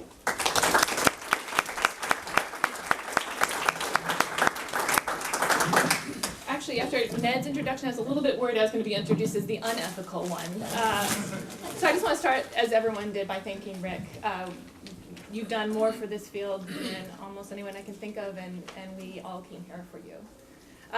So in response to Ned's paper, I think I might begin with a well-known political theorist and say, quoting Jerry Maguire, "Ned, we live in a cynical, cynical world." And I worry that I might be too much the cynic to respond properly to this paper, although I'm not yet old enough, Bruce and Dan, to be labeled the curmudgeon of the field. I feel like I might well be on the way. But it seems unduly cynical to respond cynically to Ned, because as Rick said, if anyone embodies the qualities that Ned was describing, it is Ned Foley. He's one of the most ethical and decent people in the field. So I thought I'd say two things about the paper. The first is how I think Ned's paper fits into the broader themes of the conference, and the second is about how to achieve what Ned is getting at. So on the first, how Ned's paper fits into the conference theme, the notion that it would be good to have more heroes is hard to refute, although I am again tempted to quote a poet, in this case, Tina Turner. We don't need another hero. We don't need to know the way home. All we want is life beyond Thunderdome. And the cynic in me would be happy in an elections world without heroes. I just want to get beyond the electoral thunderdome, a highly polarized world where there's too much cynical manipulation of voting rights for partisan interests. I just want a halfway decent set of election administrators doing a halfway decent job at resisting partisan impulses. But again, the flip response would be unfair to Ned's deeper point, because I take it that Ned's story isn't so much a story about heroic individuals as professional norms and the effect that they have on us. Ned reminds us of two important things that often get lost in discussions like these. The first is that we ought to have standards to measure our heroes and our election administrators against. We ought to have norms that guide behavior that make it harder to give in to craven political considerations. Because norms are what make Ned's heroes possible. Norms are what makes Ned's heroes recognizable. And the second and related point that Ned is making, and the reason why there were so many photographs up there, is that election administrators are people. We sometimes forget that as well. I know that sounds like a simple point, but the reasons why norms work in this world is because people are complicated. They're both hero and villain, and if you rolled your eyes at the notion of heroes, you should also roll your eyes at the reductive, simplistic idea that so often gets bandied about in conferences like this, that election administrators are nothing but craven political actors. So until we recognize that election administrators are human beings, complex and conflicted, we cannot figure out how to bring out the hero or discourage the villain. So taking a piece of what Richard Bruffault described as breaking down the animal that we're describing here, I thought I'd just talk a little bit about the norms question, because norms are almost never mentioned in discussions like these. When we think about institutions, when this tribe thinks about institutions, we tend to think about them in two ways. The first is how power is formally allocated, and the second is the public choice question, which is what happens to the way power is allocated when we put rational actors into those formal institutions. Norms are typically neglected by both law and political science, and those are the two main parts of the tribe that we have. Because they're soft law, not hard law. They involve culture and sociology and psychology, and are very hard to measure by scrubbing a lot of data and running empirical analysis. In my view, though, we cannot have the discussion we're having without thinking about this piece of the animal. So I'm urging us to do at a more granular institutional level what Rick Pildes urged us to do at the national reform level, which is to pay attention to culture. So this brings me to the second question. If we think that norms matter, the question is, of course, how would we get to the point of having them? And here is where I'll disagree with Ned. Ned tells us that institutions are not enough. And in the spirit of the session, I thought I'd try to provide a counterpoint to that claim by claiming that institutions are indeed enough. To resist his argument that we need election administrative heroes, more electoral virtue, or the institutions will fail, my claim is that actually institutions are enough, at least if they're institutions of the right sort, if they're the kinds of institutions capable of generating and disseminating professional norms. And while this claim is in some sense fashioned as a response to Ned's, it's not really, because Ned is deeply an institutionalist. So I actually think it's actually more of a counterpoint to the rest of you cynics out there, because I suspect that everyone in the room, except Ned, you know who you are, Sam Zakroff, I suspect that almost everyone in the room agrees with Ned that institutions are not enough, but they are also decidedly in the skeptical camp on the heroes front. So I imagine that the core challenge of the day is whether, in addition to not whether, as Ned would frame it, in addition to nonpartisan institutions, whether we need nonpartisan heroes. But I suspect most people are wondering whether nonpartisan institutions, let alone nonpartisan heroes, are remotely plausible in this day and age. So can institutions really be enough? And by enough, I don't mean an agency populated with Ned's heroes, but one that is good enough. I mean one that does a pretty good job, pretty often, of dealing with pretty hard stuff.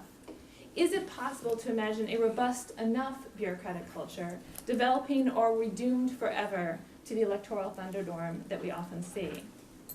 And here I'll just begin with a very modest point. One of the things that we often forget, and which was brought out so nicely by some of the papers today, is that robust enough bureaucratic cultures exist in lots of other places. Most other places, in fact. Other countries muddle through with election administrators shielded from politics, and many of them do a good enough job to avoid the electoral meltdown that our host, Rick Hasen, thinks looms large in our future, and if it does, Rick, it will sell you some books.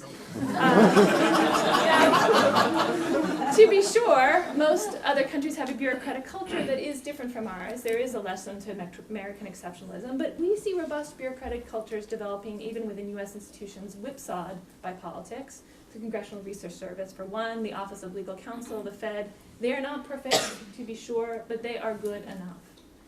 Professional norms work well enough and short. At the very least, they put some activities beyond the pale.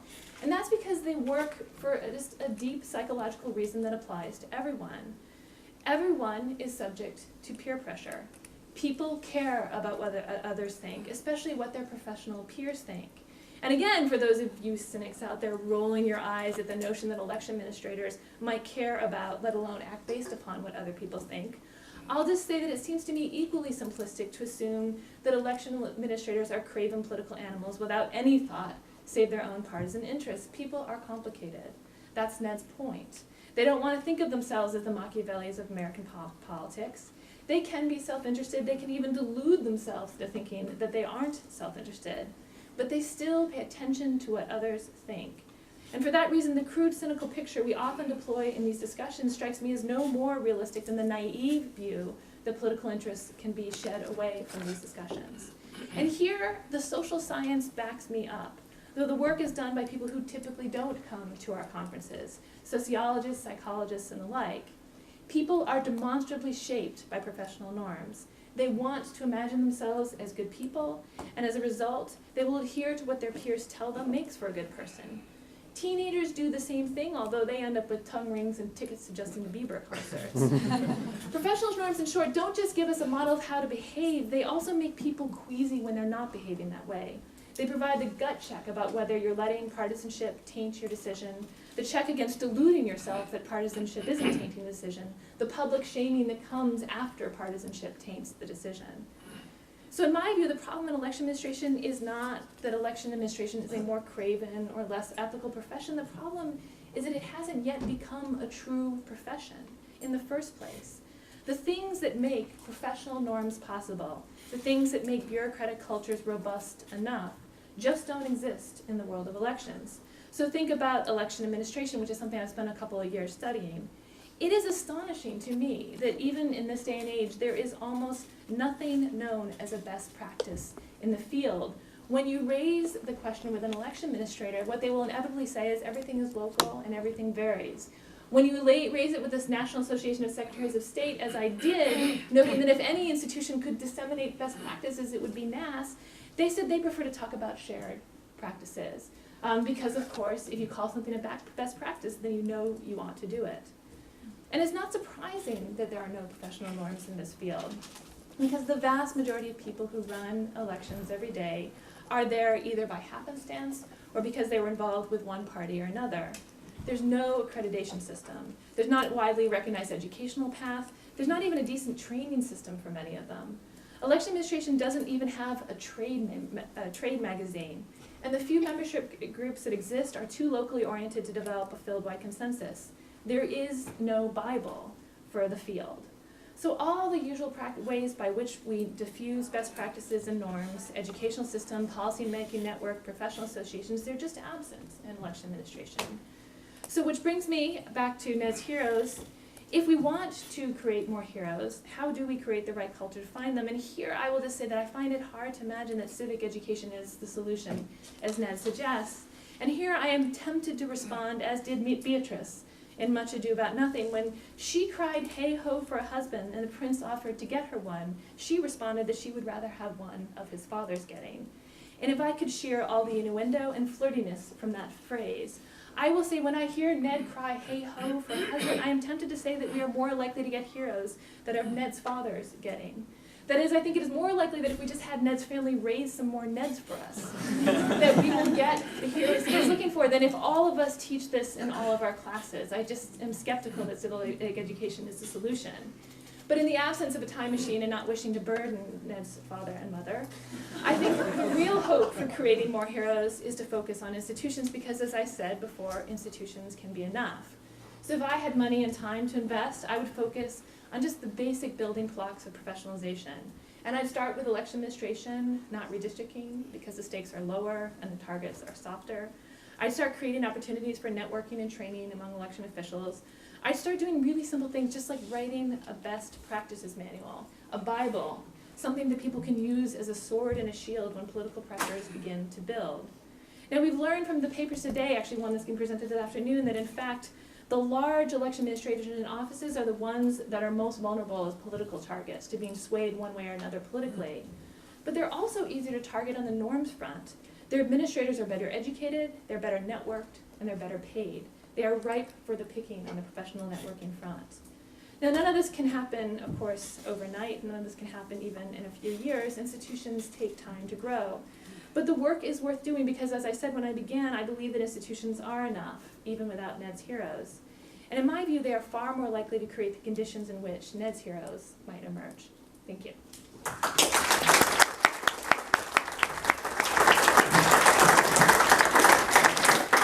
Thank you, Heather. I don't know if you want to take a moment to respond to Heather. If not, I'll open it up to questions. Just real quick, thank you. Is this on? Can you all hear me? Yes. Maybe virtue is the better word to focus on than heroism. And I think part of what you said, which I agree, is the gap between us I don't think is that deep and wide. I think it's nice to stress the contrast. I think, as you said, we need both institutions and we need the norms. And I guess my point would be that to get the actors within the institution to act according to the norms, they have to act with at least some degree of requisite virtue. It might be a modest amount, it might not be heroism, but it has to be a predisposition to act according to the norms. And so in that sense, I think we're striving for the same things. And I also think that institutions can be norm-inducing and positive conduct inducing, so that if you have the right institutional design, you can kind of nudge people towards following the norms in the way that you want them to. So I think if we scale down the expectations just to have virtue, by which we mean following the norms, then I think we're actually striving for the same thing, and the set of means that we're seeking to get there are pretty similar, maybe with a little bit of different emphasis here and there on what to stress more. But I guess I still would say that not in every, in the day-to-day world of election administration, thank goodness most issues aren't that important. I mean, yes, unfortunately, some ballots will end up being invalidated that shouldn't be invalidated, but that won't decide the election. And better officials, more professional, acting according to norms, will reduce those error rates, and that will be intrinsically a good thing, even though the sky wouldn't have fallen anyway, whether the error rates were higher or not. But I think part of the reason why there's so much litigation in swing states is because people think that pushing on the rules might affect the outcome in elections when it really matters the most. So I think it is also important to test the system and the design of the system. Can it deal with the difficult cases as well as the easy cases?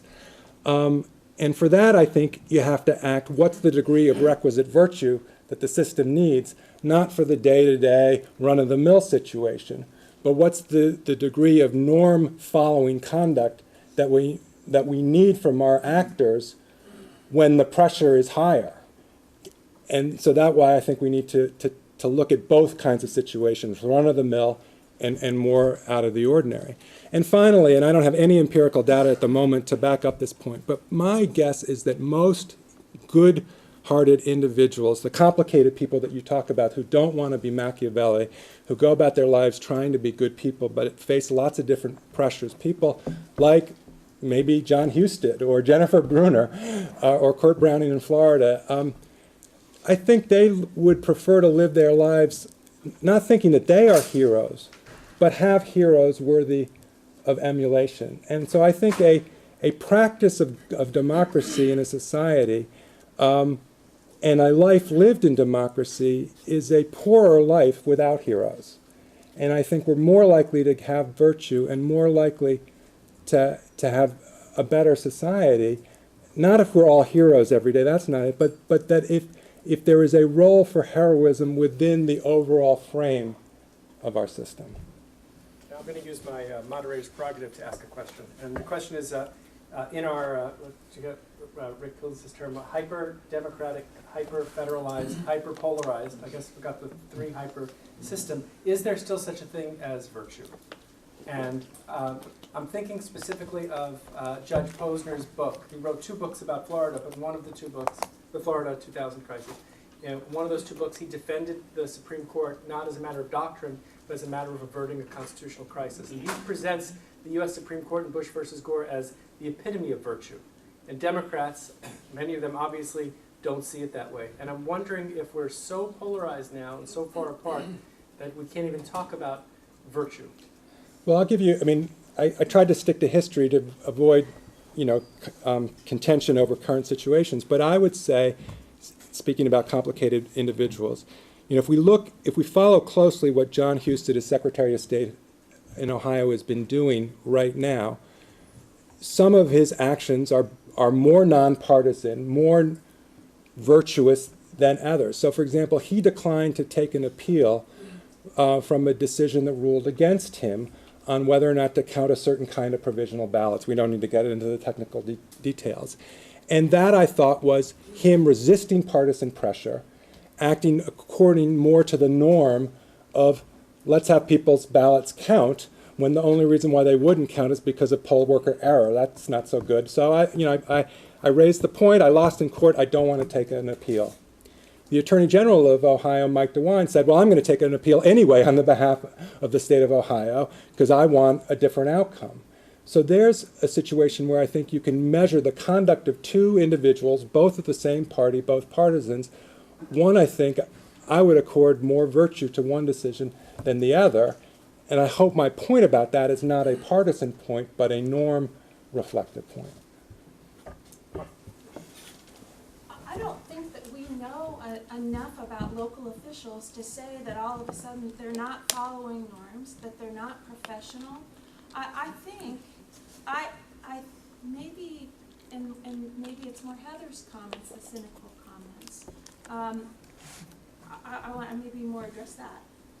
Because I think that what we need to understand is that a lot of these local election officials, the people that run the day-to-day boring stuff, are trying to operate within what they think is right. Now, what is right, of course, is an open debate, and especially with these high-profile things that you're talking about. But I don't think we know about their public service ethic. I think we know that there are a number of professional organizations and training opportunities for them. And I think that but we just don't know very much about how partisanship guides their decisions. So I actually, I just want to I think you misunderstood what I said. So I just want to, I'm in agreement with you on the question of, are there professionals in election administration? The answer is yes. Are there people who are doing a really hard job with almost no resources and doing the best possible job that they can? Yes. But I don't think that election administration is a profession. So there's a difference between those 2 things. You can be highly professional in a context where you don't actually have something that would be recognizable as a profession. So that's when I said the phrasing was actually kind of careful. I spent a lot of time writing about what I think about as kind of quasi-heroic election administrators, because I think they have they have a job that's harder than anyone else's, including election reformers, because they're constantly being whipsawed by both sides. They have no money. They have actually relatively little training compared to, if you sort of think about people who run other parts of organizations. Many of them, if you start looking at the surveys, so a lot of them don't have college degrees, many of them don't have high school degrees, many of them are working the jobs part-time because they're probate judges or doing something else, so there's nothing like the training that you see in other countries. So that's one of the hallmarks of profession, and I think that they fall well short of that. Not that they aren't professionals in the way they conduct themselves, but that is not a profession. Another sign of a profession is education. So again, some of them don't even have high school degrees, many don't have college degrees, but even studying that said, there is no training program, which again is another hallmark of profession. Accountants, lawyers, doctors, those are professions. They are trained to do the job, and people like Doug are trying to sort of start that up, but that's not profession. So it's not a knock on election administrators. It's a knock on what I think of as the entire system. Even the sort of network group you have. So the National Association of Secretary of State, that looks like a professional organization. But a lot of the local ones, it's really interesting. Some of them have things like, when they meet with one another, they have things on resume draft building and things like that. Just a really basic kind of stuff, which isn't really at the heart of a profession. So I'm not in disagreement with you that there are professionals, that they're really good people doing a hard job, and that's why one of the things I like about NEDS. But I don't think that election administration as a whole can properly be called a profession of the sort that we'd recognize in other contexts. I'm going to take Bruce's question. There are a lot of other questions where, to stay on time, I'm sure at the break we can continue the discussion informally. Last one. Okay, I just want to make two quick points of information, and then I have the question about your historical, unpacking your notion of heroism. So the 2 points of information, one is I think it's in rational design, there's a recognition of exactly your point about norms. Ned knows I've pointed him to discussions in Madison about that. Madison believed it. And the reason it's in contemporary is that the monitoring costs, if everybody's acting strategically trying to get around it, are just too high. It's like the traffic light problem, okay? And so I think it is built into institutional design. Indeed, the very notion why people vote. We as political scientists tried to find a rational reason to vote, and in the end threw in a big term called the civic duty term. Right? So that's understood. The second point of information is I don't think that partisanship considerations are thoroughly craven. And we're using that word synonymously, when in fact underneath it are legitimate disagreements about citizenship, legitimate trade-offs between integrity and outreach, et cetera.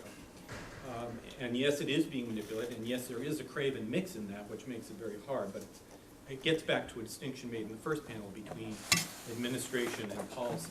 And to call the field election administration, in a sense, is a misnomer, because part of it is really election policy and these issues of representation, and some of them really are about administration. So those are my points of clarity. But my question is about your moment of heroism and unpacking it, because there's really 2 elements of that.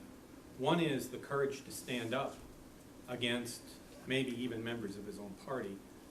And I don't know, was he the only person in the party, or was the party split? Were the hardliners completely dominant, or was there a split in the party?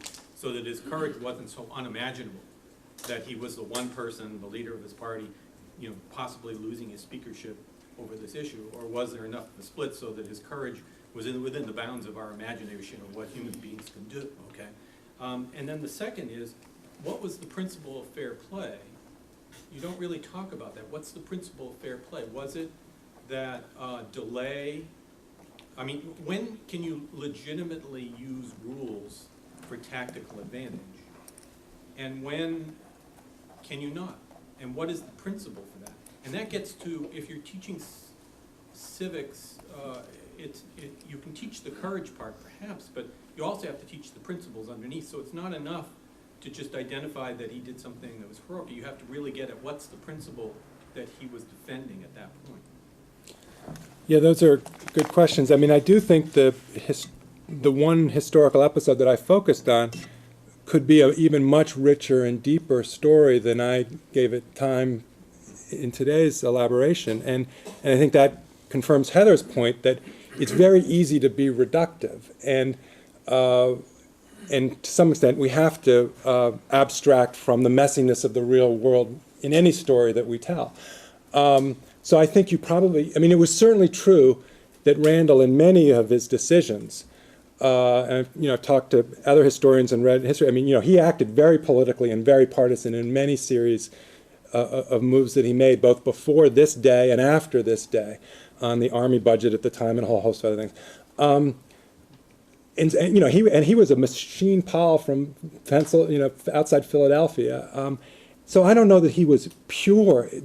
I bet his motives were complicated, and that he was only partially heroic, if that's the right word, for what he did on that March 1st, and that he was a political actor, checking. I mean, he was checking the votes and acting in a very political way at the same time as I think he was, in some sense, genuinely acting out of a sense of conscience contrary to party. So I think it's a rich, deep story that, I was joking with Heather before, you need a novelist or a playwright to be able to really capture. Dan Lowenstein earlier talked about the inner life and soul of these people, and I think that's really what this story is about. On your point about fair play and when it's okay to break rules and not, I think that's a rich question about what are the norms and how we hold people accountable. I think what Randall would have said in this context, there was a kind of institutional point built into his sense of duty and therefore conscience. If you think about it, in some ways he acted undemocratically in refusing to let the legislature vote. But his point was that there had been a compromise by the Senate and the House back in January to set up that statute in the first place. And that statute was law, and that statute gave Ferry a different institutional responsibility. And so Ferry had a job to play under the statute that was different from his job. He was kind of pissed off, to use a technical term, at what Ferry did, but he understood that Ferry was entitled to his role, he was entitled to his. And so in some sense, this is kind of a nice return, in some sense, his sense of virtue was following the rules that were laid out for institutional purposes and not just doing whatever he wanted politically or whatever his caucus wanted politically. Okay, I think we'll have to stop it there. We will reconvene at 2:30 for our final session on election administration. By then, the temperature of the room will be 115 degrees. Please join me in thanking Ned and Heather.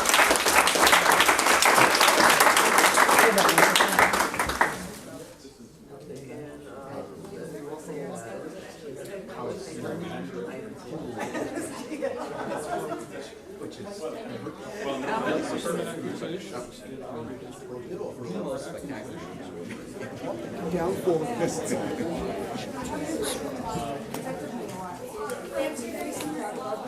Marty Weinberg, I'm one of the local political scientists here, and Rick asked me to give him a break and moderate this, since he's been moderating the rest. I'm happy to do that, and I teach elections and political parties here, so I find this very fascinating stuff. I'm happy to do it.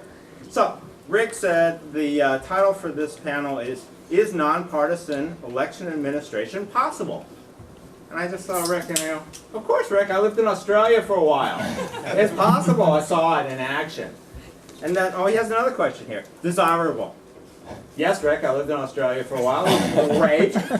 Elections ran really smoothly there. And I say, if the Australians can do something, we can do it too. But I think what Rick really means is nonpartisan election administration possible in the United States? Now, a desirable, yes. Possible, I'm not so sure. So, we have 3 papers here today that actually address different elements of that. So the first is by Christopher Elmendorf and Douglas Spencer. Just Elmendorf is going to talk, and actually I don't have the title. Why don't you just go ahead? Everybody else does. Oh, it's right there. Okay. Terrific. Thanks. And I have my 15-minute countdown timer.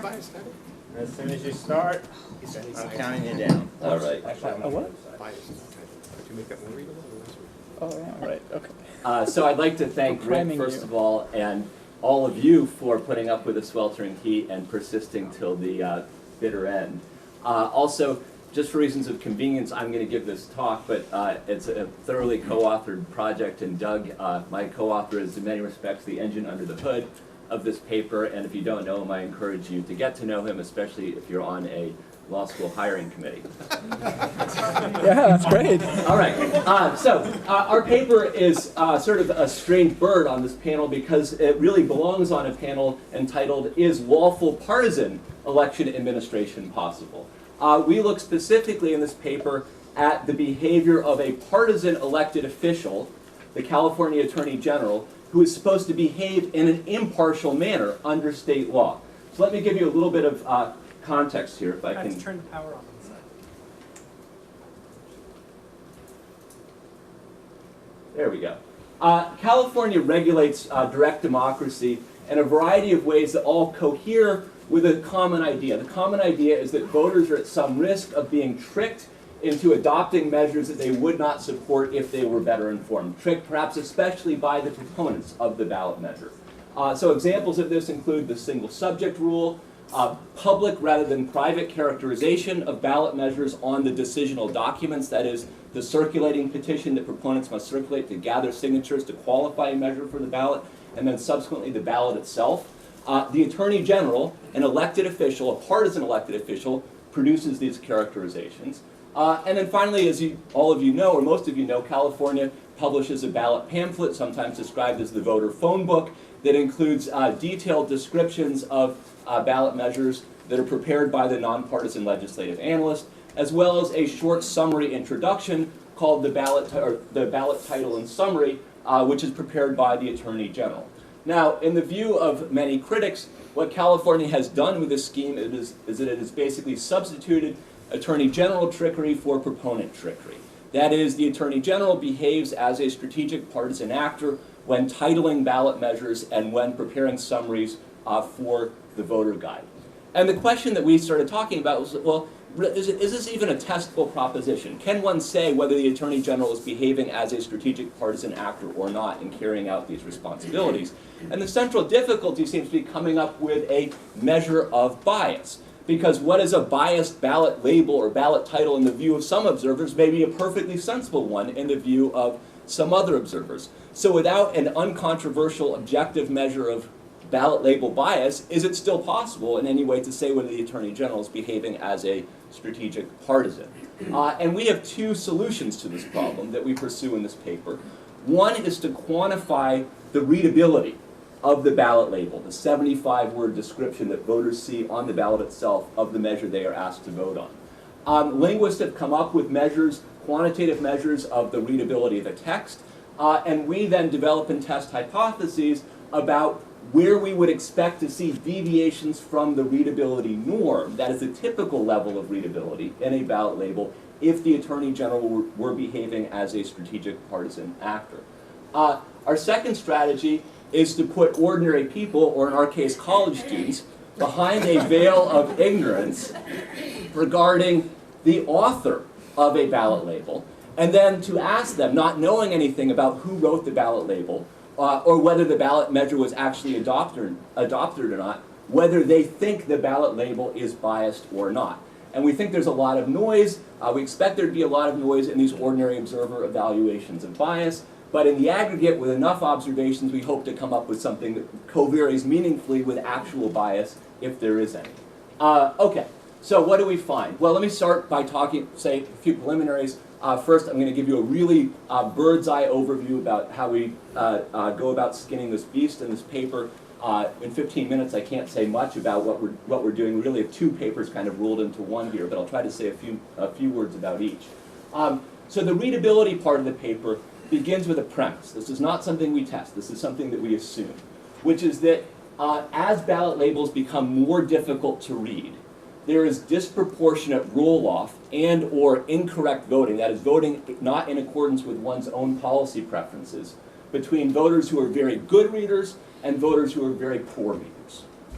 And if there is this disproportionate roll-off or disproportionate error rates in voting, then there's an opportunity on the part of whoever's writing the ballot label to manipulate readability so as to selectively enable or disable voting by voters who are not very good readers. So if this premise is correct, then the Attorney General's incentive to manipulate readability should be increasing first in the polarization of public opinion by reading level with respect to the measure. And we don't actually, in this paper, measure polarization of public opinion by reading level, but we create a dummy variable for measures that either enable or thwart redistribution. And we assume that redistributive members are likely to polarize opinion by class, and that class is correlated with reading level skills. Second, the expected closeness of the vote. If the measure is expected to be a squeaker, then the Attorney General has a greater incentive to invest in manipulating the label than if the election is likely to be a blowout. And we proxy expected closeness of the vote with actual closeness of the vote. It's a little problematic, it's post-treatment, but it's the best we could do. And then third, we assume that on measures that are more divisive along party or ideological lines, the Attorney General, either because of his or her personal policy preferences or because of pressure that he or she faces from party elites will be more likely to invest in manipulating the ballot label. And we create a very rough proxy for partisan or ideological division on ballot measures by looking at the average share of the yes vote in the 6 most liberal assembly districts measured by presidential vote share, and the average yes vote in the 6 most conservative assembly districts measured by presidential vote share. And so this measure of the divisiveness of of a proposition can also be understood as kind of a rough estimate of its spatial location, with high numbers, positive numbers corresponding to conservative propositions and negative numbers corresponding to liberal propositions. Okay, so the bottom line here then is that on measures that enable or thwart redistribution, we expect to see Republican attorney generals writing complicated labels, hard to read labels, Democratic attorney generals writing very easy to read labels, and we expect this to be especially pronounced in cases where the election is likely to be close, or in cases where the proposition is really divisive. However, we don't find anything of the sort. I'm not going to spend a lot of time, again, given time constraints, explaining this slide, but the bottom line is there's no difference, however you subset the data, between Democratic and Republican attorney generals in terms of the readability of the labels they write. If anything, the Democratic labels are a little bit harder to read than the Republican labels. So the hypothesis that attorney generals behave as strategic partisan actors by manipulating readability, at least in California, is not supported by the data. This is all post-1974 ballot measures. So what about this ordinary observer, veiled observer strategy for trying to get traction on the question of whether a label is biased and whether the attorney general is behaving as a strategic actor? So we have conducted a survey of college students both in California and in Utah. You say, well, why Utah? We figured we wanted to get some conservatives in the pool. They're hard to find at Berkeley or Davis. So we went to Utah. So we've got an ideologically diverse pool of ballot label evaluators, but not one that's representative of the California electorate. We then gave the subjects a pamphlet containing what we called a description of the ballot measure prepared by a neutral, disinterested expert. In point of fact, what we actually were giving them was the description prepared by the legislative analyst, the long description that is produced for the ballot pamphlet, for the voter guide. But the students didn't know that this was the legislative analyst's characterization of the measure. They just knew that it was a description, or they were just told that it was a description prepared by a neutral, disinterested expert. We also gave the students, through an online survey, something that we called a proposed ballot title and summary, which we told the students may or may not have been the actual title and summary that appeared on the ballot, and may or may not have been prepared by a neutral or disinterested person. So, also in our instructions, we explained something about how ballot labels work. So they knew this is something that could appear on the ballot, but they didn't know. This is the veil of ignorance idea. They don't know whether this is written by the Attorney General. They don't know whether it's written by a proponent. They don't know whether it's written by an opponent. They don't know whether it's written by us. All they know is that they're supposed to read the label and evaluate it for 4 kinds of bias relative to the long description prepared by the neutral expert. The 4 kinds of bias that we asked them to evaluate correspond roughly to types of bias recognized by the courts. First, does the label use prejudicial language? Second, does it make an argument for or against adoption of the measure? Third, does it selectively exclude or include information in a way that may cause some people who don't know much about the measure to vote differently than they would have voted had they read the long description prepared by the neutral expert? And finally, there was a catch-all other category. Subjects who reported perceiving bias were then asked about the direction of the bias that they perceived. Did it favor a yes vote or did it favor a no vote? We also asked a bunch of questions about the subject's individual characteristics. Specifically, did they support or oppose the measure that they've been asked to evaluate based on the description in the pamphlet? We asked them about their reading ability measured by SAT scores. We asked them about party affiliation and then various measures of trust in government and social trust. And what do we expect to find here? Well, again, as I said before, we expect perceptions of bias to co-vary with both the observer's characteristics and the actual political circumstances that may have influenced the Attorney General. In terms of the AG's incentives, We expect the closeness of the election and the ideological divisiveness of the measure to be positively associated with bias. We also expect Republicans to write labels that are biased towards a yes vote on conservative measures, biased towards a no vote on liberal measures, and vice versa for Democrats. In terms of the observer characteristics, we expect voters, or students in this case, who support a measure to see less bias than people who oppose it.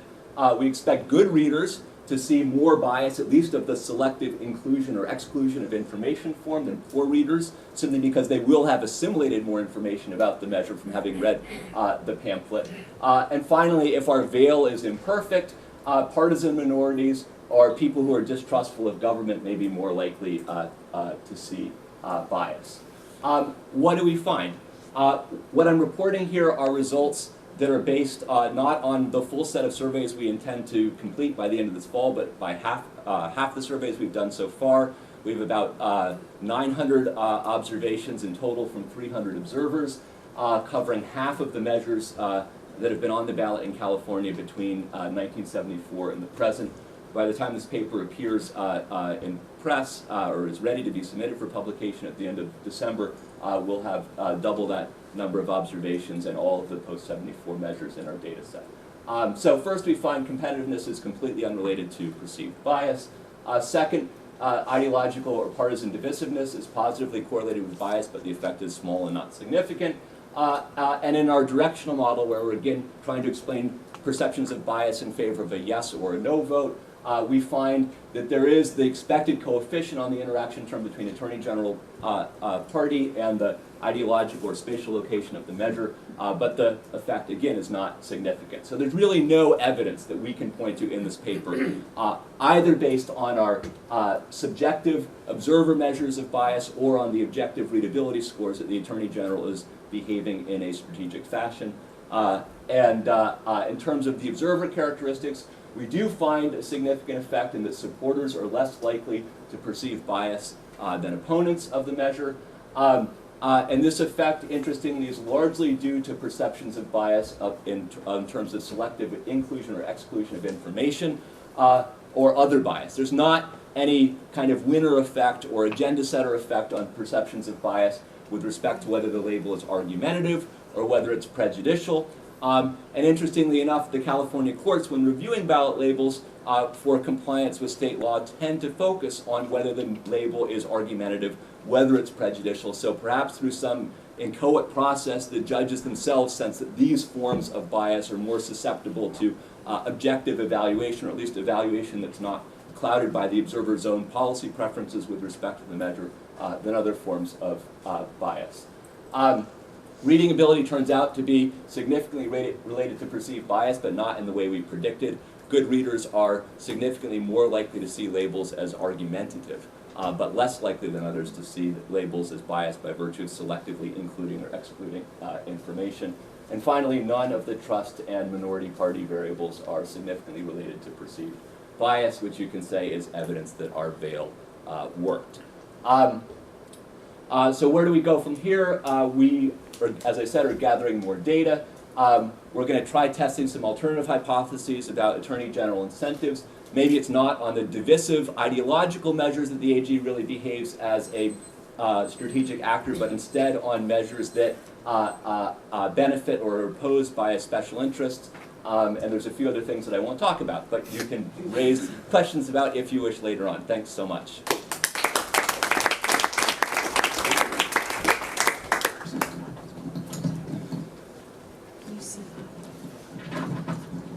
Terrific, thanks, Chris. I can testify there's a lot of information in this paper, so take a look at it. He didn't get a chance to talk about all the stuff that's in it by any means. My colleague Bernie Groffman says never have more than one idea in a paper. And you've got way more than one, which is great reading. Okay, so let's move on to the second paper. It's the policy views of partisan elected officials. And David Kimball, Martha Kropp, and other authors, three maybe others, are joining us by video. No, just us. No, I mean they're watching maybe. Okay, so Martha Kropp is going to talk first. So, is that what? Yeah. That's what David said. Yep. So, turn that on.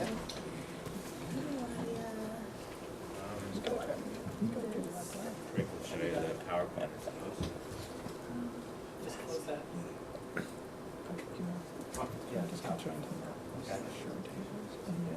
Haven't started the clock on it yet. Oh, that's Yeah. Almost ready. sorry. Okay. So we do have, we want to acknowledge our co-authors. We have David Moynihan from Wisconsin, who's a public administration scholar, and Kara Silva as well.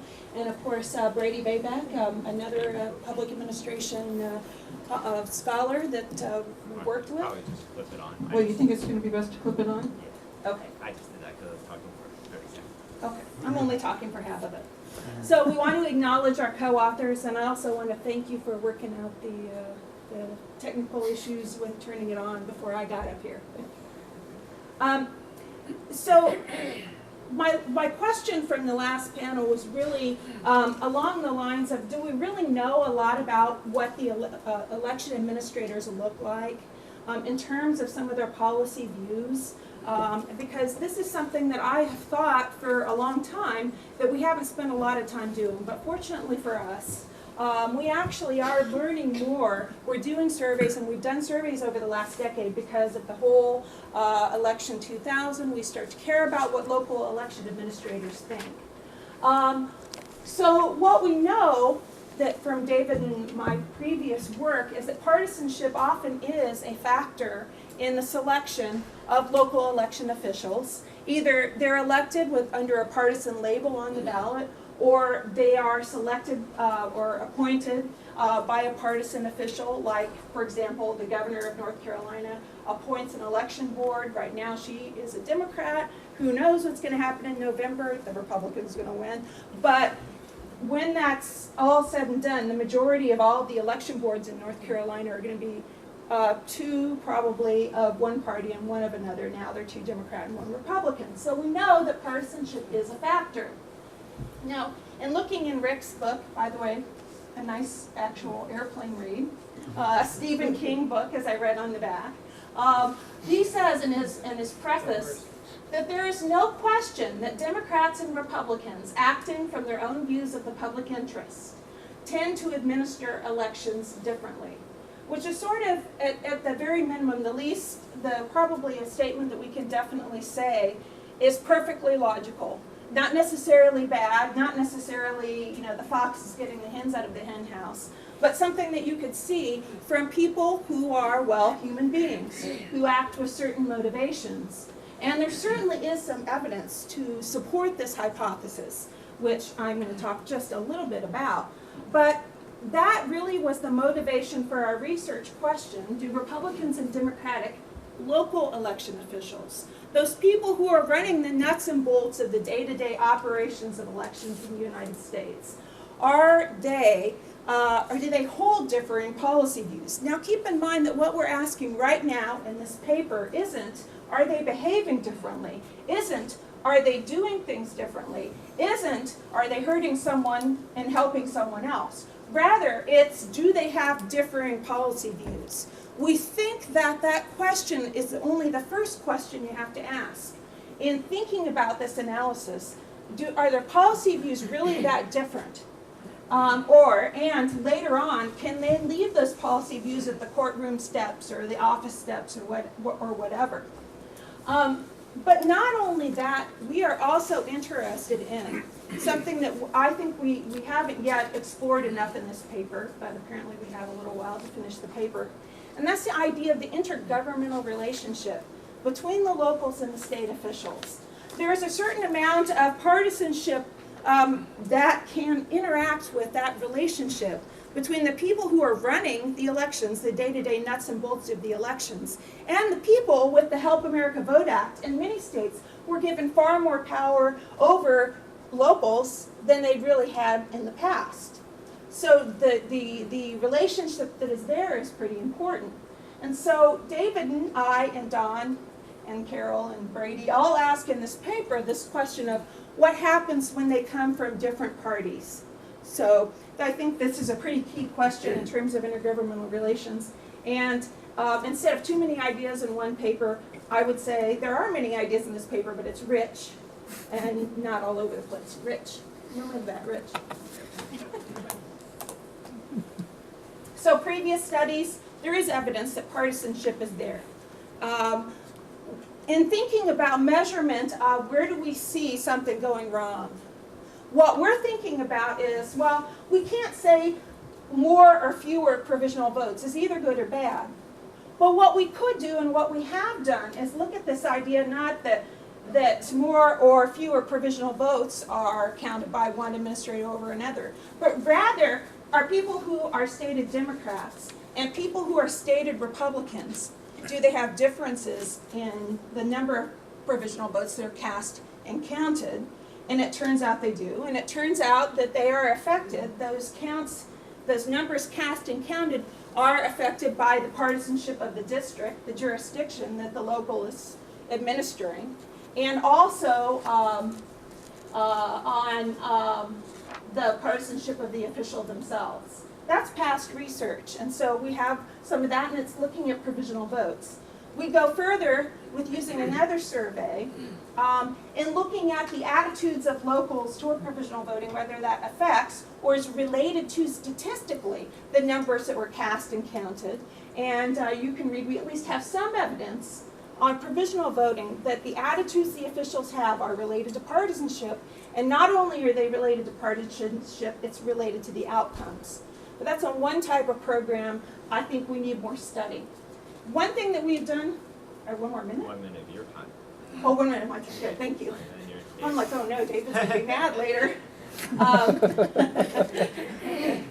The race, we have this great data from the Congressional Research Service that Carol and Don had collected.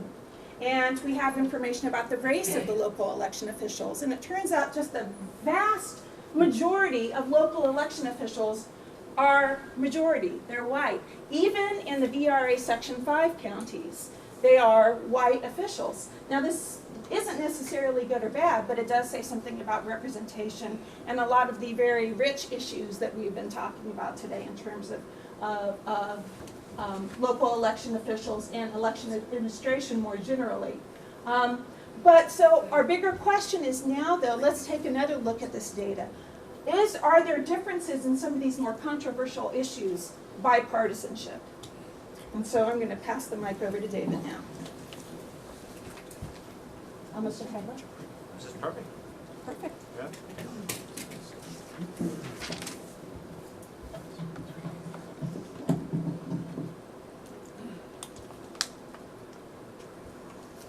Okay, you hear me now? So we're focusing mainly on the opinions of local election officials in the United States. We think it's important for a number of reasons. Centralization, they've got a lot of discretion, the concern that their policy preferences may influence the way they carry out their job. Number one, they may be purveyors of partisanship in election administration, number one. But number two, they're also useful observers of what election administration is like where they work. They can comment on that. Is it highly political? Is it partisan? And are they happy with the state officials with whom they have to interact?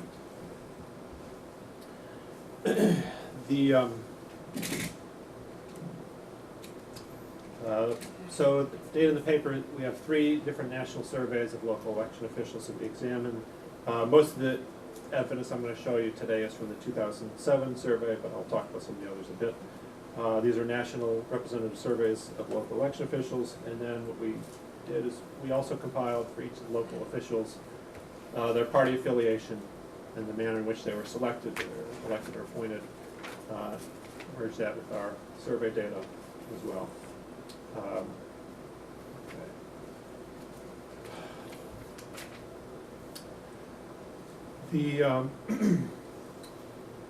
So as I mentioned before, I think there's sort of 2 perspectives here on where the partisanship comes from. I think this has been touched on in some of the previous papers. It may come from within the official. The local official may try and tilt things to help his or her political party, but it also comes from outside sources.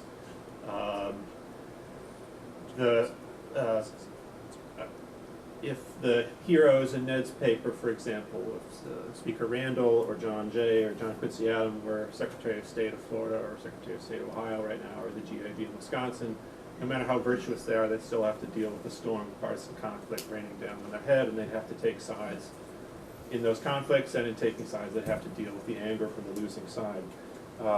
So, a couple different ways we try and look at this. Number one, we hypothesize there's going to be more partisan conflict in the largest local jurisdictions with the most voters. That parties act strategically. If they want to manipulate the election procedures, they're going to hunt for the places where there's the most voters, and so they're going to focus on the most populated local jurisdictions to try and do so. Whereas in a small rural county, they really don't care about the administrators because there's not a lot of votes to influence out there. Swing states, some already mentioned that. That's a big source of partisan conflict. And we haven't talked about HAVA that much, but local officials report quite varying views about whether they like HAVA or not, particularly whether they have difficulties implementing the HAVA requirements. And so we think that's another source of their, that may color their views about whether they think election administration is highly political or not. Okay, so to get to some of our results. The figure here shows, just sort of starting with basic political views, the surveys ask them, place yourself on a scale from 1 to 7. 1 is extremely liberal, 7 extremely conservative. And this is simply the mean ideological self-identification that they gave us. So the bars on the left are in small jurisdictions. We define those as local jurisdictions that serve less than 40,000 voters in a national election. Large ones that serve 4,000 or more. And in the small jurisdictions, all the local officials lean slightly conservative, like the American public. The Republican officials are maybe half a point more conservative on average than the Democrats in the nonpartisan ones. But in large jurisdictions, you see that gap widens. The difference between Democrats and Republicans on average is more than 1.5 points in the large jurisdictions. And basically that's a pattern that repeats itself when we look at specific election law policies. One of the surveys asked a question about their support for a photo ID requirement from 0 to 10, 0 don't support it at all, 10 extremely supportive. In small jurisdictions, on average, there's virtually no difference between the positions of the Republicans or Democrats or nonpartisan local officials. In the large jurisdictions, that's where the differences open up. The Republican becomes more supportive, the Democrats and the nonpartisans become less supportive of photo ID. And we see the same basic pattern in other policies, other anti-fraud policies like the no match, no vote, in liberal policies like election day registration or automatic registration. No difference in the small jurisdictions between Democrats and Republicans, but significant differences between the two parties in the large jurisdictions. The surveys had a separate set of questions that asked the local officials to comment on what's election administration like in your state or in your area. So one asked, how contentious is the environment in which you administer elections? And so this just shows the histogram of the responses. There's quite a bit of variation. Some describe it as extremely contentious. Some describe it as not at all contentious, and the response is in the middle. Another question asked, how satisfied are you with the state election administration in the state where you work? Here the responses tended to be more positive on the whole, although again 15 to 20% of them give us answers toward the bottom half of the scale, so there's some unhappiness there as well. So the next thing we did was,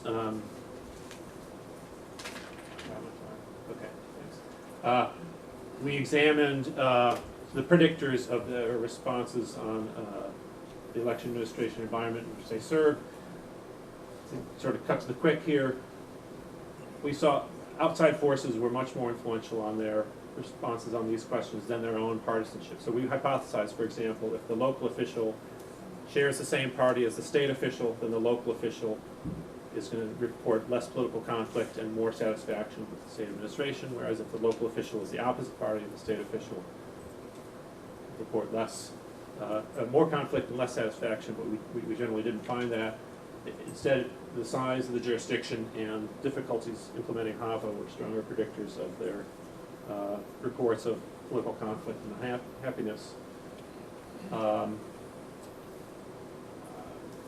There's a brief question about whether they support moving election administration into civil service. Not a lot of support for that, and less support among those who are elected local officials whose pork chops would get cut under such a proposal. So to wrap things up real quick, I would say one sort of caution here, these surveys were conducted a few years ago.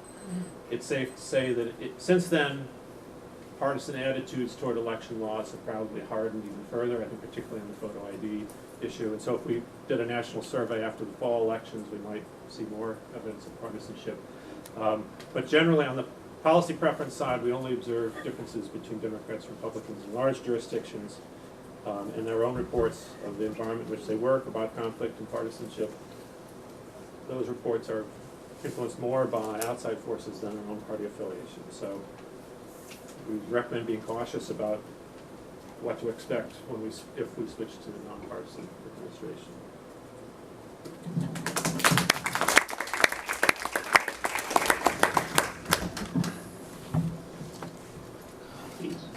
You all hear me? We're going to bring up your picture, Dan. Right.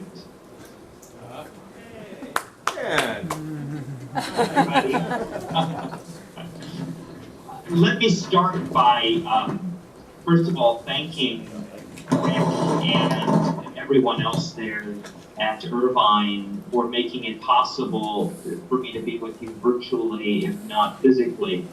I was very much hoping to come there and disappointed that I'm not able to be there in person. Disappointed largely because I was really looking forward to the opportunity to get feedback from all of you on what is very much a work in progress. So I was especially happy to be invited to this conference because its theme addresses what I think to be the biggest piece of unfinished business of election reform in terms of what's happened in the last 12 years since the 2000 election. Rick Hassan, as well as Ned in his keynote, by the way, I've been able to hear all of the presentations so far through the webcast. They both alluded to this, and Ned in particular, to the fact that my own state, where I am now, Ohio, is in some ways an example for both sides of what's wrong with the way that we administer elections now. So I've got my right, there's the Buckeye representing Ohio, which I'm going to talk about first before going to the Badger on my left. So in the past several years in Ohio, we've seen first in 2004 major controversies by our then Republican Secretary of State Ken Blackwell having to do, for example, with the refusal to accept registrations on 80-pound paperweight, decisions about wrong precinct provisional ballots, then 4 years later, controversial decisions by our Democratic Secretary of State having to do with the window for simultaneous registration and early voting, as well as the rejection of certain absentee ballot applications that were sent out by the McCain campaign. And most recently, as I think both Rick and Ned alluded to, controversies having to do with our current Republican Secretary of State, John Huston, who initially acted in the way that many people, including myself, applauded by opposing a Republican-backed ID law, but more recently has seemed to follow the party line on issues such as provisional voting, early voting, as well as the ballot language for a redistricting commission initiative, of which I am co-author. Of course, my own view on that is colored by that fact. So it seems to me really hard to deny that in the area of state-level election administration, we've got a serious problem. And going back to something Dan Lowenstein said earlier in his previous work, from which I've learned a great deal, I think conflicts of interest are the best way of understanding what's wrong here. A conflict of interest between, on the one hand, state election officials' obligation to administer and enforce state election laws impartially without regard to partisan consequences, and on the other hand, their personal interests in doing well by their party. So even if there certainly are, we've got really deep and serious conflicts over values in the area of election administration, between access and integrity, for example, in the case of things like voter ID and voter registration. Hopefully we can overcome our dissensus on that issue to reach consensus on the need for impartial election administration. And if we want to look at a model that might work, Wisconsin seems to me to be a unique example. And I think it's, there are different ways, of course, characterizing and categorizing the institutions that run our elections. But as I've explained in my paper, I think it's really the only true example of a nonpartisan election administration institution at the state level in the United States. So in the remainder of my remarks, let me first talk about the context of Wisconsin Government Accountability Board. Second, some of the major controversies it's faced in the area of election administration. And third, some tentative conclusions as well as questions. As I just mentioned, context, the Wisconsin Government Accountability Board is really unique. One of its colleagues and I, Ed Foley, Steve Huffner, and Nate Samiska, talked about Wisconsin as well as other state-level institutions in 4 other Midwestern states, and this book, which we wrote and published back in 2007 for registration to recount, and subsequently followed it up with its report for registration to recount revisited in 2011. It's unique not only among these 5 states that we studied, but as others have pointed out, I think among all state-level electoral institutions. Briefly, without going through all the details that I mentioned in the paper, the 6-member Government Accountability Board is composed of retired judges who are in turn selected by a committee of 4 Court of Appeal judges. Those 4 judges are literally picked out of a hat by the Chief Justice of the Wisconsin Supreme Court in front of the rest of the board. The nominees to the government's accountability board, or I should say the recommendations of this committee to the governor, must be made unanimously. The governor actually appoints the members of the Government Accountability Board. For the initial commission, when it was first established in 2007, the way the confirmation process worked is that 3 of them had to be confirmed by the state Senate, which was then controlled by the Democrats, and 3 by the state Assembly, which was then controlled by Republicans. For subsequent appointments, members of the Accountability Board must be confirmed by 2/3 of the state Senate, which is a procedure designed to ensure at least some degree of bipartisan consensus and to ensure that we have people who will, in fact, impartially administer election laws. There are 2 separate divisions to the Government Accountability Board. The Ethics and Accountability Division, which administers and enforces campaign finance, ethics, and lobbying laws, and the Elections Division, which is the one whose actions I will be focusing on, which administers election laws. And the Government Accountability Board has a staff which is headed by an appointed director and legal counsel. That legal counsel is Kevin Kennedy, who previously served under the institution that was previously responsible for running elections in Wisconsin, the Elections Board. I won't go through the comparisons I draw between the Government Accountability Board structure and those of other states. Suffice it to say that the dominant mode of administering elections at the state level in the U.S. remains a partisan elected chief election official, that is, and a chief election official who is actually elected as a nominee of his or her party in a lot of the other states. In fact, all of the other states who have some sort of either appointed official appointed by a partisan body or a bipartisan board. In most states that have bipartisan boards, one party or the other actually has a controlling vote on that board. The Wisconsin model is, however, more like independent electoral institutions in other countries. There's some that have true independent agencies running their elections, like Australia, Canada, India. Others that have something I think Rick alluded to earlier, even if they're not formally independent of the rule of government, considerable functional independence by virtue of the fact that they are composed of professional civil servants with some practical degree of autonomy in parts of politics.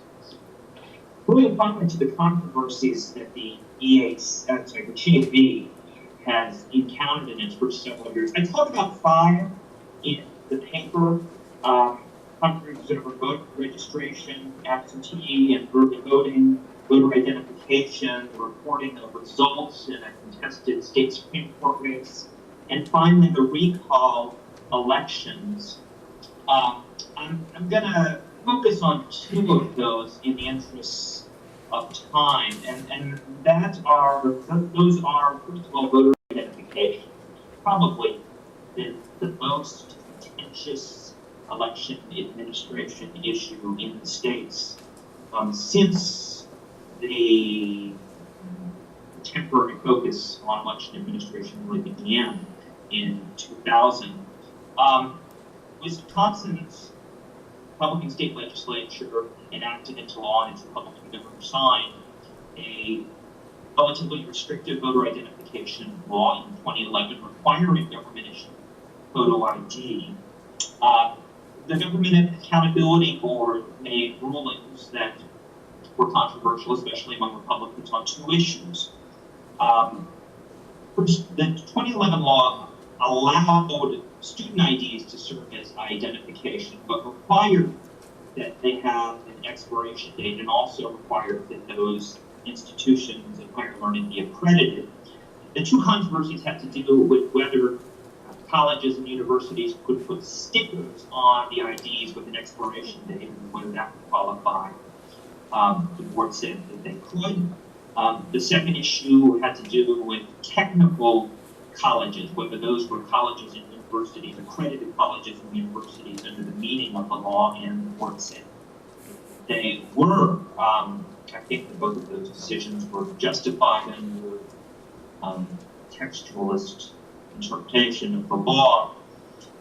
What's really interesting about this controversy, however, is the attempt by the state legislature and government to potentially interfere with the Government Accountability Board's decision. And this is the result of a law that was also enacted in 2011, which effectively allows a legislative committee to require that agencies, including independent agencies like the GAB in Wisconsin, promulgate a rule, and if the rule is promulgated, gets approval by the governor before it can be effective, before it can take effect. And so that is what the Joint Legislative Committee actually did in the case of this policy decision that had been made by the Wisconsin Government Accountability Board on a party line 6-4 vote, with all the Republicans supporting the Democrats opposing it. That was, at least for the moment, mooted by subsequent court injunctions that were issued against Wisconsin's voter ID law. I highlight this, however, as a potential threat to the autonomy and independence of the GOP. The final issue I want to mention is the controversy over the recall elections, which I discussed in some detail in the paper. There were a couple of decisions of the GAB that were controversial with respect to these recalls. 9 state senators subject to recall in 2011, 4 more state senators, along with the governor, Lieutenant Governor 2012. One had to do, the first controversy had to do with the timing of the recall elections. There were 6 Republicans and 3 Democrats subject to recall, and the Government Accountability Board set those elections on different dates because there were some complex factual issues that had to be resolved with respect to the Democratic office holders' challenges to the recall petitions. I analyzed that controversy to some extent in the paper, and I think that the court was justified in its decision. In 2012, earlier this year, the board faced controversy having to do with whether it was actually reviewing the petitions, almost 1 million, for the gubernatorial recall. To make a long story short, Governor Walker sued in Waukesha County Circuit Court and won a judgment which was later reversed on other grounds, requiring a more intensive and time-consuming review by the GAB, one that I think is, on my reading of the law, more intensive than the law actually allows. I haven't gone through all the analysis that I go through in my paper, and it's coming to the end of my time. On the question of whether the Government Accountability Board has been a success, my tentative answer to this question is yes. I think that it has done what it was created to do, which is to impartially and faithfully enforce election law. I think it's true we've seen more complaints from Republicans than from Democrats about the Government Accountability Board's performance, and I think it's safe to say that a lot of the Republicans who voted for it probably now regret their vote. There were many Republicans who opposed it at the time that this was enacted into law in 2007.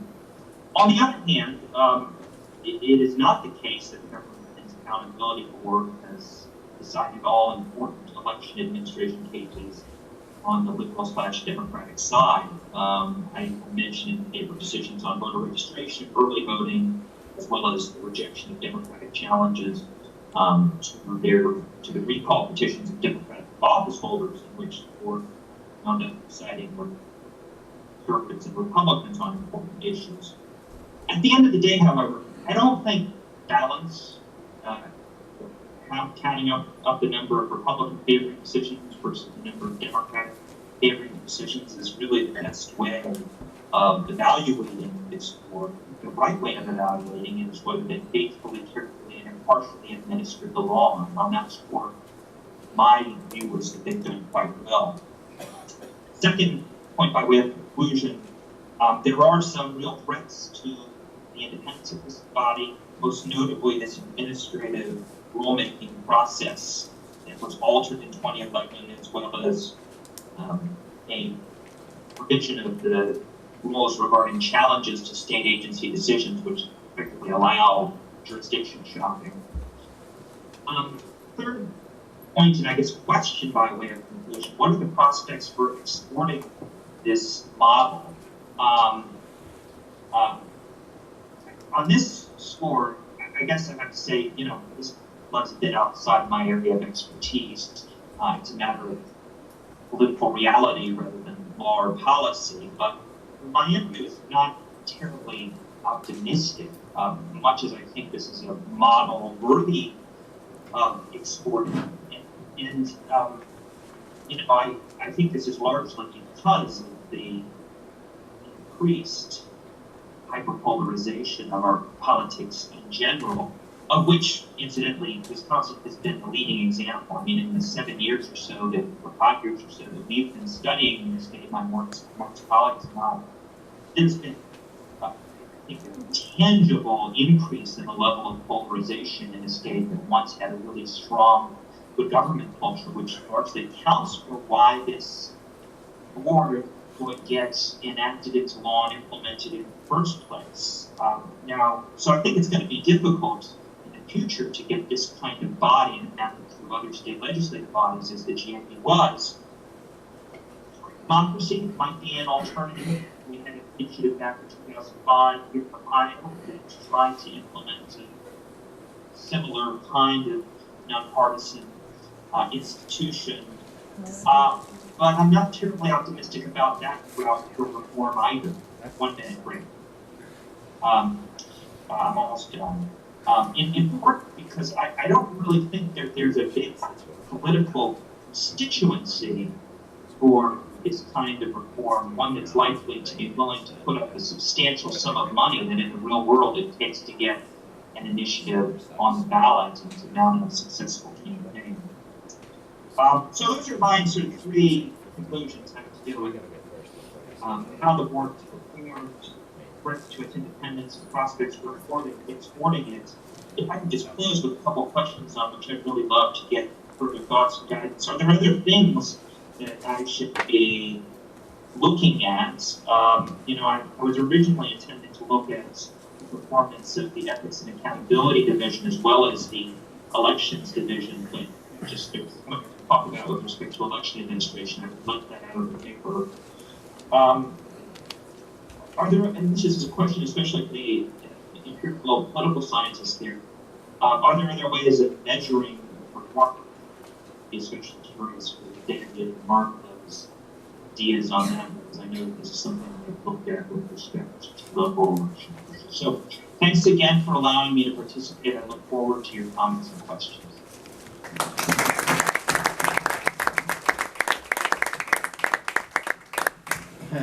Well, it was a surprise to me, I was going to say in the previous paper that Martha and David had, that these partisan officials weren't that much more different than they were. I mean, I would expect more. And it was a surprise to me to find out that Wisconsin has a nonpartisan election board. It's like, that was amazing. Now we have 2 discussants. Samuel Issacharoff is coming on first, and he says 16 minutes for him. I'll give him that. I'll give that on.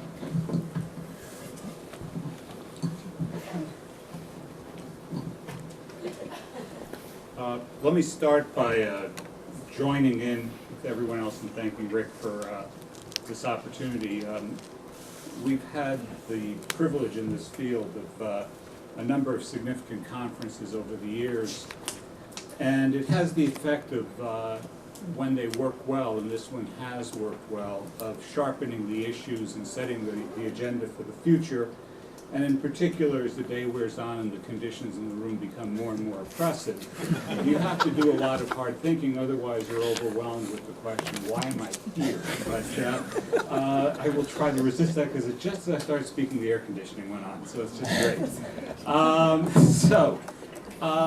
want to distinguish 3 different questions that have been presented recurringly today, and that somewhat confuse the issue because they run into each other. And the 3 questions are, what is the optimal form of institutional design? If we were starting from ground zero, how would we design certain kinds of election institutions to achieve certain purposes? And there are disputes about that, there are disagreements, there are different values, as Pam mentioned, there are different objectives, but that's one set of questions. What's the optimal arrangement to achieve whatever aims we want to in this area? The second is, how do we assess the current institutions that we have? Are they suboptimal?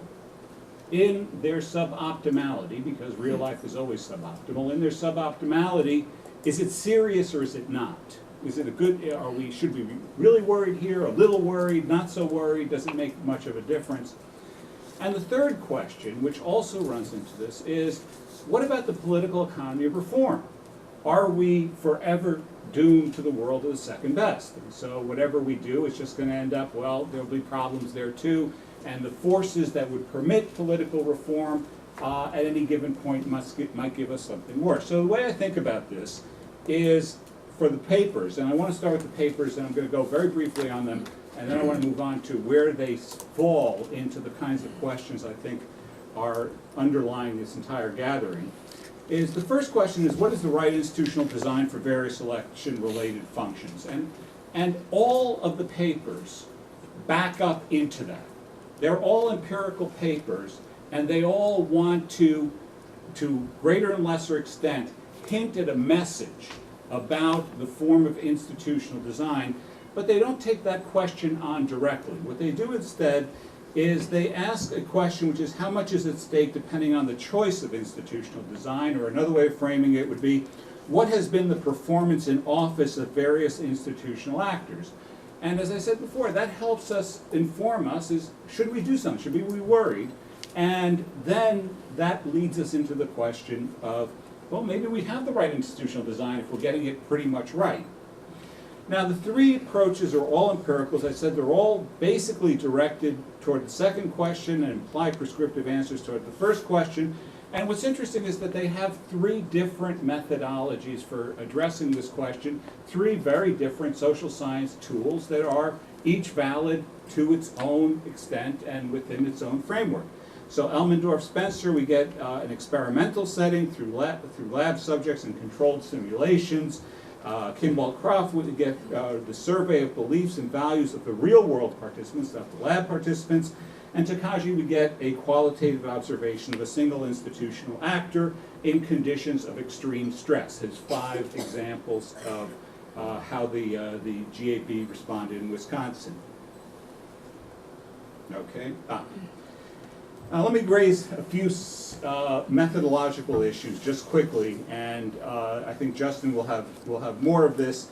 The Kimball-Croft paper, you have the first problem, it's surveys.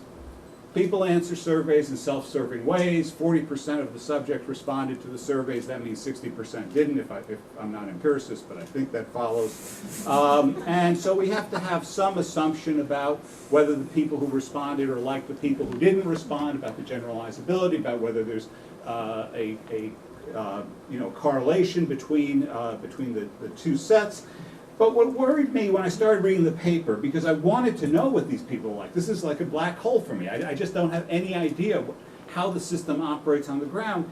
I worried when I got to page 2 and they said, if there's little difference between Democrats and Republicans, little reason to change partisan selection of election officials. And I said, wow, that's a lot of work to be done by a survey instrument. You're going to have to do a lot to convince me of that.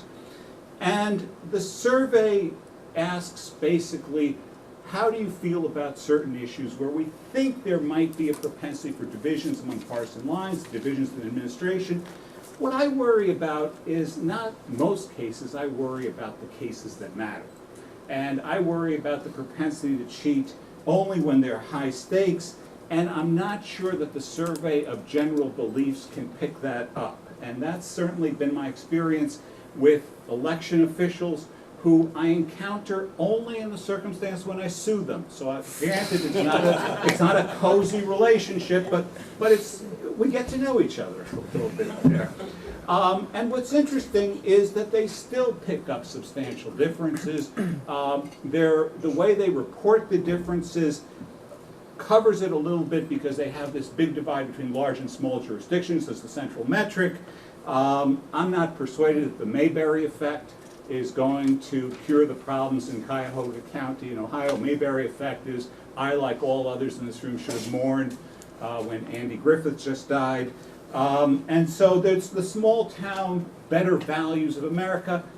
That's not enough for me. I want to know about where the action is in the big cities where there's a lot of votes, where a lot is at stake, where we're fighting the battles over voter ID, where we're fighting the battles over early election days. That's what I want to know. I don't want the small towns where everybody knows each other and leaves the front door open. And then a problem that runs through these papers is when you slice your observation, you may miss a bigger part of the picture. A lot of democracy is the public faith. And you do not pick up the public faith on the integrity of the system necessarily by asking the internal participants how well they think it's going. There's an external validation that is much more complicated and may in fact be doomed not because of the actual performance of these people, but because of a perception, and that's important in election administration. What happened to... Oh, I skipped Elmendorf-Spencer altogether. That's what I did. Okay. So Elmendorf-Spencer, I have an issue here, as you would expect. Why else am I here? It's miserable in this room. Anyway, this type of work they do is experimental settings. I've run experiments. I know the difficulties of getting a situation where you can test an effect and get numbers big enough to have a strong effect that you can report. And it's a legitimate method. We tend to feel more comfortable when we trust the lab subjects. That's why we like rat experiments. Once you get to humans and to college students in particular, you get all sorts of methodological questions raised, but I accept that they will be a good group to test. The problem is I'm not convinced by the hypothesis, or I have questions about the hypothesis. My hypothesis would not be that the AG cheats in every case, that the AG cheats in every referendum that has a redistributive effect. My hypothesis would be the AG cheats when it's Prop 8. The AG cheats when it's a big front burner issue that's going to get him or her a lot of plaudits and is going to make him or her the next governor, right? So that you can't test with a data set big enough, and so you've expanded the data set here in order to get to generalize the effect and to get the numbers up high enough. They acknowledge that, page 37, they say they may cheat only on important ones and so forth. The flip side of this paper is the public perception. They try to take this on. The problem with public perception is that there's a long line of behavioral research going back to a very famous paper called They Saw a Game, which was a paper where college students from 2 schools viewed the exact same football game and were asked what calls did the officials blow. And not only did they have high numbers, but they also had no correlation between which calls the officials blew. We all integrate information in ways that are good for us. This runs through both of the first papers. And the work that I did some years ago on self-serving biases, it's a way we have to understand ourselves, that we are objective.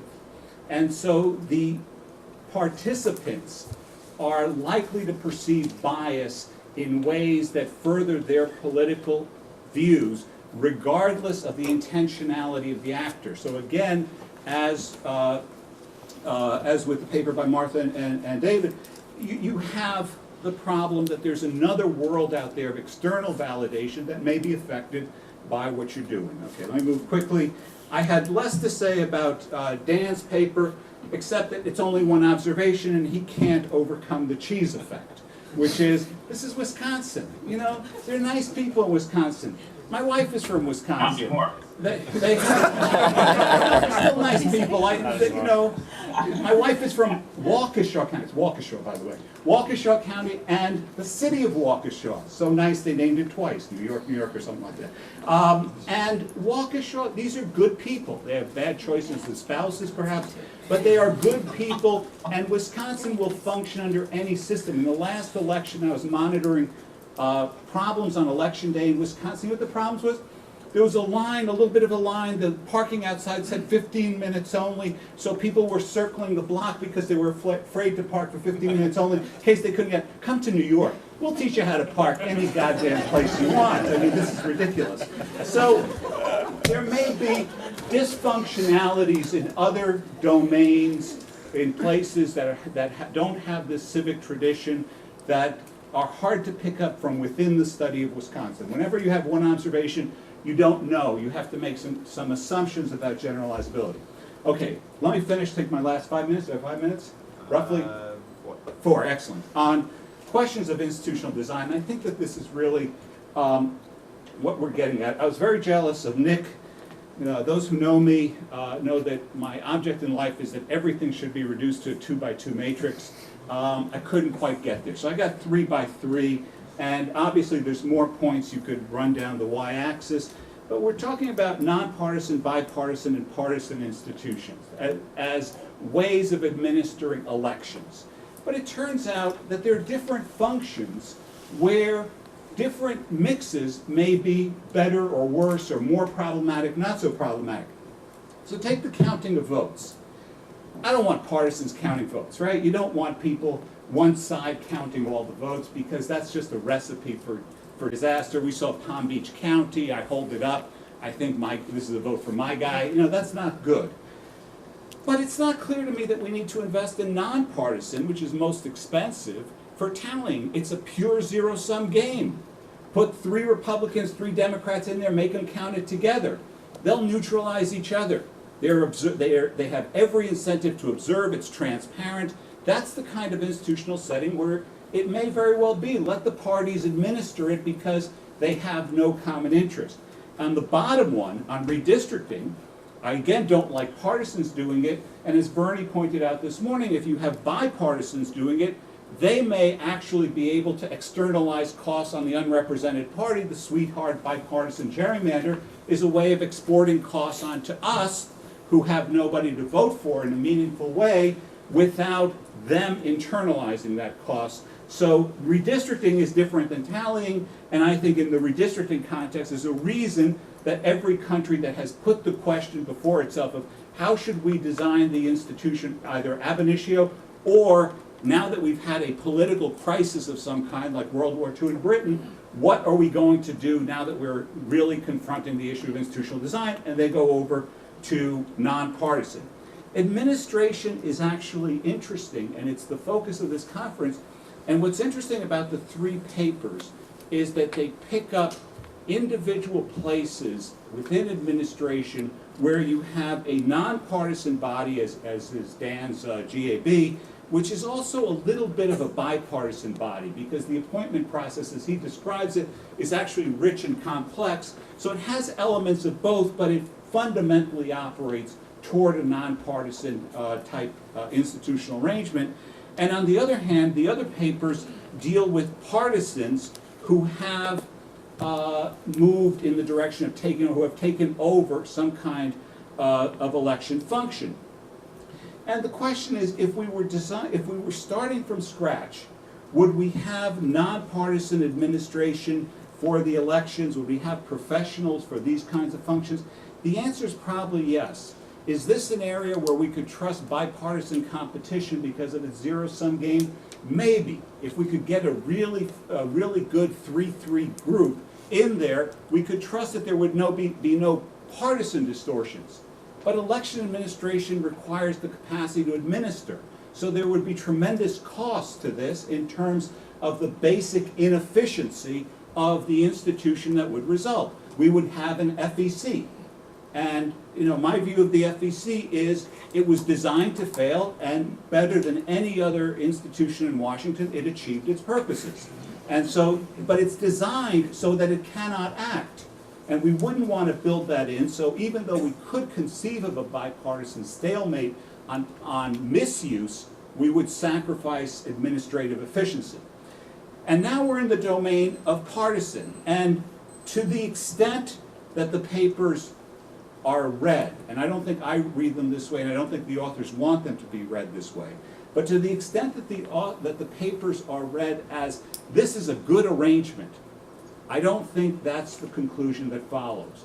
What may follow from the papers, if they can establish the empirical question that they set out to address, if they prove it, what would follow from the two papers that address either the AG's performance in California or election administration around the country is it's probably not optimal. It probably doesn't kick in all that often.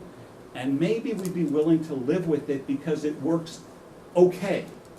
So it doesn't address the optimality point. It addresses, is this worth wasting our time over, our limited reform initiative, our limited resources to go after this?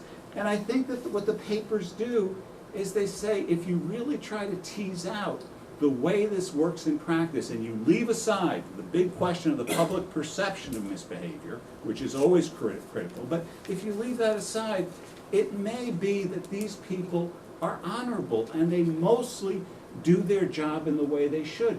And I think that the points that Ned and Heather were making at lunch kick in here.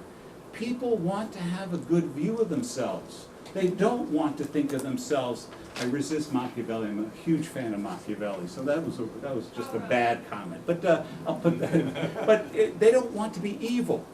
They don't want to be thought, oh, I'm just here to be instrumental for somebody else. They want to have a self-perception that they basically do their job honorably.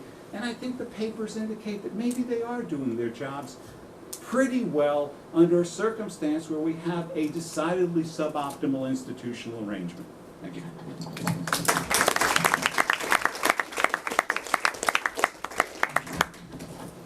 I don't know how we're gonna top the Wisconsin versus New York parking example, but we're gonna, Justin Levitt is in charge of trying, so. By not even attempting. So I too want to start, as everybody has started, as everybody should be starting, by thanking Rick and thanking UC Irvine, not only for assembling us here today. I love these things because I get to hang out with all the people I like to see all the time, but also for leaving the institution I'm currently at in such fine hands, and also for furthering my fitness program with the sauna you've instituted here.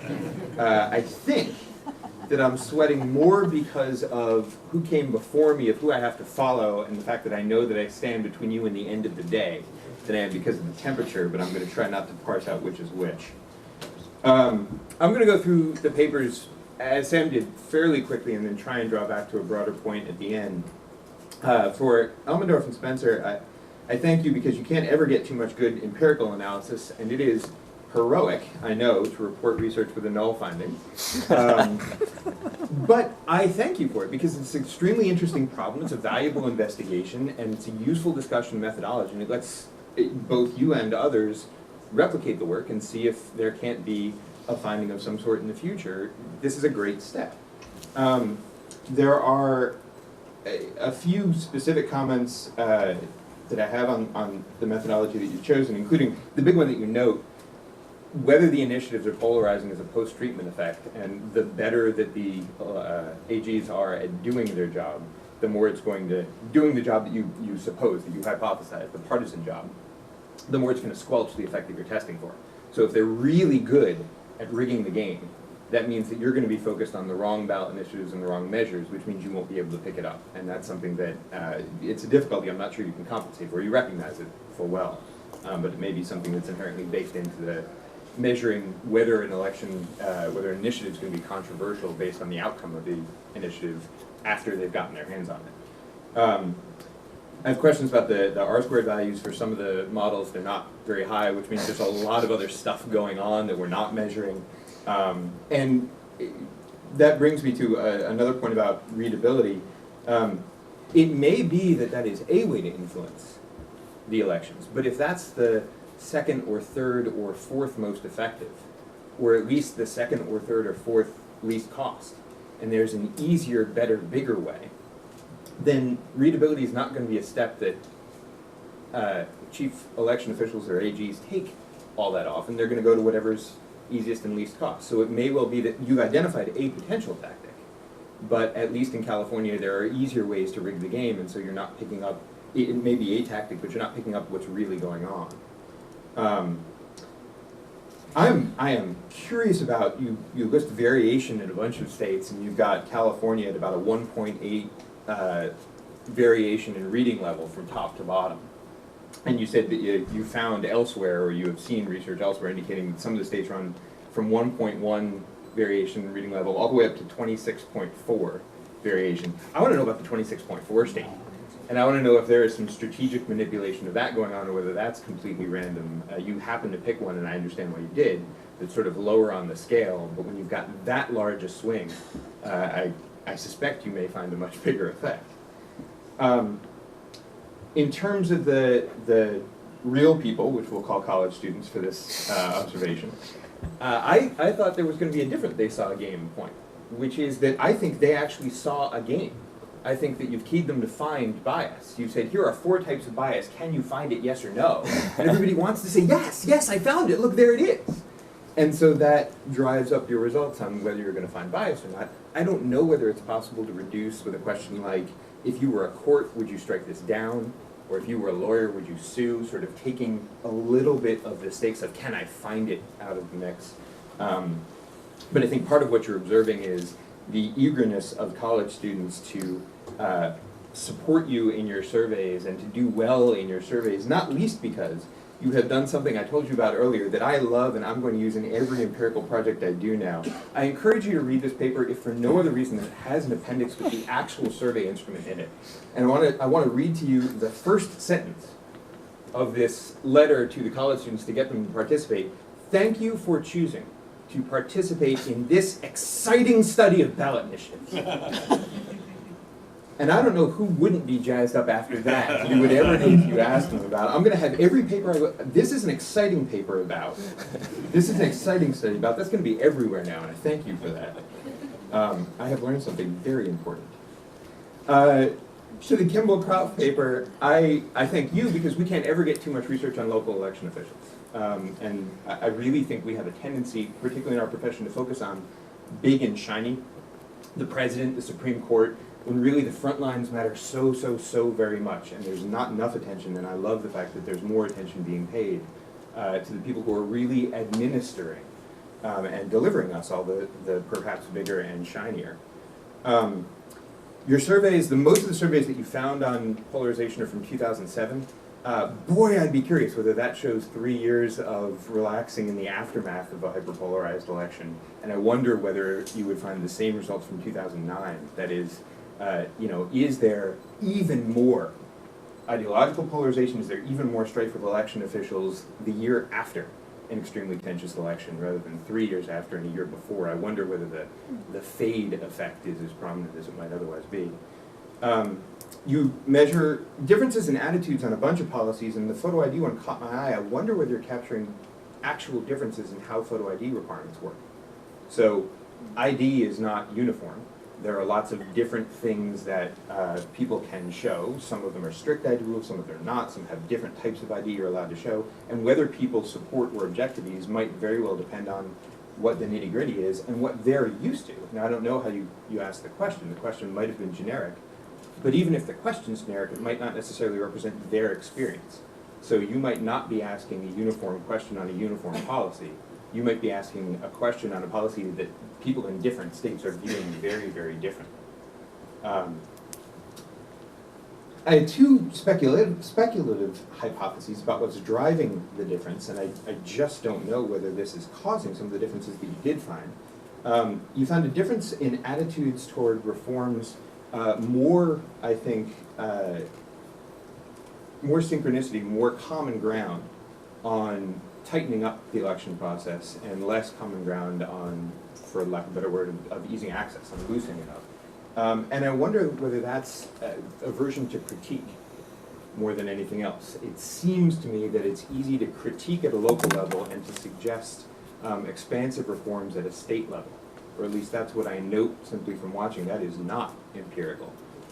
It's very easy to go in and target very localized decisions, and when seeking to expand things like registration, election day registration rules, or NVRA enforcement at agencies, that tends to be focused on a statewide level.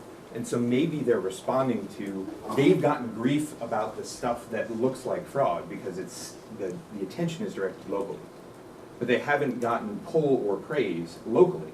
The pull or the praise for broader access to voting is more statewide. I don't know if that's a potential cause for the difference that you found. You also found, obviously, that partisan differences are higher in more populated jurisdictions. Sam touched on this a little bit. I wonder whether that's a campaign effect, whether they feel the need to differentiate in a partisan elected campaign or not, or whether it's party selection. Maybe parties are recruiting more ideologically driven individuals in higher population areas. You may be able to test this, at least a bit, by looking for ideological differences in statewide positions. And bigger states may have a broader ideological spread than smaller states. It may be that for example, the Delaware party, it's just as important to have an ideologically driven person, but not quite as much of a campaign effect as it would be in California, for example. That you might find more, you might be able to tease out this difference of whether it's their need to campaign on different platforms rather than party recruitment driving ideological differences from the ground up. If you are able to conduct a study statewide to see if bigger states have show one difference and smaller states show another. That's a thought. For Dan, boy, Dan's a huge figure, and given his projection on the video today, I mean that quite literally. You can't ever get too much Wisconsin from me. My wife's also from Wisconsin, and obviously has the same difficulty in spouse selection. I hear a lot about how great Wisconsin is, and I thank Dan for giving me more of the same. This is not the main point of his paper, but he points out a decentralization problem. He's right, But the comparison with other countries is particularly hard, and maybe this just comes from living in LA, but Denmark and Sweden, two countries he holds up as prime examples, this happens a little bit in Nick's paper as well, they both have fewer people than LA County. And so perhaps some of these institutions are much easier to put in places that just aren't that big, and maybe size actually does matter. I'm also not sure about the link between decentralization and partisanship. Dan doesn't exactly claim one, but he's making a point, and so I wonder whether it's related, whether he thinks it's related, and if so, what ways? And I'm not sure that's an easy question to answer. Wisconsin certainly takes decentralization to extremes. As he points out, it's all municipalities rather than counties, and that drives everything down to a local level. Whatever you believe, whether it's beneficial or not, that makes a strong government accountability all the more important, good or bad. Dan chooses 5 topics and says that the government accountability came out pretty well. There's a methodological issue which he knows about, which is, he thinks they're good decisions most of the time, so do I. Other people might disagree, and we're not sure, and so it's very tough to measure whether these are fair, not just balanced. By the way, the Waukesha County election results as being a major contested issue, I understand it was contested, but just to put this in a little bit of perspective, the election results that were severely delayed came in 6 hours after the polls closed. And so maybe that speaks to all of our need to ratchet down from the outside the expectations that we have, in addition to demanding performance of the election officials. 6 hours to wait, if caused by a troublesome reason, may well be troublesome. But if it's just 6 hours because they were actually lining stuff up, that doesn't seem like a crazy abuse of power to me.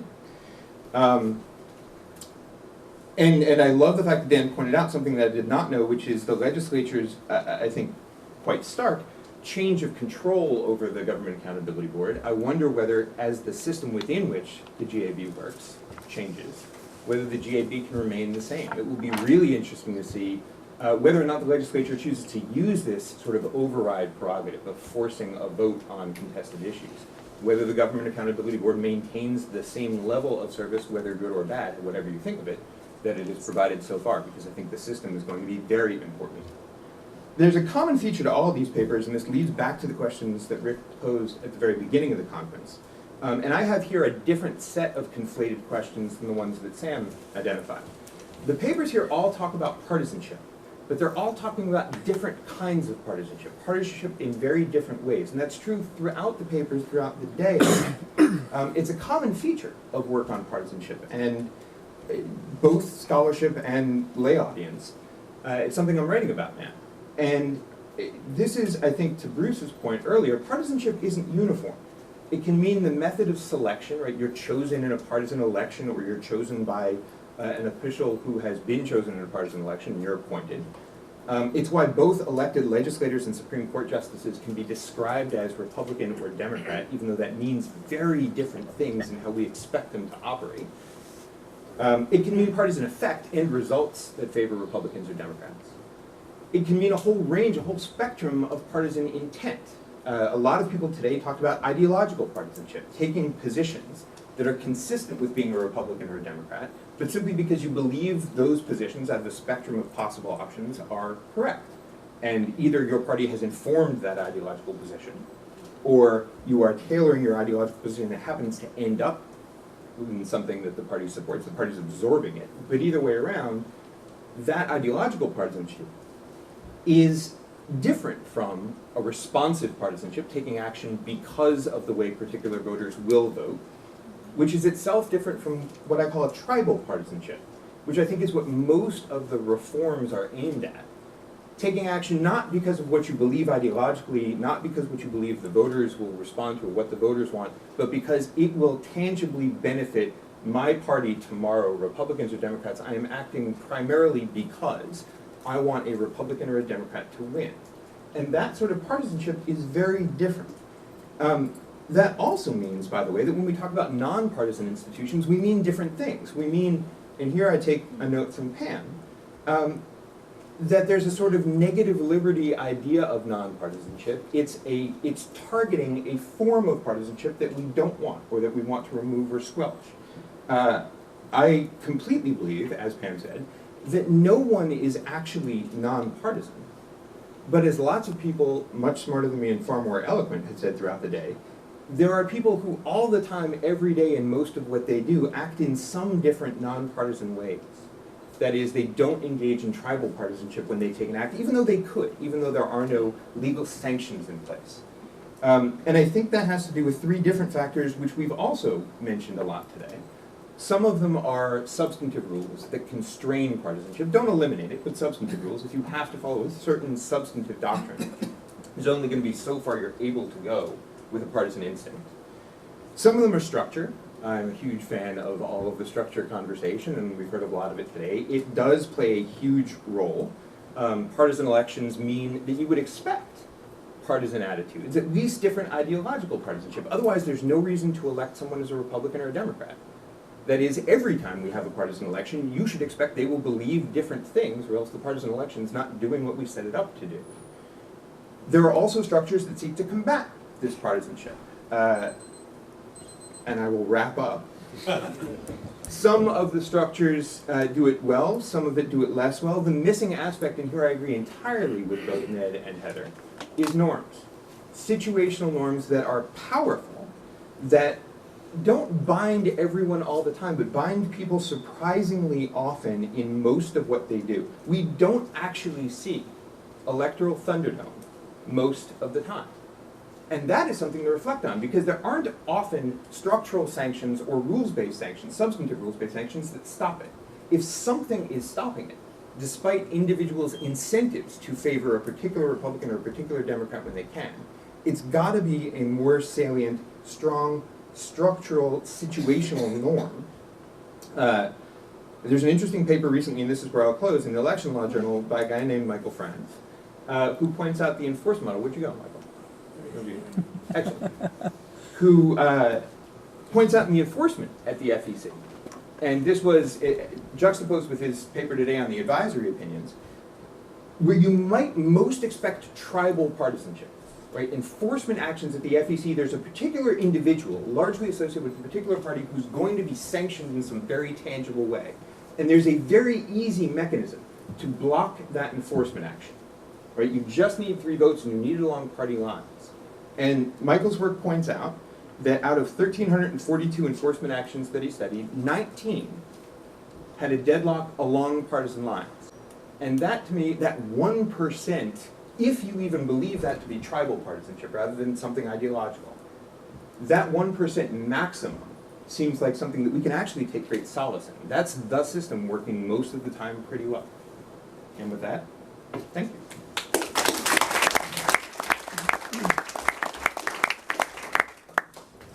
Yep. All right. So, do we have any responses from the panelists who are here? And then we could ask Dan. Yeah. Doug?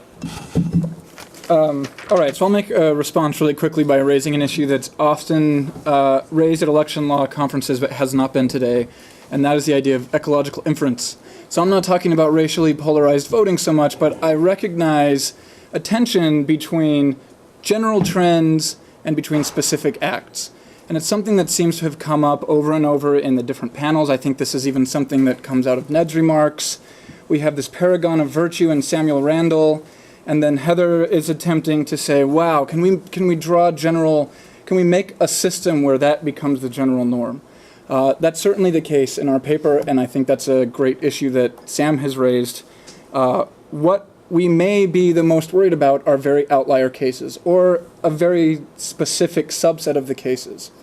And what our first stab at this is a nice, what's great about presenting a working paper at a conference is, we're still working on this. But, we are very aware that some of the most important action may be happening in a particular way.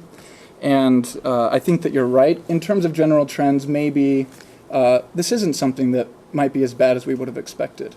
But some of the ways that we've thought about going about this, or identifying kind of reverse engineering ways, saying, what do we see that is the most biased, and how can we evaluate what's happening there as opposed to predicting bias and things like that.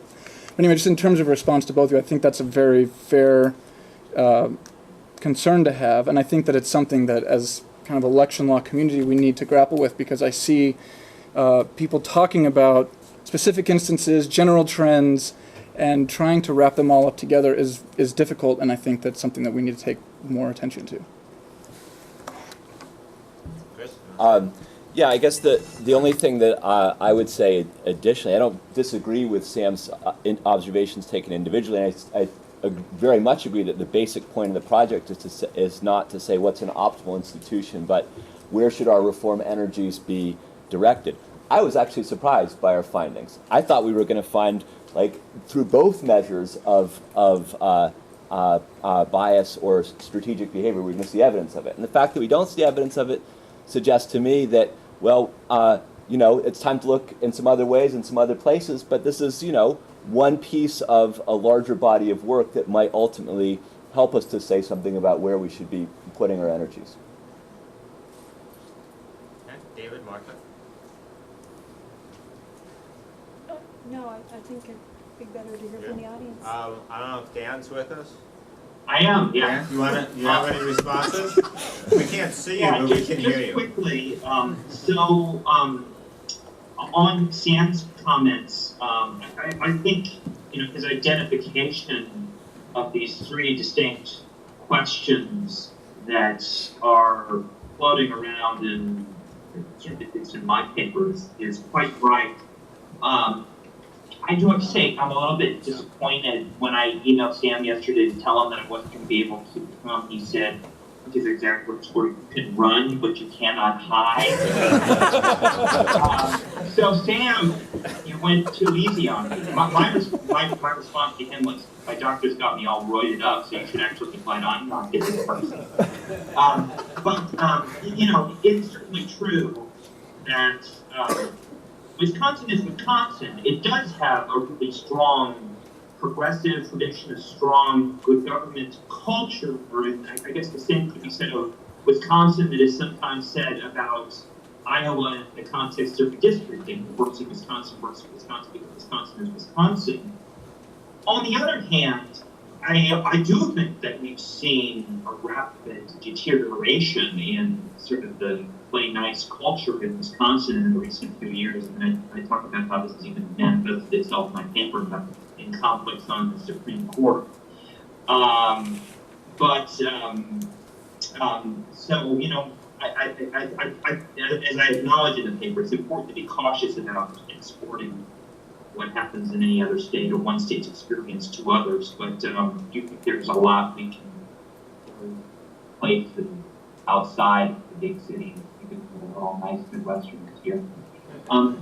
Second, on Justin's comments, you know, as Justin suggested, I think there are two distinct problems: partisanship and decentralization in the U.S. election system, and there's actually a third one that's really to keep in mind, and this is especially true as with decentralization and partisanship when we contrast the U.S. with other countries, the relative lack of professionalization and sometimes, not always, but sometimes incompetence, like I think frankly we saw in Waukesha County in the way that our elections are run. On the decentralization point, it's true that some of the countries that compare favorably to the U.S. here and in other words are much smaller, but on the other hand, we have countries like India that are several times larger than the United States, which I think certainly have a much more centralized system and have a much better system. That said, I'm not terribly optimistic about the project of federalizing election administration, at least establishing a strong federal authority like that which exists in other states, and you know, looking to the failed experiences pointed out in the other papers in the FEC, as well as even worse, the EAC. It's hard to be optimistic about the project for moving more forward to the federal level. So I think we're pretty much stuck with state level and local level election administration in the United States, whether we like it or not. And the operative question is, how can it be done better? Okay, from the audience, so I want to pass the microphone around so Dan can hear. Okay. Yeah, moving beyond just the critiques of the strengths and weaknesses of your research, I want to sort of extrapolate from a bit of personal experience to a suggestion and see what you think about it. I gave up my membership in a party when I became president of the local chapter of the League of Women Voters in the city of Los Angeles. And it's kind of liberating. So I'm wondering what you would think about having the government take less role in promoting parties in general. Should government officials still be actually registering people in parties? Should election administrators, when they become election administrators, be required to give up their membership in parties? Because once you start not being in a party, I've found, you start no longer walking that walk and feeling it as much as before. And perhaps picking up on Ned's comments at lunch, maybe judges as well, especially when they're going to be involved in election decisions, but maybe all judges should be required to give up their party affiliation when they become judges. Just like lawyers can't be members of, judges can't be members of the bar anymore once they become judges. So what do you think about actually non-partisanizing election administrators personally, and perhaps non-partisanizing electors, the voters, by no longer registering them as party members?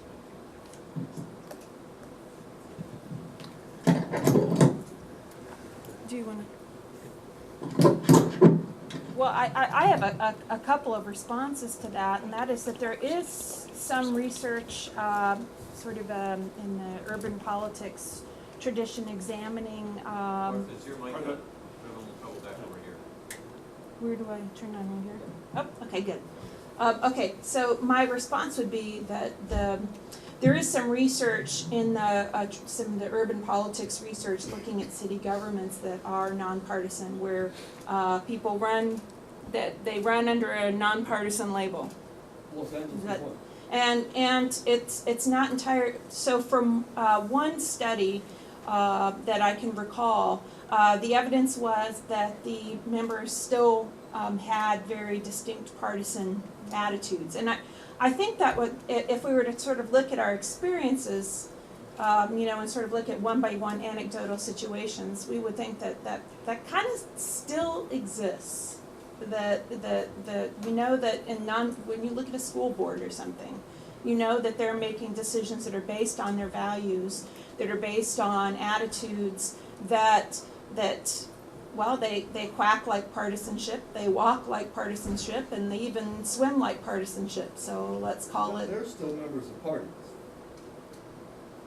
even though that's not on the ballot. Well, parties they're members of. Then my response might be something like, well, it depends on the person too. I mean, I know a lot of journalists, and myself too as a political science professor. I put unaffiliated when I registered. But I still have very strong attitudes about how things should be, or else I wouldn't be a professor and make really rotten money. I think that, and I'm not a hero. A couple quick things. I think creating a new institution for election administration, very difficult getting a political coalition to support that, but I think it's more realistic. Get a political coalition to support sort of conflict of interest kind of rules like you suggest. I'm not a lawyer, so I don't know about the First Amendment issues of saying if you become an official, you can no longer affiliate, that sort of thing. Others can comment on that. Most states in the U.S. don't require you to declare a party identification when you register to vote, so most states are unlike California in that respect. So they already are doing what you want on that score. Quick point, Wisconsin actually does prohibit both its government accountability board members as well as staff from engaging in political activities. I mean, I think that's a good thing, but I think we should be realistic that in itself is not going to accomplish a whole lot in terms of making sure that decisions are made in March. Sorry, I have a question. This is Josh Douglas. So I think this is all interesting and good, and we're talking about ways to get sort of partisanship out of election administration. But I feel like there's an elephant in the room, which is that for the most contentious issues and for the things that will tip elections, the courts are going to become involved.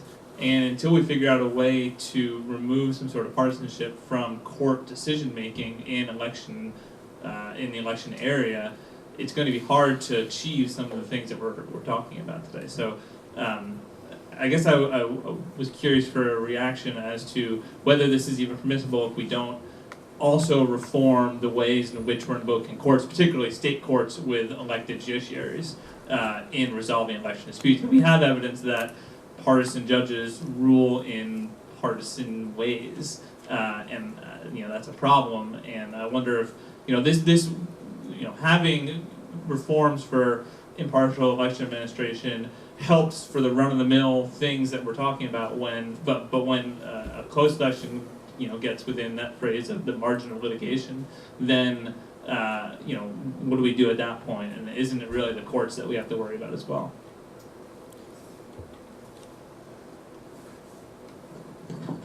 So I guess I can respond briefly to that and saying that it may be that the prospect of judicial review is part of why the California Attorney General is not behaving more like a strategic partisan actor than we expected. Or it may be that there's civil service norms or practices internal to the organization of the Attorney General's office that constrain from below what the Attorney General can practically do or get away with. We haven't looked into either of these institutions in relation to this paper, but it's a question that I think is sort of served up by our preliminary conclusions, at least.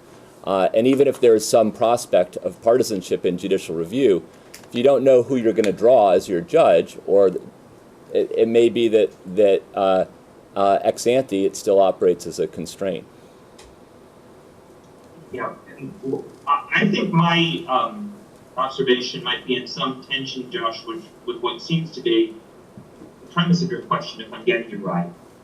I mean, I actually think the more aggressive judicial review of election administration laws, as well as administrative decisions made by partisan secretaries of state, I think this is a really good thing, and it's something as Rick Hassen's documented, we've seen a lot more of it since Bush versus Gore, and I think especially in the last year or so, we've seen courts playing a very constructive role by looking over the shoulders both of partisan legislators and partisan election administrators. And so, even if we had every state go to a Wisconsin GAB, it's not going to stop legislators from enacting laws that are designed to benefit their own party, often with slim evidentiary support that they really serve any constructive purpose. And so it seems to me that the courts have played a really constructive role in the last several years on the whole, but I certainly don't agree with every decision that's been made. Joe? If I can, Rick, Very last question. I think everybody can hear me fine. I'm Joe Dunn. I am a former state senator and now CEO of the state bar, so I'm monitoring all the lawyers in the room here. I have a follow-up question to the. I have a follow-up question on the nonpartisan judicial races idea, because I think at least most in the legal community would agree. I should say getting back to that concept would be good, or then go, if not, to go to an all-appointed state judiciaries, and I know it's a mixed bag. But I'm curious if any of the panelists could comment on how could we get to nonpartisan judicial elections given the White versus Republican Party decision out of Minnesota, U.S. Supreme Court decision, 5-4 decision, the only one that Sandra Day O'Connor has publicly said she regrets her vote in that decision.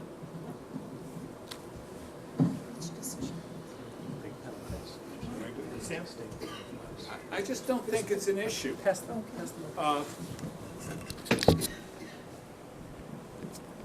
White versus Republican Party establishes the ground rules for expressive liberties in the context where you have an election. There's nothing in White versus Republican Party that requires you to have an election. In fact, one reading of the case was Justice Scalia showing his disdain for the system by saying if you want to put it to an elective process, you're going to have all the elective processes. You're going to make voters aware of what the positions of the judges, of the putative judges, the judges to be, are, and the only way to do that is through a full and open campaign. And it had the paradoxical effect of being on one reading an in-your-face decision. You want to go this route? This is what you get. This is what elections mean in the American system. I don't read anything in it that requires elections at all. Say that. My question was, where there are judicial elections, how can we get those elections following up the question? Okay, then I misunderstood. There's several parts to this then. One thing is, could you have nonpartisan elections as opposed to partisan elections? And there's some ambiguity in the law right now. And on one reading of the California Democratic Party case, you could argue that a pure nonpartisan election might run into trouble. But I don't think so, because the way the court has scaled that back in subsequent cases, and on a strict reading of, again, it was Justice Scalia there, it's the act of forcing a party to have somebody who is not its choice as its standard bearer that is constitutionally offensive. So if you have nonpartisan elections, you don't have that. So as a legal matter, you could have nonpartisan judicial elections, you could have appointed elections. What you cannot have is partisan elections where the party doesn't get to choose, and partisan elections where the candidates can't speak fully on the issues of the day. The here-to-there problem, as Heather calls this problem often, is the political reform problem, and that's, I lived for many years in Texas, and in Texas there was a big demand for merit selection, and the proponents of it, the most active proponents of it, were the Republican Party, were from the Republican Party, until the day that the state flipped, and the Republicans won every statewide election. Then Democrats discovered their meritocratic roots, and Republicans believed in the people.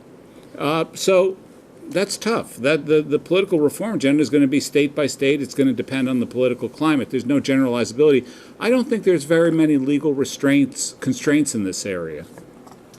All right, let's begin our ending here by thanking the panelists and Marty for moderating. I don't want to toot my own horn, but this was the hottest conference I've ever been. Everyone's been thanking me, but I want to thank all of you for sitting through a very long day. Thanks again to Brittany Rodriguez, the IT staff, the PR staff, the UCI, the fact that we can get together political scientists and law professors under the banner of the Center for the Study of Democracy. I just appreciate everyone being here today. The good news is that there's ice outside along with light refreshments. For the participants who spoke today, there will be a shuttle going back at 4:45 to the hotel. So make sure you're on that if you want to get a ride back. And you can look for the papers in 9 or 10 short months in the UCI Law Review. Thank you all for attending, and hope to see you again soon.